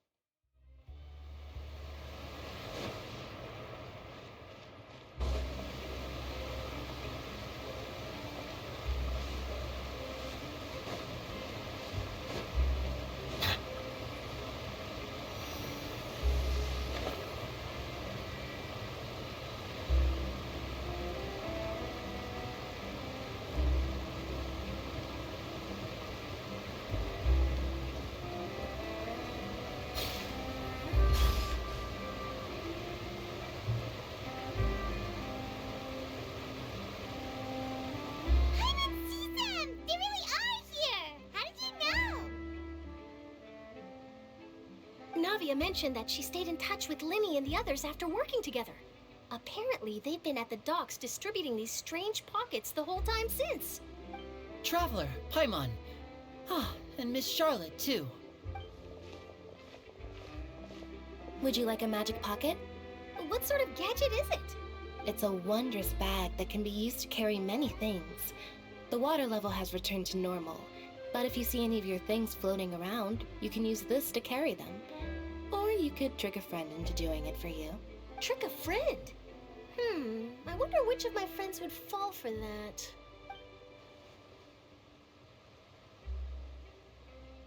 You could just make a friend like Fremine here. Isn't that right, Fremine? Is this what you meant by, I'll help you make some more friends? To be honest, that sounds pretty sweet. Could I have your contact, please? Sure. Please, write down my address. You sure are working hard to help Fremine socialize. He was the one who proposed doing this. He even wants to assist in our magic shows. Yes, I was planning to first introduce Pear as an assistant, and later Fremine himself. In the future, I think we can leave underwater escape magic to him too. That said, would anyone want to see a diver escape underwater? Oh, it'll work out. Every journey begins with the first step. He'll become a part of our show eventually.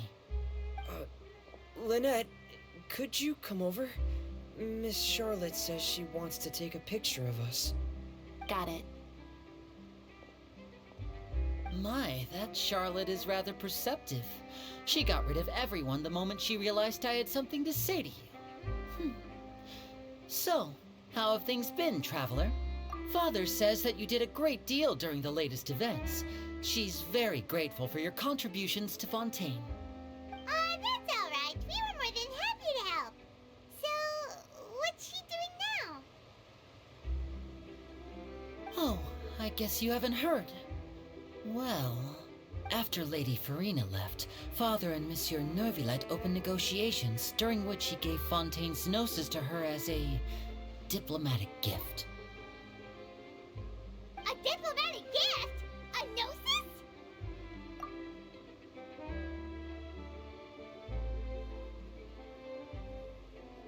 Yes, I was quite surprised at first myself. But when I thought it over, there were actually a number of things going for it. It could have been done as an apology for the incident with Lord Child, or as thanks for his help in tying the all-devouring narwhal down.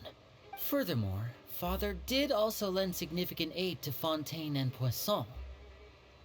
That's true, but this is a gnosis we're talking about. Doesn't this seem a bit irresponsible? I would agree, but I've also heard that it seems that Monsieur Neuvillette has had a significant change of heart regarding the matter. So there's some reason for this that only Neuvillette knows about?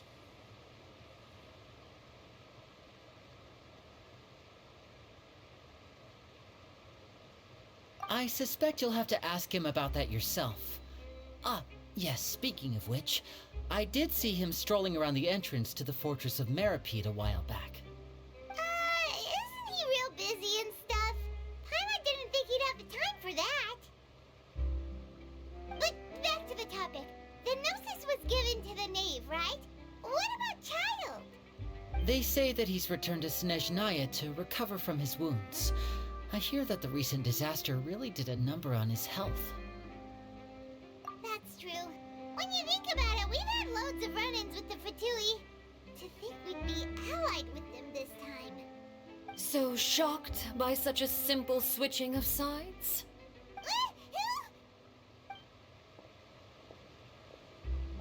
Father! Well, what do you know? Come to the docks to see how my children are doing and meet the Traveler by chance. Please do not pay my accomplishments in Fontaine too much mind. I would have done them regardless. Are you going to take the gnosis back to Snezhnaya? That is our duty as harbingers. Yes, don't be too preoccupied with sides. The goal of the Fatui concerns not a single place or person, but the entire world. With such a grand goal in mind, it is inevitable that we must wear many masks. Switching my masks is something I've always done. Well, that depends on many things. No one truly knows what the future holds. What good is honesty if you can't rely on it forever? As for you, I very much look forward to our next collaboration. Good things cannot be achieved alone, and you've proved yourselves to be great partners. A vision? All right. I'll remember to return it. Thank you for keeping it safe for him this entire time. And that's a wrap for me. Huh? You're... Greetings, Miss Journalist. Hello. If I'm not mistaken, there are diplomatic channels I'll need to report to take a photo of you. That is correct. So forgive me, but I will not be able to serve as a subject in your article. However, feel free to write as much as you'd like about our dear magicians and our upcoming rookie talent. I will. The sea breeze is quite pleasant. I shall continue my walk while the weather remains so agreeable. Farewell. Farewell, Father. Oh, she has such an intimidating presence. I didn't even dare to take a picture. Thankfully, I've already wrapped up all my pre-scheduled interviews. Thank you all. This'll be more than enough for me to write about, I'm sure. Don't be too nervous. Why don't you take a magic pocket before you go? Here, Traveler, Paimon, you take one too. To move things about? That's right. Funny. I was giving out magic pockets when we first met too. And what do you know? I'm doing the exact same thing right now. So many things have happened, but the pockets are still the pockets. I guess this must be life. We will all follow our own paths, and serendipity will lead you to your fated friends. All right then. We'll be handing out pockets in some other districts later, so we'll get going now. Have a good day, you two. Well, guess we sent Charlotte off. Shall we go see what Neverlette's doing? As long as he's not so busy that he doesn't have time to chat anyway.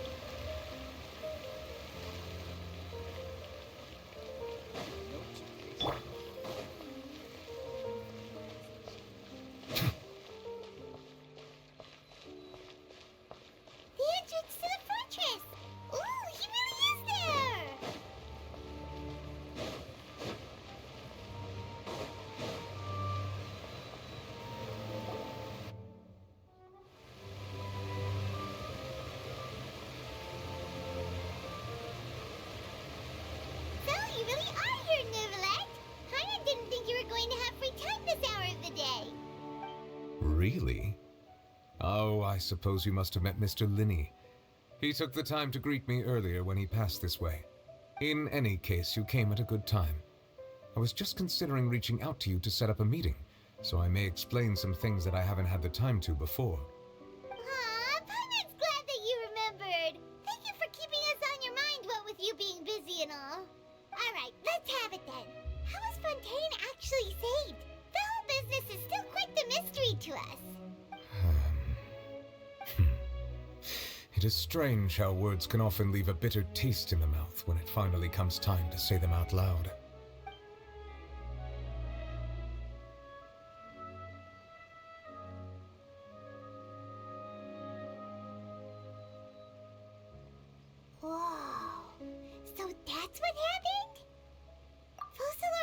destroyed the divine throne of the Hydro Archon and restored your power to you, transforming you into a fully fledged elemental dragon sovereign.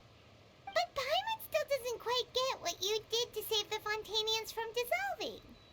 For me, the authority of the ancient dragons refers to absolute control over the hydro element. Fontainians were incomplete humans born of Egeria's use of the power of the primordial sea, with constitutions similar to that of mimics. But so long as those primordial energies remain within them, I could use the ancient dragon's authority to grant them true blood, after the fashion in which life was first brought into being on this planet. In other words, when I gave my verdict, Fontainians became true humans, and thus would naturally no longer be dissolved by water from the primordial sea. Fossilor must have counted on you to make that decision as well. Your verdict was the key to making the prophecy appear to have come true while saving everyone. Yeah, and in a manner of speaking, Fossilor finally managed to fulfill the original Hydro Archon's wish to turn Oceanids into real people too! It seems from your expressions that you still have more things you wish to ask. Ask away. I will tell you the truth as I know it. I have investigated his case along many avenues, and I have learned that he once fell into an unknown chasm when he was young. There, by chance, he awakened the all-devouring narwhal. But whether it be by sentiment or reason, that should not have been enough to consider him the root cause of the disaster. At most, he would have had tangential liability. As for the judgment passed by the oratrice during the trial, whether it was due to that liability by association or Fossilor deliberately using him to buy time for us on the assumption that he would be able to hold the creature off, I cannot say. Guess Fossilor had Fontainians in mind the whole time. In the end, it was thanks to her that they finally became real humans. Hang on a second. Paimon suddenly got another question. Back when Fontainians hadn't yet become real humans, were the children they had also transformed Oceanids? Life has always flowed like water. Do you recall how Fontainians would often come to the Fountain of Lucine to pray for children? Yeah, Lynette said the fountain is where all the waters in Fontaine converge. In truth, even those couples did not know that such prayers were no mere custom, but instead a form of ritual. Those Oceanids who were blessed within the spring water would later descend as new humans in the coming months. Paimon sorta gets it now. Either way, seems like this ritual won't be of any further use, but it'll probably live on as a local custom.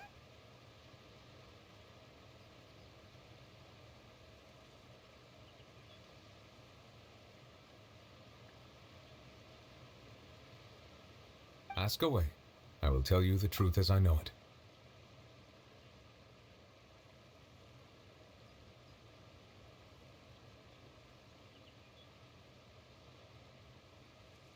Yeah, about that. Risley said Farina has already left. What's that all about? Ah, Lady Farina. The people are only aware that her death sentence has not been carried out. She abdicated the post of Hydro Archon and left affairs related to that title to me, before leaving the Opera House.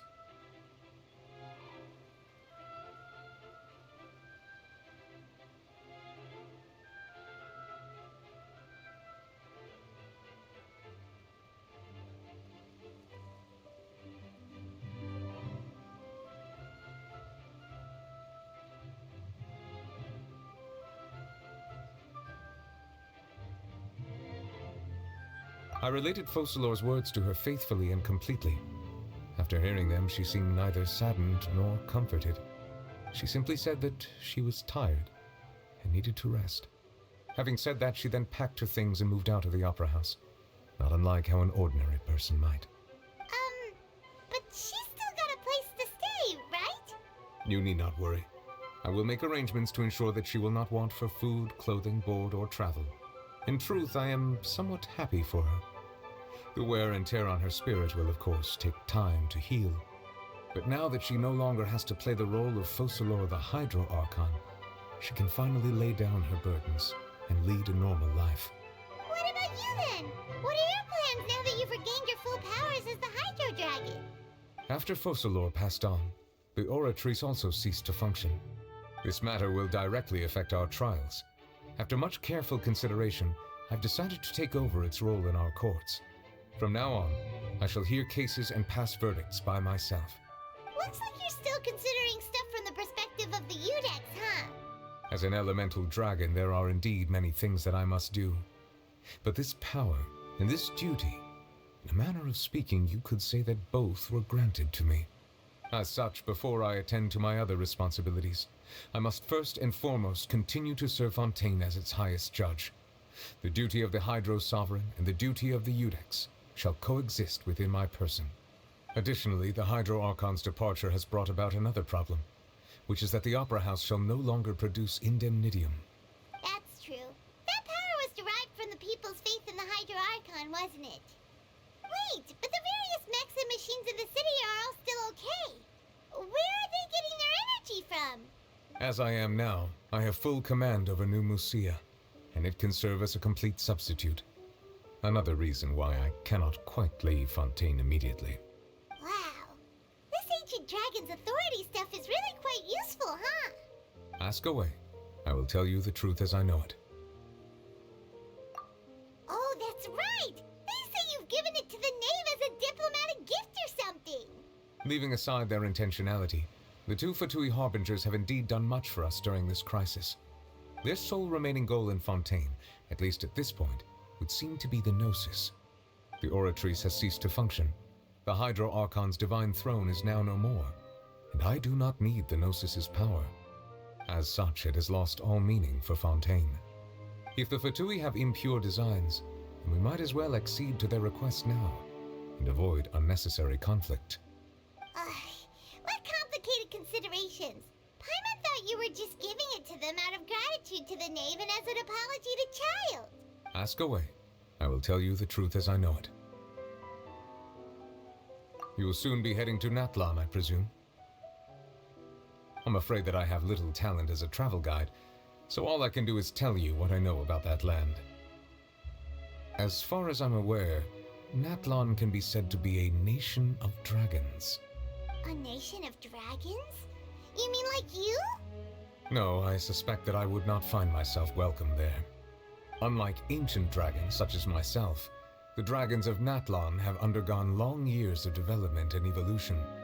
Large numbers of them have entered a form of coexistence with humanity. Natlan is also the nation of war. War ravages those lands like an undying flame. There is one other piece of information I got incidentally from my negotiations with the knave that I believe may be useful to you. The harbinger known as the Captain has thrown his hat into the endless ring of war. The Captain. Sounds like a real tough customer. Seriously, everywhere you look, there's a Fatui Harbinger doing their thing. I suggest that you fully prepare yourself before going to Natlan. In the meantime, Fontaine's doors will always be open to you. Ask away. I will tell you the truth as I know it. Hang on a sec. Paimon's still got a question about Gnosis. When we spoke to Linny earlier, he mentioned that your attitude towards giving away the Gnosis had clearly changed. We guessed that there might be some reason for it that only you were aware of. No wonder the House of the Hearth is the Fatui's intelligence division. They are certainly sharp. So regarding this specific issue, I was just getting ready to share something with you. What is it? In truth, I exchanged some further words with that lady named Skirk after sending you two back to the surface. It went something like this.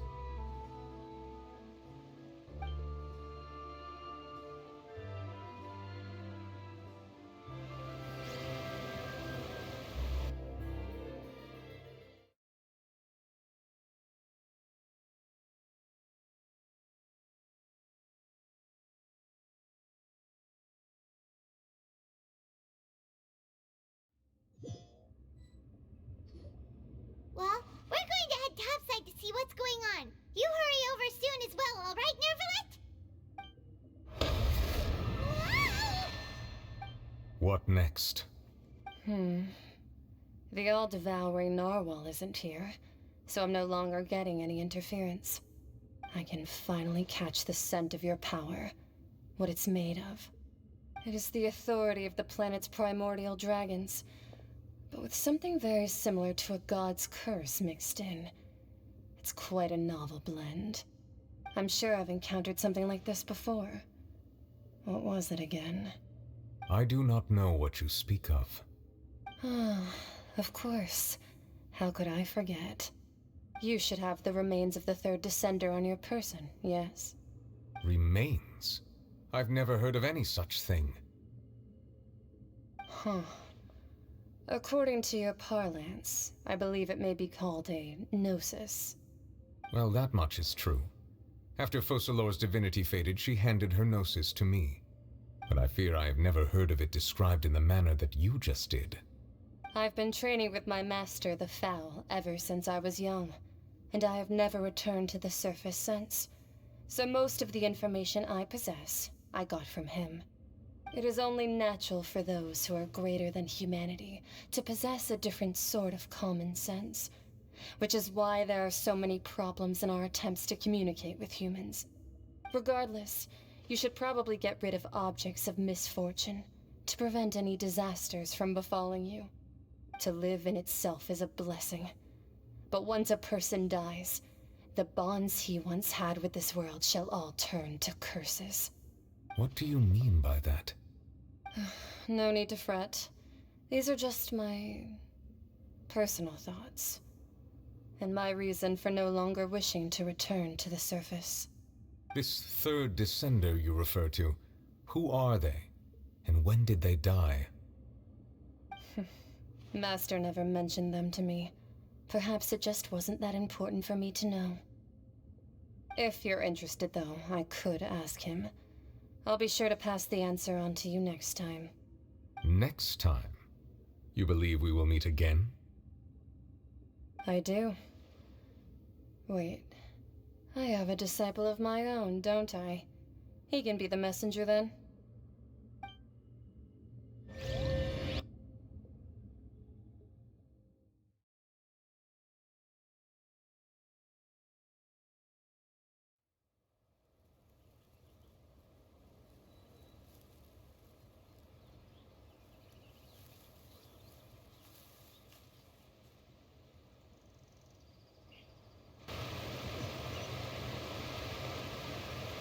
That's what she told me. Whether it would prove useful or not, I wanted to pass that information on to you. The remains of the third Descender? So that's what the Gnosis actually are.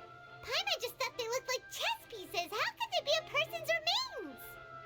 All the same, assuming that there was no misunderstanding or special metaphor at play, that is what she meant to say.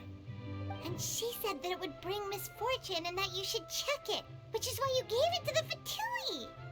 If she speaks the truth, then I would simply be putting Fontaine at unnecessary risk by keeping it here.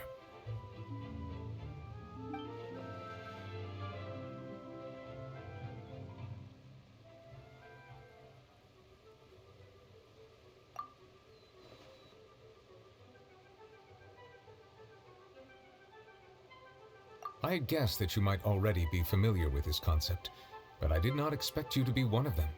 That means that the Gnosis, which are exceedingly element-compatible and can even enhance elemental abilities, do indeed come from the third Descender. I wonder, does your body also possess similar properties? Like being able to use elemental powers without a vision. That does sort of count as special compatibility, right? No, let's not think about this stuff right now. It just feels creepy. Comparing the Traveler to the dead third Descender and all. That's what you say, but this topic still feels like bad luck. Once Child recovers, let's get some more answers out of him. Or go look for his master and get the answers that way. I too believe it unwise to make too many blind guesses when information is lacking. The same is true of being at court. Alright. Whatever the case, it seems like the crisis here in Fontaine's over for now. Yes. All of Focalor's efforts were for this moment as well. But she sacrificed herself in the end as a god, and she suffered through all those years as a human. Was that really what she wanted? I suppose that would be the mystery of a god's will. I suspect not. But once in a while I too would guess that if wishes were like the clouds in the sky, they will one day return to the earth as raindrops. Life flows like water, and rain is the final answer. The water levels may sometimes tilt one way or another, but the rain falls fairly upon all. And what, ultimately, is the difference between the rains that fall upon all of us?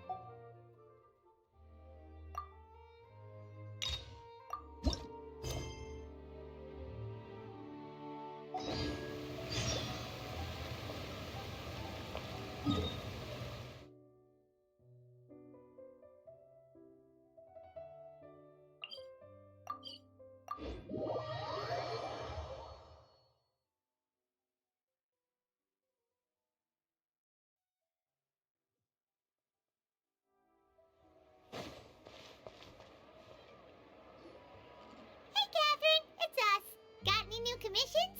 Specifically one with a huge attack, perhaps? You know we're worth it! For quality work and speedy results, choose Paimon and the Traveler! It's always a pleasure to see our two most avid adventurers again. Looking for the next challenge, I see. Actually, we do in fact have a rather urgent commission that is still open. Having read the details, however, I don't believe you'd consider it to be lucrative. Don't worry about that. We were just kidding. So what's the situation? To put it simply, the requester is looking for a temporary replacement actress for their musical. The original cast member ran into some issues and is currently unable to perform the role. But the troupe has also been experiencing some financial difficulties, so unfortunately they cannot afford to pay the replacement actress. That does sound like a tricky situation. So basically they're looking for a volunteer? That's right. Our adventurers reached out to many actresses, but none of them were willing to take the job. There are only a few days left until the performance. If they can't find someone in time, they'll probably have to postpone the show. And delays tend to create all sorts of new problems. Got it. Oh, this one's a doozy. What do you think, Traveler? Any ideas? Even if we took the commission, neither of us have any experience starring in musicals.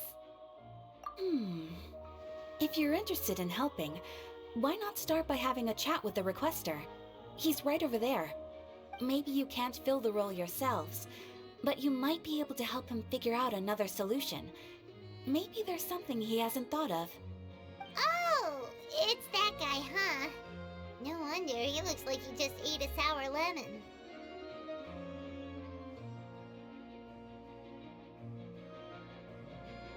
Paimon approves! Let's go!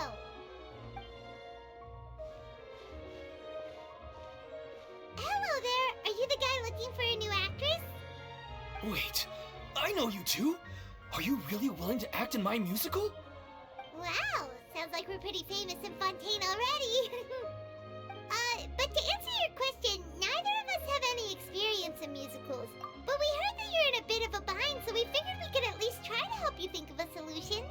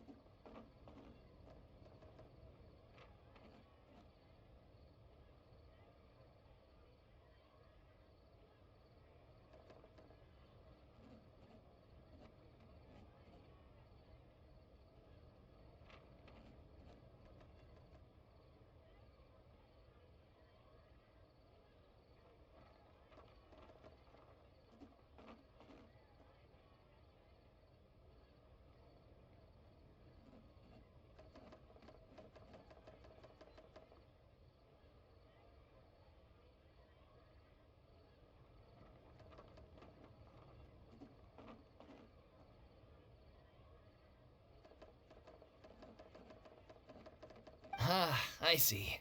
It's okay. I knew that asking for a volunteer was a long shot. If we can't find someone to step in, we'll have no choice but to cancel the show. It would be such a shame. That's the thing. We're not some high-profile theater troupe, just a group of amateur enthusiasts. All our sets and props are very crude. We're grateful enough just to get an audience, never mind ticket fees. If we had a way to make this profitable, things might have turned out differently. But now, it looks inevitable that we'll disband. Disband? You're splitting up the troupe? Oh, I guess the lady at the Adventurers Guild didn't tell you? Yeah, this is supposed to be our final show together as a troupe. One last show. And after that, we go our separate ways. So we were really hoping to end on a high note. Nobody wants things to just fizzle out. Not after all the time and effort we've invested into it. Yeah, the leading lady, in fact. She's been dealing with a chronic illness ever since childhood, and unfortunately, it flared up again recently. It really drains all her energy, so she's in no state to perform. The show just won't be the same without her. But for everyone else's sake, I still hope we can find a way to hold the performance on schedule. Got it. We have a clearer picture now.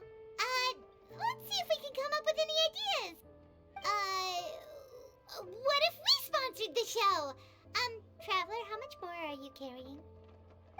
Please, there's no need to go that far.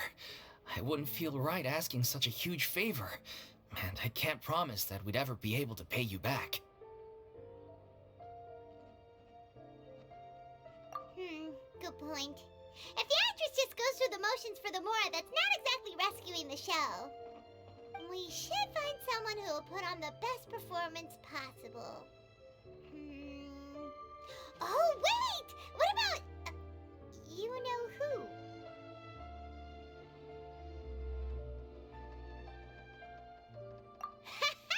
That's how you know we're the best of partners. Anyway, she should have all the free time in the world right now. She's really good at performing, and she was once super popular with the crowd. Performing in a musical should be a piece of cake for her. Who are you thinking of? Sounds like someone famous. Her? You're... That was a joke, right? Nope. Paimon doesn't actually know if she's performed on stage before, but Paimon's pretty confident that she'd be really good at it. You're not wrong there. She has actually performed in a number of big-name shows before. They were one of the reasons she was so popular. But even if she's no longer the Hydro Archon, it's not like she's suddenly a commoner. She's still an idol to many people in Fontaine, including myself. I just think Lady Farina might feel a bit out of place in an amateur troupe like ours. Well, yes, but... Fair enough. I mean, if she was actually willing to, then of course I'd be honored to have Lady Farina star in our show. I'm sure the rest of the troupe would be delighted too. I'm sure everyone in our troupe has probably dreamt of performing on stage with her one day. Of course, it all depends on whether she's interested. She might consider this opportunity beneath her. No point in stressing about that. We'll only know if we ask her. And besides, things are different now. There's no reason for her to be all high and mighty anymore. Thank you for your help. I guess I'll just stay here and wait for the good news. Good luck. Wait, where does Farina actually live nowadays? She used to live in luxury at the Palais Mermonia, but she's, moved out, right? As it happens, I have her current address here. I can provide it to you. Woo! When did you get here? I came over when things were starting to sound more promising. I thought I should be at the ready in case my assistance is needed. It is my duty to support commissioners in any way I can. Thank you, ma'am. Thank you so much. Well, now that we've got the address, we'll go find Farina. Back in a jiffy.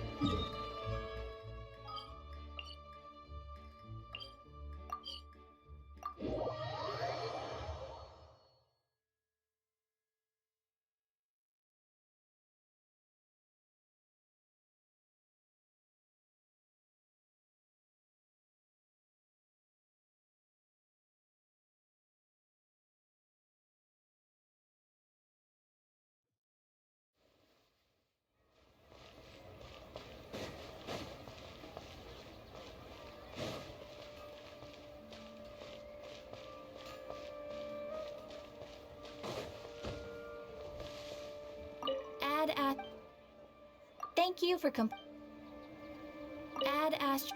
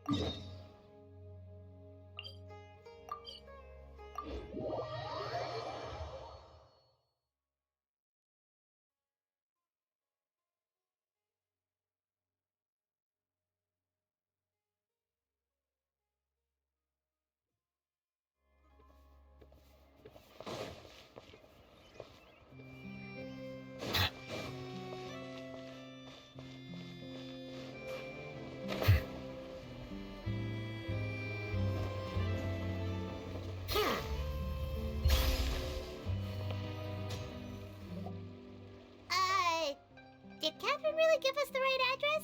She lives here? Not that there's anything wrong with this place, it's just, a bit of a step down from the Palais Marmonia.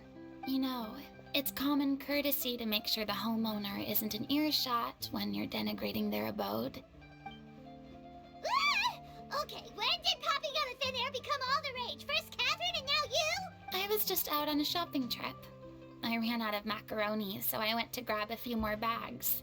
I used to have a much wider range of choices when it came to food, but now I'm finding that simple, traditional home cooking can be quite delicious too. Not at all. As long as you have different kinds of sauces in, you can have macaroni and tomato sauce one week, macaroni and bolognese the next. Oh, sounds like you're really struggling to cope. How rude!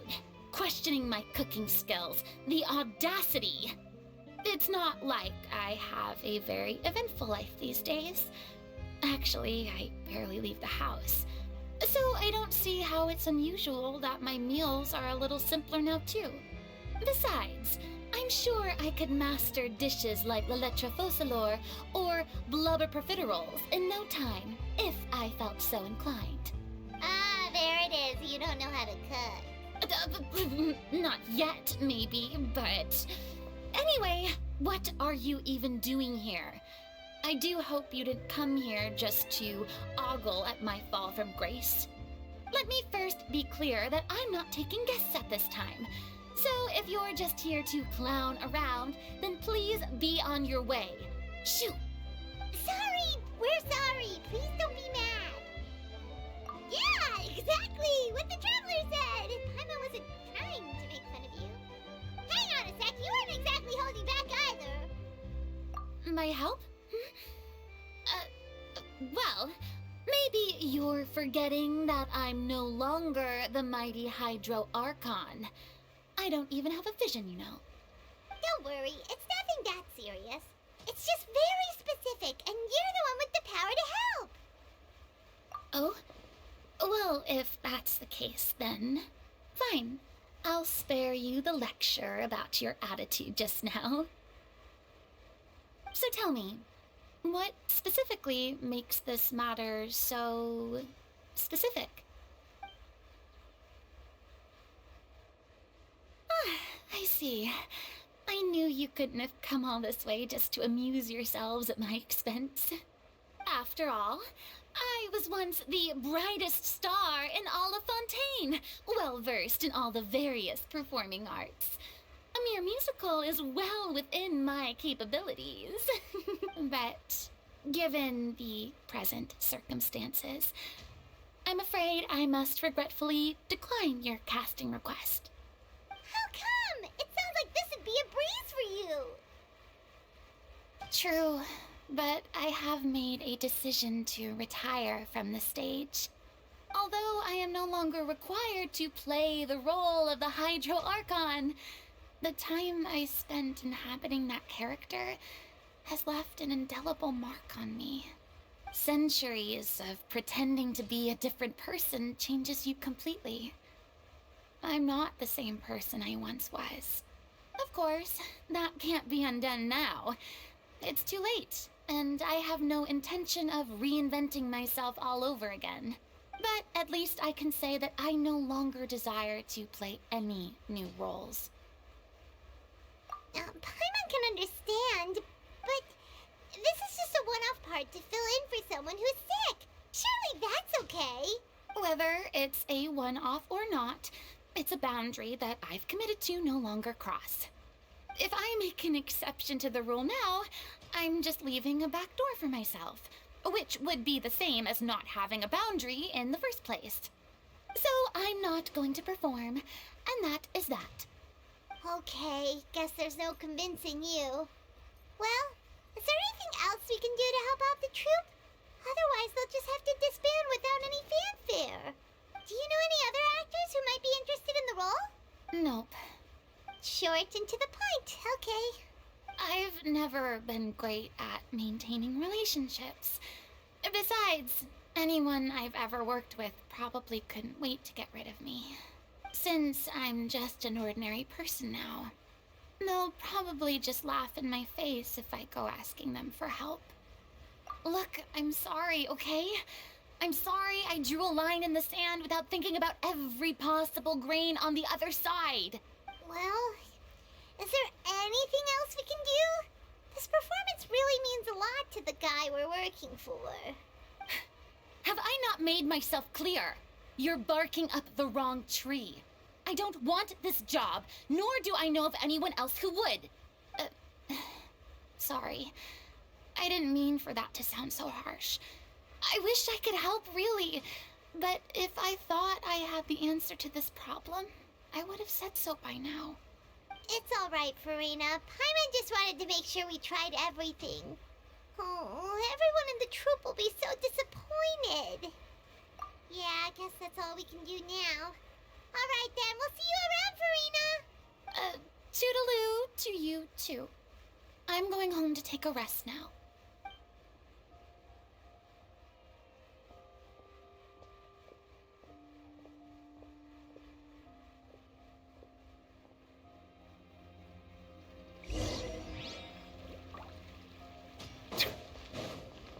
It's too bad, but we have to respect Farina's decision. Maybe the thought of performing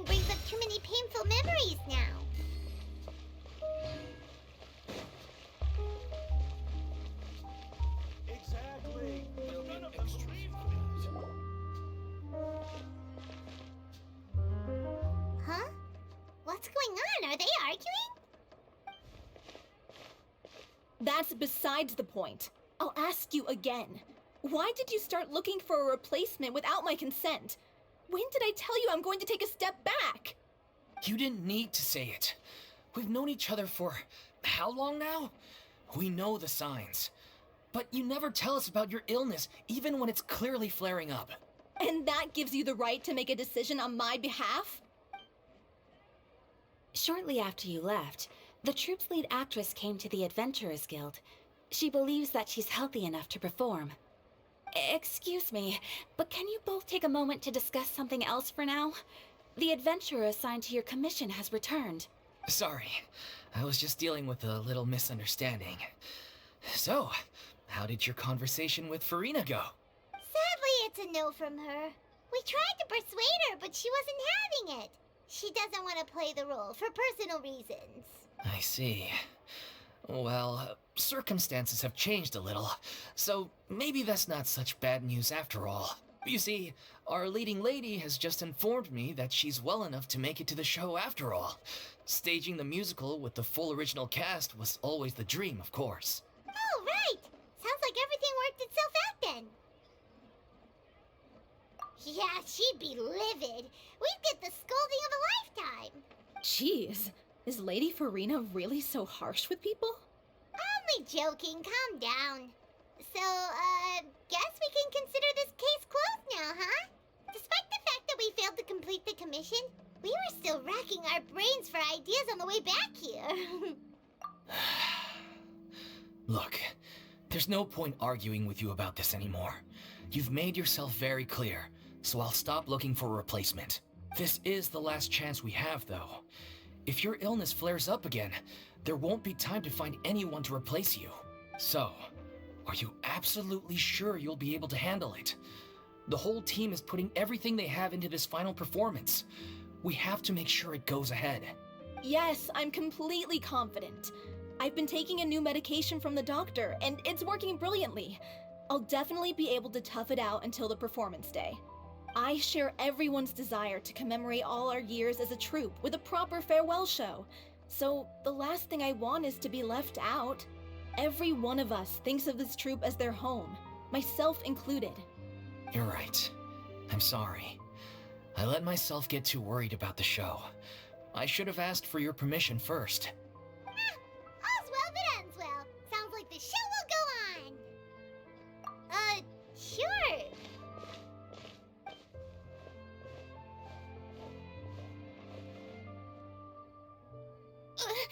Hey, how did you... I was just passing by because I realized I forgot a couple of items on my shopping list. All right, I'm coming. No need to drag me.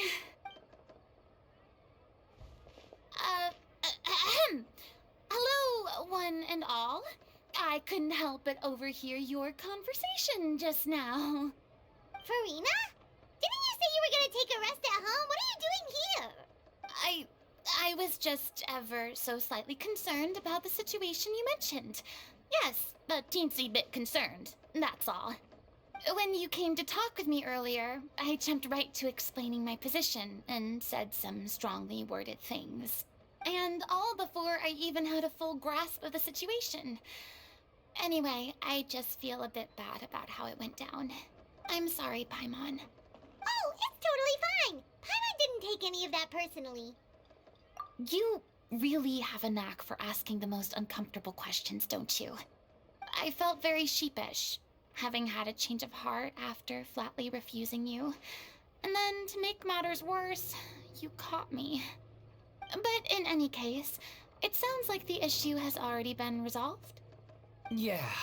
When they said they were gonna ask for your help, I almost had a heart attack. I mean, how could we be worthy of having Lady Farina star in our show? There's no need to think like that, and no need to keep addressing me as Lady. Just Farina is fine. I was wondering, if this troupe is so important to all of you, why does it have to disband? If the difficulties are purely financial, then there must be a solution. You could put the shows on pause while you look for a sponsor, for instance. Everyone seems so devoted to the troupe. I'm sure if you keep chipping away, you'll find a way through. We all want to believe that, but some things are just beyond our control. Everything's been going downhill ever since we lost our director. She was the heart and soul of our troupe. She kept us going. Her name was O'Reilly, and she was the founder as well as the artistic director of our troupe. And tragically, she was a victim in the serial disappearances case. What? That's actually how I recognized these two. It was all thanks to their efforts that the true culprit was brought to justice. But still, no sentence can bring our director back to us. She was a loyal fan of your performances, Miss Farina. They were what first inspired her to get into musical theater. She rallied many people around her who were destitute or had lost their sense of purpose in life, and convinced them to join her troupe. She wrote her own scripts, acted on stage, and mentored each and every one of us. People loved our performances back then. We seemed to be going from strength to strength. Things were really looking up for us. And then disaster struck.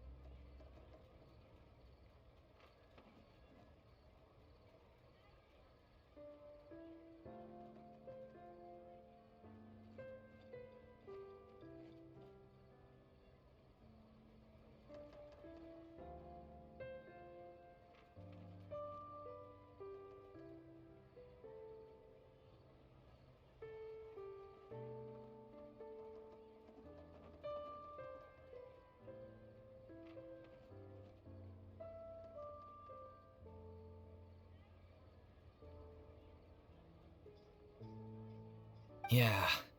After that, the entire troupe fell into disarray. None of us know anything about script writing, let alone how to handle the business side of things. We've been doing the best we can, but despite our efforts, things are slowly but surely falling apart. It's agonizing, but ultimately, we'd rather end things now on our own terms than stick it out to the bitter end and watch all our dreams turn to dust. Oh. What a terrible waste. A gifted artist from humble beginnings who achieved so much and no doubt had much more to give. And then her life was so cruelly taken. I suppose it's fair to say then that this final show, besides being your farewell to the stage, is also your final gift for her? Yes, exactly. We all miss her terribly. Well, good thing I followed the Traveler here. After hearing this tragic tale, I can no longer stand by and do nothing. Farina. I know what you're thinking, but I by no means plan to cross the boundary I've set for myself. Besides, they're no longer looking for a replacement anyway. I can, however, provide some artistic guidance from the vantage point of a highly experienced audience member. But only if you feel this is something that would help, of course. Oh, most definitely! We'll take any guidance that you can give. We unfortunately don't have any budget for a consultant, though. Will that be a problem? I don't need any compensation. All I'd ask in return, if you're willing, is that you tell me some more about the life and work of your late director.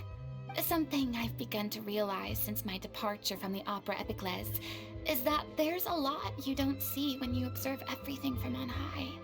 The law only judges criminal behavior and does not weigh human emotion. The court's verdict can settle the question of criminal liability, but what about all the unresolved emotions of the parties involved? What happens to them? An interesting answer. But if you ask me, I think all emotion shall ultimately return home to the heart and slowly settle with the passage of time. Take, par exemple, how this troupe pines for their late director.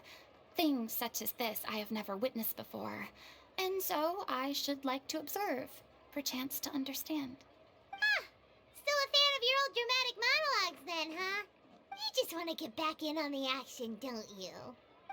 No. This is a completely different situation. Pearls before swine. The name's not Swine, it's Paimon! Would you be willing to join me? Come on, take a break from adventuring to listen to a story.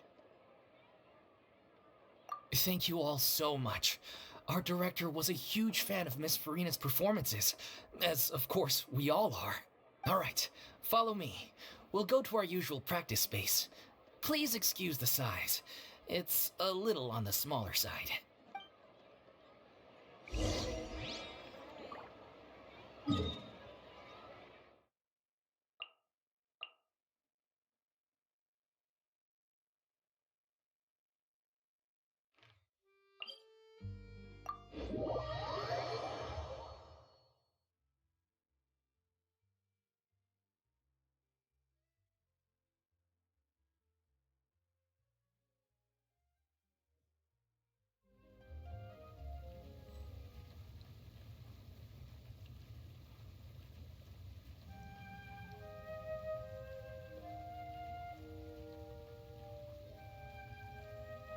I see the value.